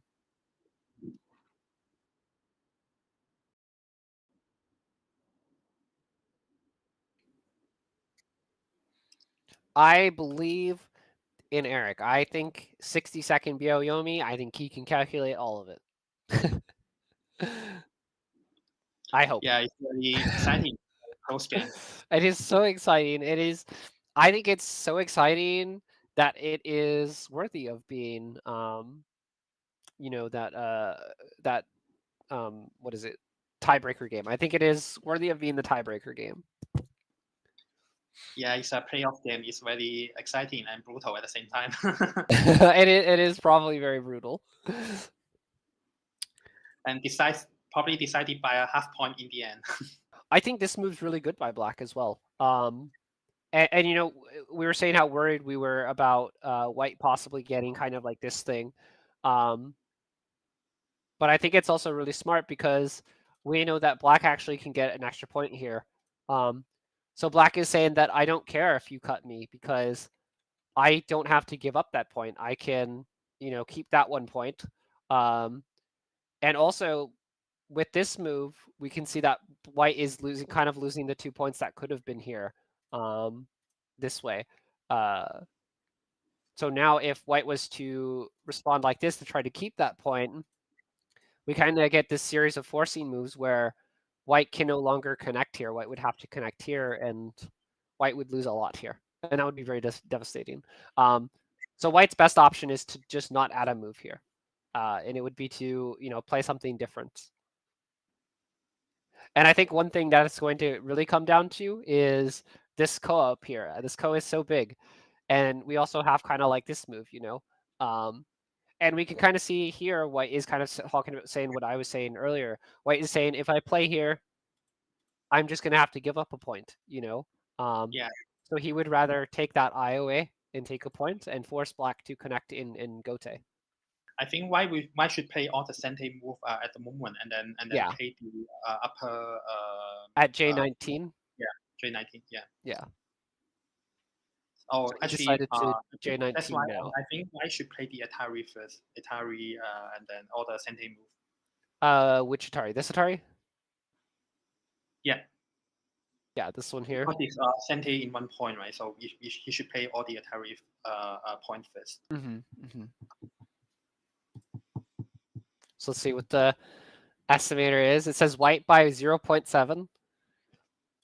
But we know that there's still a lot on the board that's happening, and it's going to, I mean, it's really going to come down to, there's still so much. It's such an end game because there's so many points left on the board. You still have this situation here, this push in, something over here, this here, this is also really big for black to play. There's so much still. Yeah, I think white forgot to play the Atari. That's in Sente. It's still very close. I mean, I think both sides still have a chance to win half a point in the end. Like we just watching. Like, of course, we are less stressful. We are not the players, but it's I don't know. I feel stressed just watching. Yeah, I assume that players, they are very very nervous at this time. I think I'm guessing they're both aware that it's really, really close, and that Very close.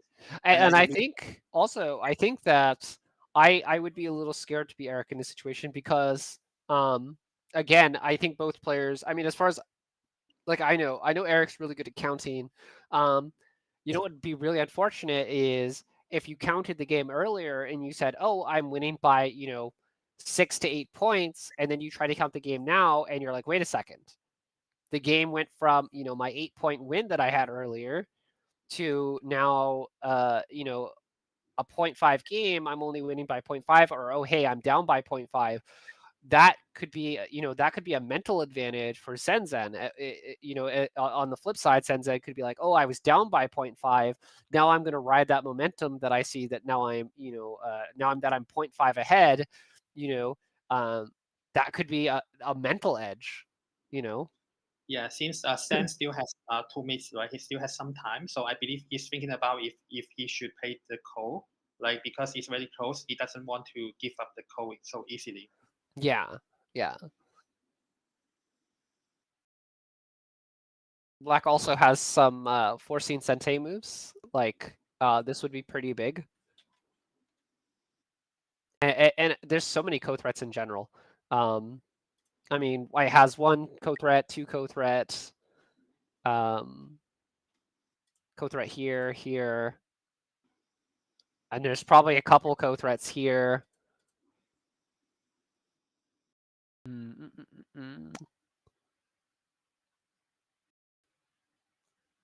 it does look like black went with the push in. So it looks like black probably has somewhere around 5 or 6 threats, maybe. But it kind of looks like it's really not that much different for. But then again, we also have to remember that it's going to be a harder co for white, right? Because if white wins this co, it's just connecting the stone here. But for black, it means so much more to win this co, right? Because let's say he makes a more of a suboptimal threat, maybe.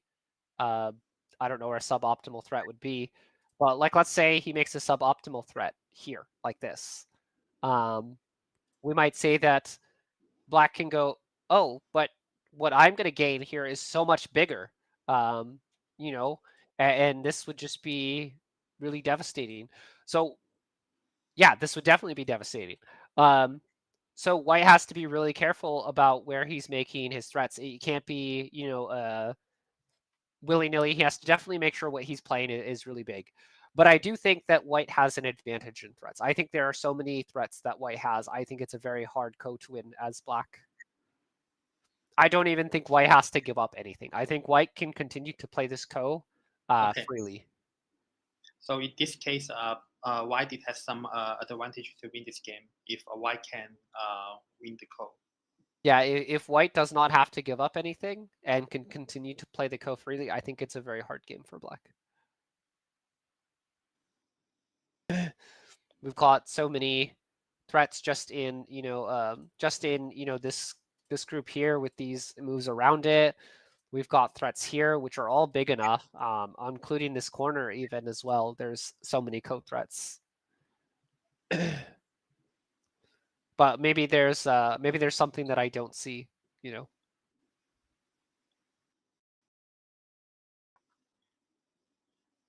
So the winner of this game is going to play the semifinals tomorrow morning as well, right? Yep, and whoever wins this game will be playing Michael tomorrow. Yeah. And then Guan Yu will be playing Bill. Berlin. Yeah. Let's see what the score estimator gives us. Even though I think at this point score estimator is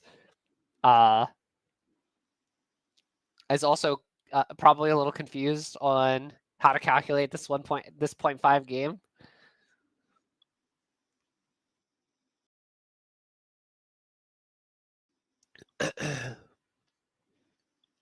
Yeah, we never know. Yeah, it's very close and exciting. I think it's a very good quality game. Yeah. Yeah, it is such good quality. Such good quality.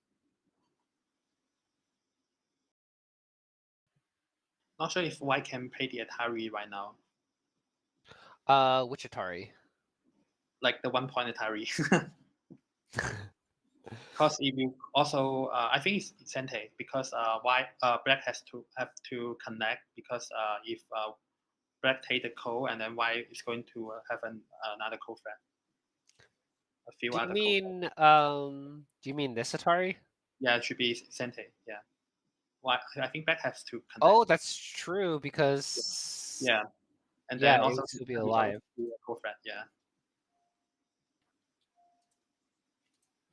That's true. I didn't even think about that. Yeah, because it's 1 point. You want to play the point for the. Yeah.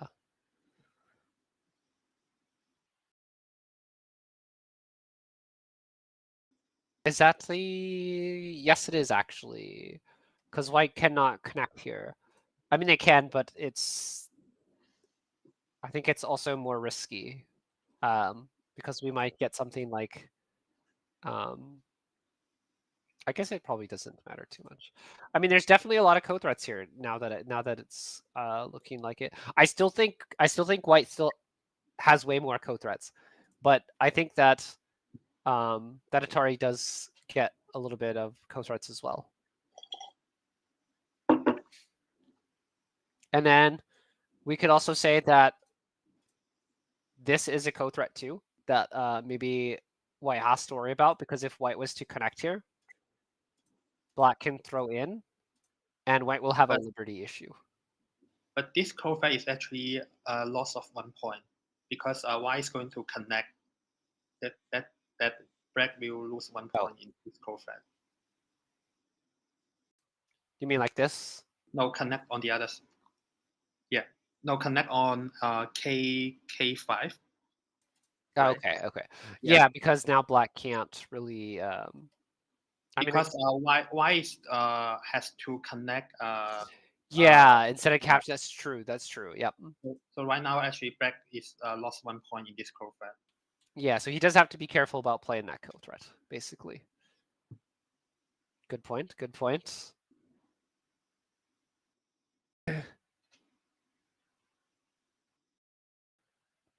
So white still thinking about if he should continue to play the ko. Oh, he played the push. Okay. I think he has to continue to play the ko. But I also think that he has a lot of ko threats. I think he's calculating his ko threats, trying to see if he has to play something else. Yeah, I believe both sides are all calculating about the ko threat and then also the points. Yeah. Because it's a very close game. Now I wonder if Eric will play G4.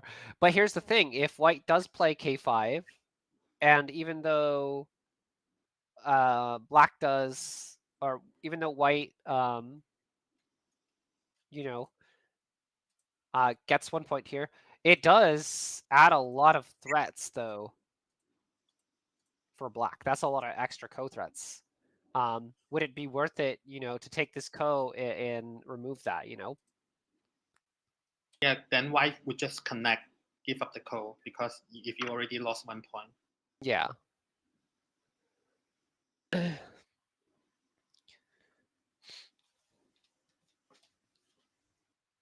Let's see. I'm gonna assume that the estimator still says 0.8.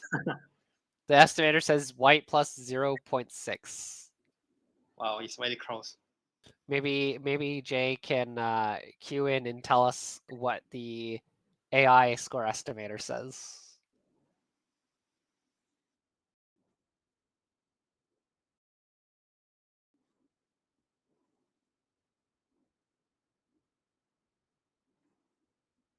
Oh, it is so nail-biting close.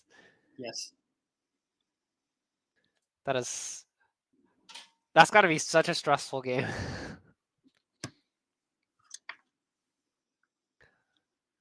I do think that I mean maybe it isn't down to just this co. I think there's still a lot of points on the board, and if both players can't calculate all the way to the end, then that 0.5 could be sway into the favor of Black instead. And I think that's stressful to think about too. And Black still has all the co-threats here. This Atari. Definitely still a lot can happen there.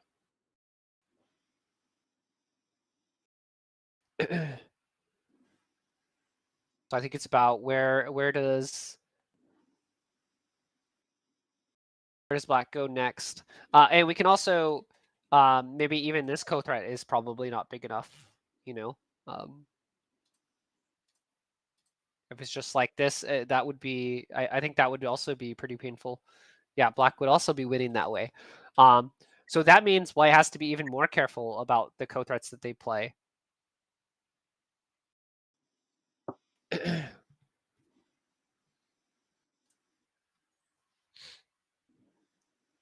White probably wants to make sure they're using these co-threats here. There's a threat here. There's still another threat here as well. And then I think there's a co-threat here also. 2 co-threats here. So 1, 2, 3, 4. Actually, I think there's 5 threats here.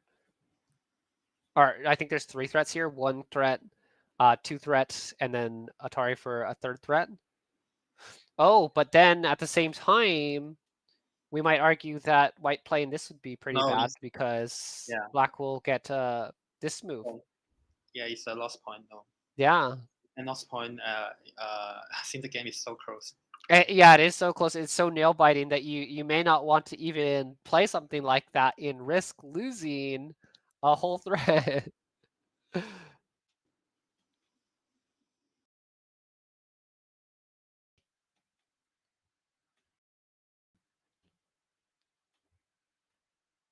Oh,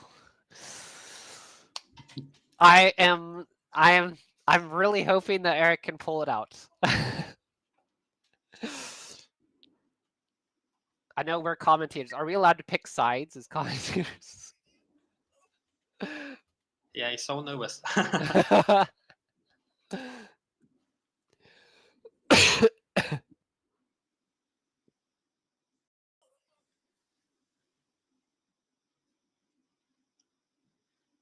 And then Black has threat here, here.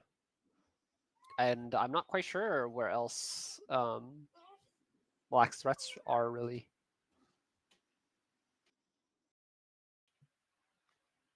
Oh, so yeah, Shen played the Atari finally, right? Well, Black played the Atari.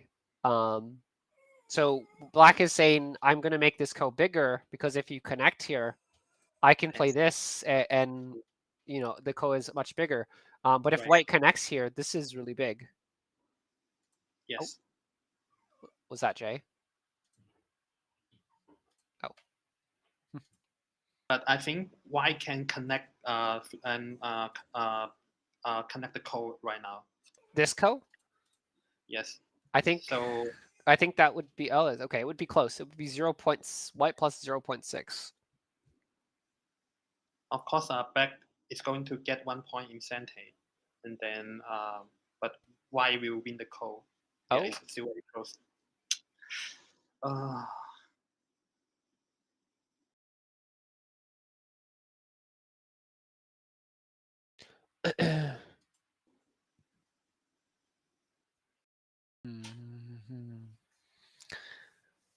I think white's probably calculating at this point.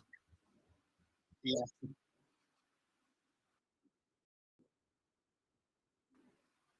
What do you mean? Like,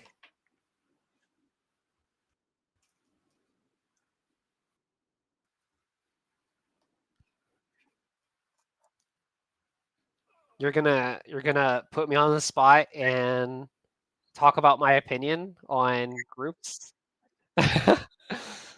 Okay. I'm pretty brutal, so I've got quite an opinion. I think Group A was a lot weaker than Group B. I think that, and I'm sure that a lot of people think that Group A was a lot weaker than Group B. However, I think that regardless of Group A being weaker than Group B, I think that Group A should still be happy because I think that everybody in Group A played really well, even the people who didn't win their games. I think everyone in Group A should be really happy. I think everyone in Group B should be really happy. There's only one person that I actually think that underperformed in the tournament. But I do not think I think that even if Group A overperformed like they did, I think that still on a normal scale they would struggle against a lot of the players in Group B. I think that regardless of who goes into the game against Michael, either Eric or Shen, I think the game will be really hard for Michael. But I'm really happy that Michael got to the finals. I think it's really impressive to be so young and to reach the semifinals of this tournament. And I think there's a lot more than that to be just happy about. I think that you can also be really happy that like you can also be really happy as Michael that it's really motivating to get this far in the tournament this year, only to come again next year and be so much stronger next year. If you got to the semifinals this year, then next year you could be even better, especially when you're so young. You have so much time to learn in a year. But yeah, that's my opinion as of that. Yeah, for me, I believe all the semifinalists, even though the people who got eliminated in the group stages, they are all deserve the respect, and then they are already strong. And then and Bill and Guan Yu is actually a very exciting game. I know both of them, and they actually played in the Canadian Open last year, and then Guan Yu won against Bill. But I know that they also play online. It's a very close game, and I would say Bill is more stable, and then Guan Yu is actually sharper in his style, and then it would be going to be very, very exciting series. And of course, what I'm afraid that because Bill is in Group A, as you mentioned about, so probably it seems like he has less challenges, and then I'm not sure if he's in good form for the series yet. But Guan Yu is playing so many exciting games in Group B already, so he probably is ready for the fight. Yeah, so he probably has a better expectation. Like he probably has a better knowledge of what to expect from the players he's played against versus Bill, who's probably gotten kind of like the easier bracket. He may not have an idea of what to expect. I mean, I'm sure he's watched the games, looked at them, but sometimes I feel like you don't really understand until you've played.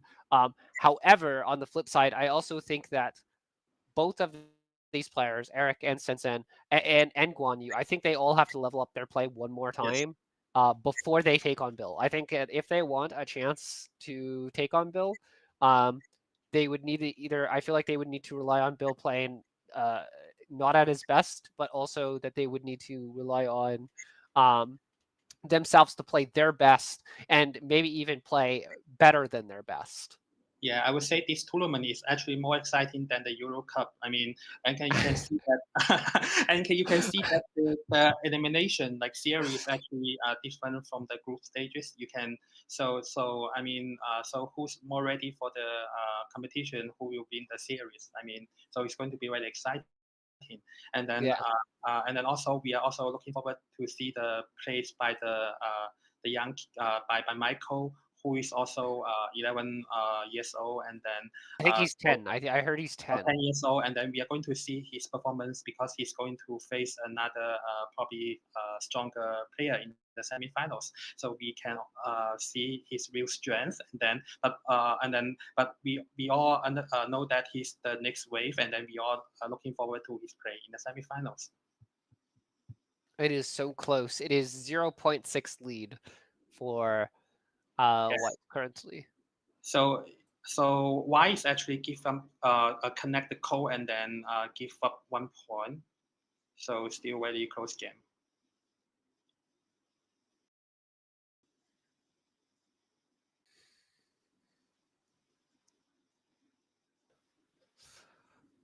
And White still has to connect here at some point. So this is going to be a point in itself. It feels like Black needs to win this ko, but also needs to maybe get the last dame. You know, make White pass last.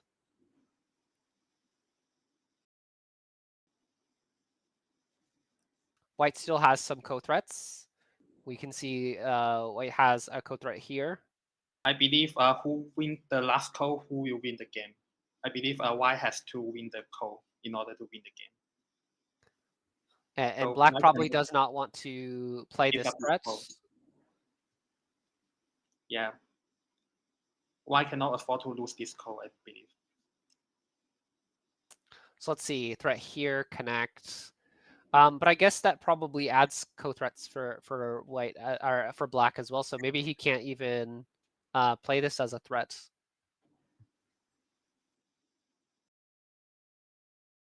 I think it comes down to this threat here, and then this one here. And I think White has to find co-threats to play. Oh, this is smart. This is a co-threat too, huh? I didn't take this move into account. And this is 2 co-threats. This is 2 co-threats. So if White plays here, White cannot actually connect these stones. But regardless of the direction that White plays here, it's going to be another threat. It's going to be the threat on these 3 stones, or a threat for White to connect. So maybe Black has just enough co-threats to play this out, and forcing White to have to fix here. I think it's really hard. I don't know. It's so close. It's so scary.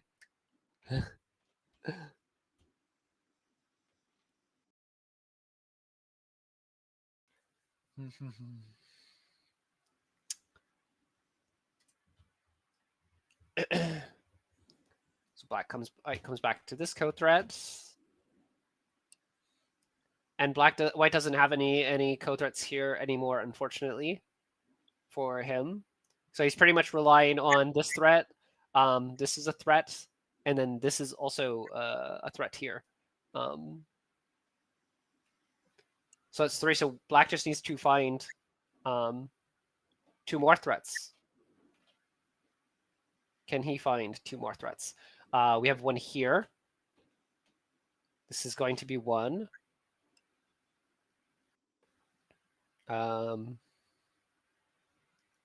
I do think this actually falls slightly into White's favor. Yeah. Unfortunately, because you would want to use something like this as a threat, but you lose a point. unfortunately. Or you would want to use this as well, but you also lose a point. So it looks like it's going to fall slightly into white's favor. And we don't want to, use this as the threat, because if white connects and we take, we have given, white another threat. So it's kind of it's kind of a reverse threat in a way.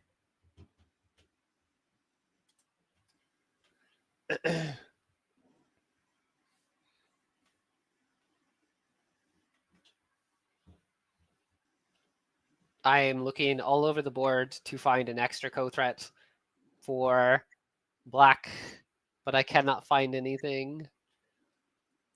Nothing, unfortunately, down here either. Yeah, who will bet the game will be decided by the code in the end, by the last code thread in the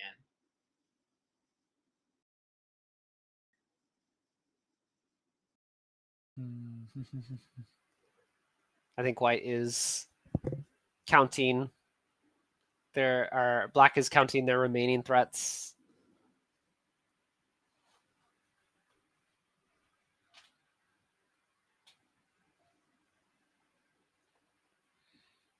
We do think so, Fearadin. We do think that the game is down to this last go. We think. We don't have we don't have AI on our side. Or do we have AI on our side, I guess?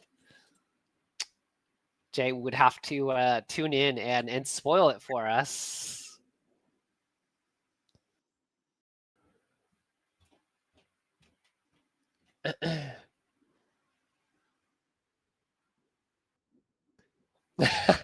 And there you have it. We're not going to be told until the final move is placed on the board.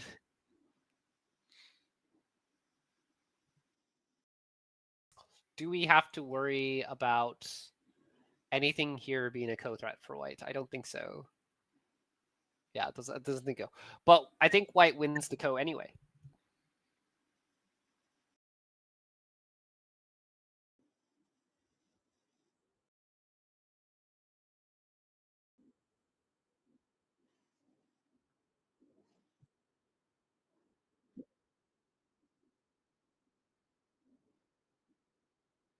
Uh-huh.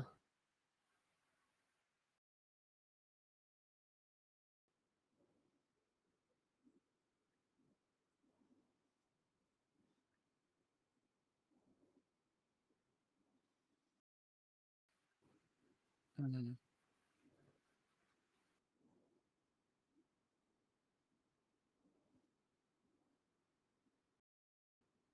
So it sounds like pretty much white is just winning flat out.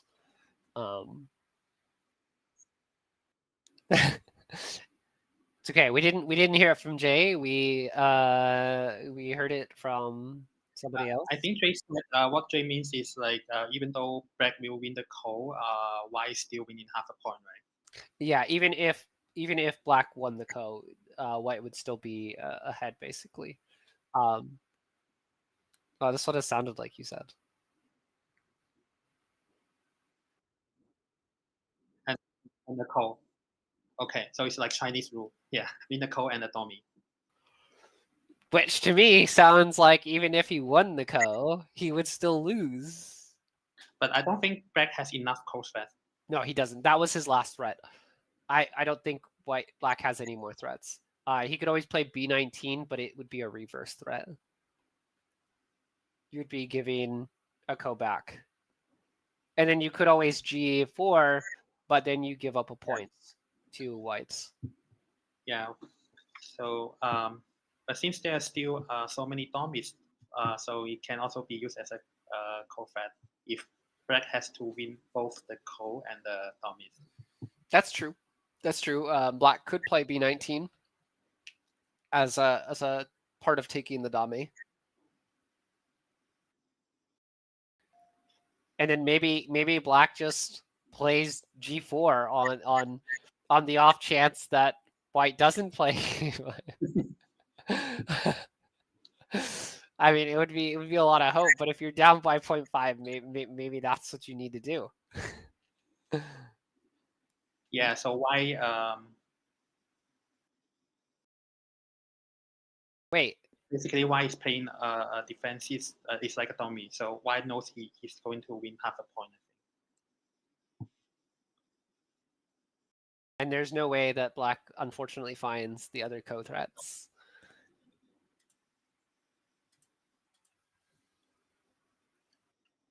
Yeah, so Eric is actually connect the code, so it's going to be a half point loss for black. Oh, it was such a good game, though. It was so good.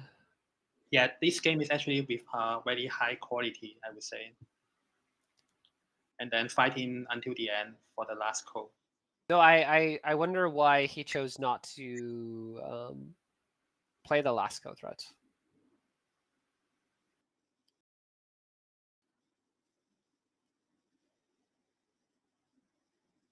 So why plays the last dummy, right? Yeah, Yes. white played the last dummy.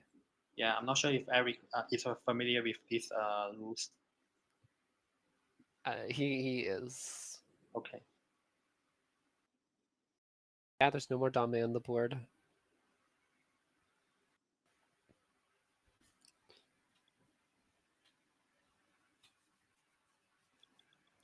Now we are just waiting for the final count, the final results. Yeah, just waiting for the final result. Just make sure both players agree on the result, and then they didn't. Well, I messed up we messed up the scoring in my last round. So. Correctly, but I don't think they would.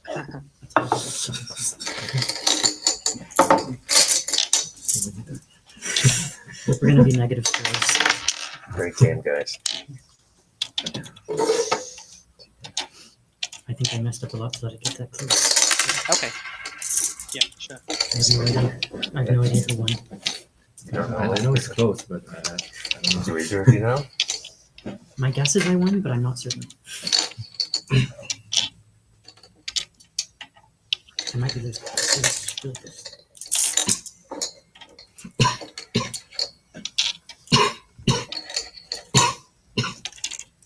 I was too busy figuring out the best endgame. Don't have any time to count. It's too close. I don't even know if it counts. This game would feel like a nightmare to me. If I had to count it and I lost by 0.5, I would be so sad. I may have lost. I think it's a 7 point on the board. You have 20. 7 point on the board, but since white do the last 17, dummy, so white plus a half. right? So it should be Is that what the score was? Should be 7 white. points with, I needed to have enough co-threats to win the Yeah. co and win the last dame. Yeah. But I didn't have enough co-threats for that. Great game. Looking at the stream, the AI percentage was always like below 75, even late in the game. So it was close for a very long time. Very great group. So, yeah. With this AJ, that is I thought winning the last go would verbal be comp enough, for me. but it wasn't. When you got the last dame, I was terrified because I thought.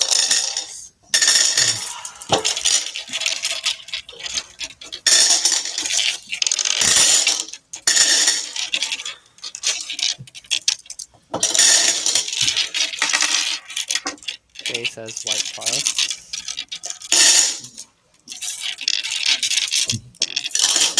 I felt like I was so far ahead, but then it was so close at the end. It's definitely going to be white plus. I just don't know if it's, but it's very likely 0.5. Komi or something. yeah, it's a half point, like 7 Yeah, I point on the thought- board, I thought it got and then at least 10 because points. white do the last dummy, so it's white plus 0 point. Well, it was an intense game. It was fun. It was fun. Very intense.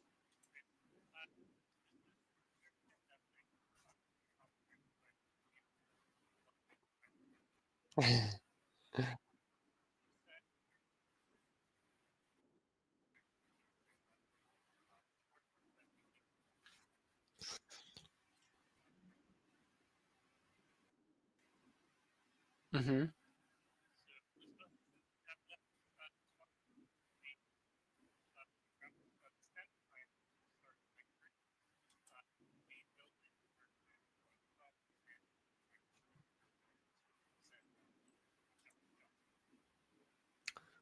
All right. Bye, everybody. Yeah. See you tomorrow.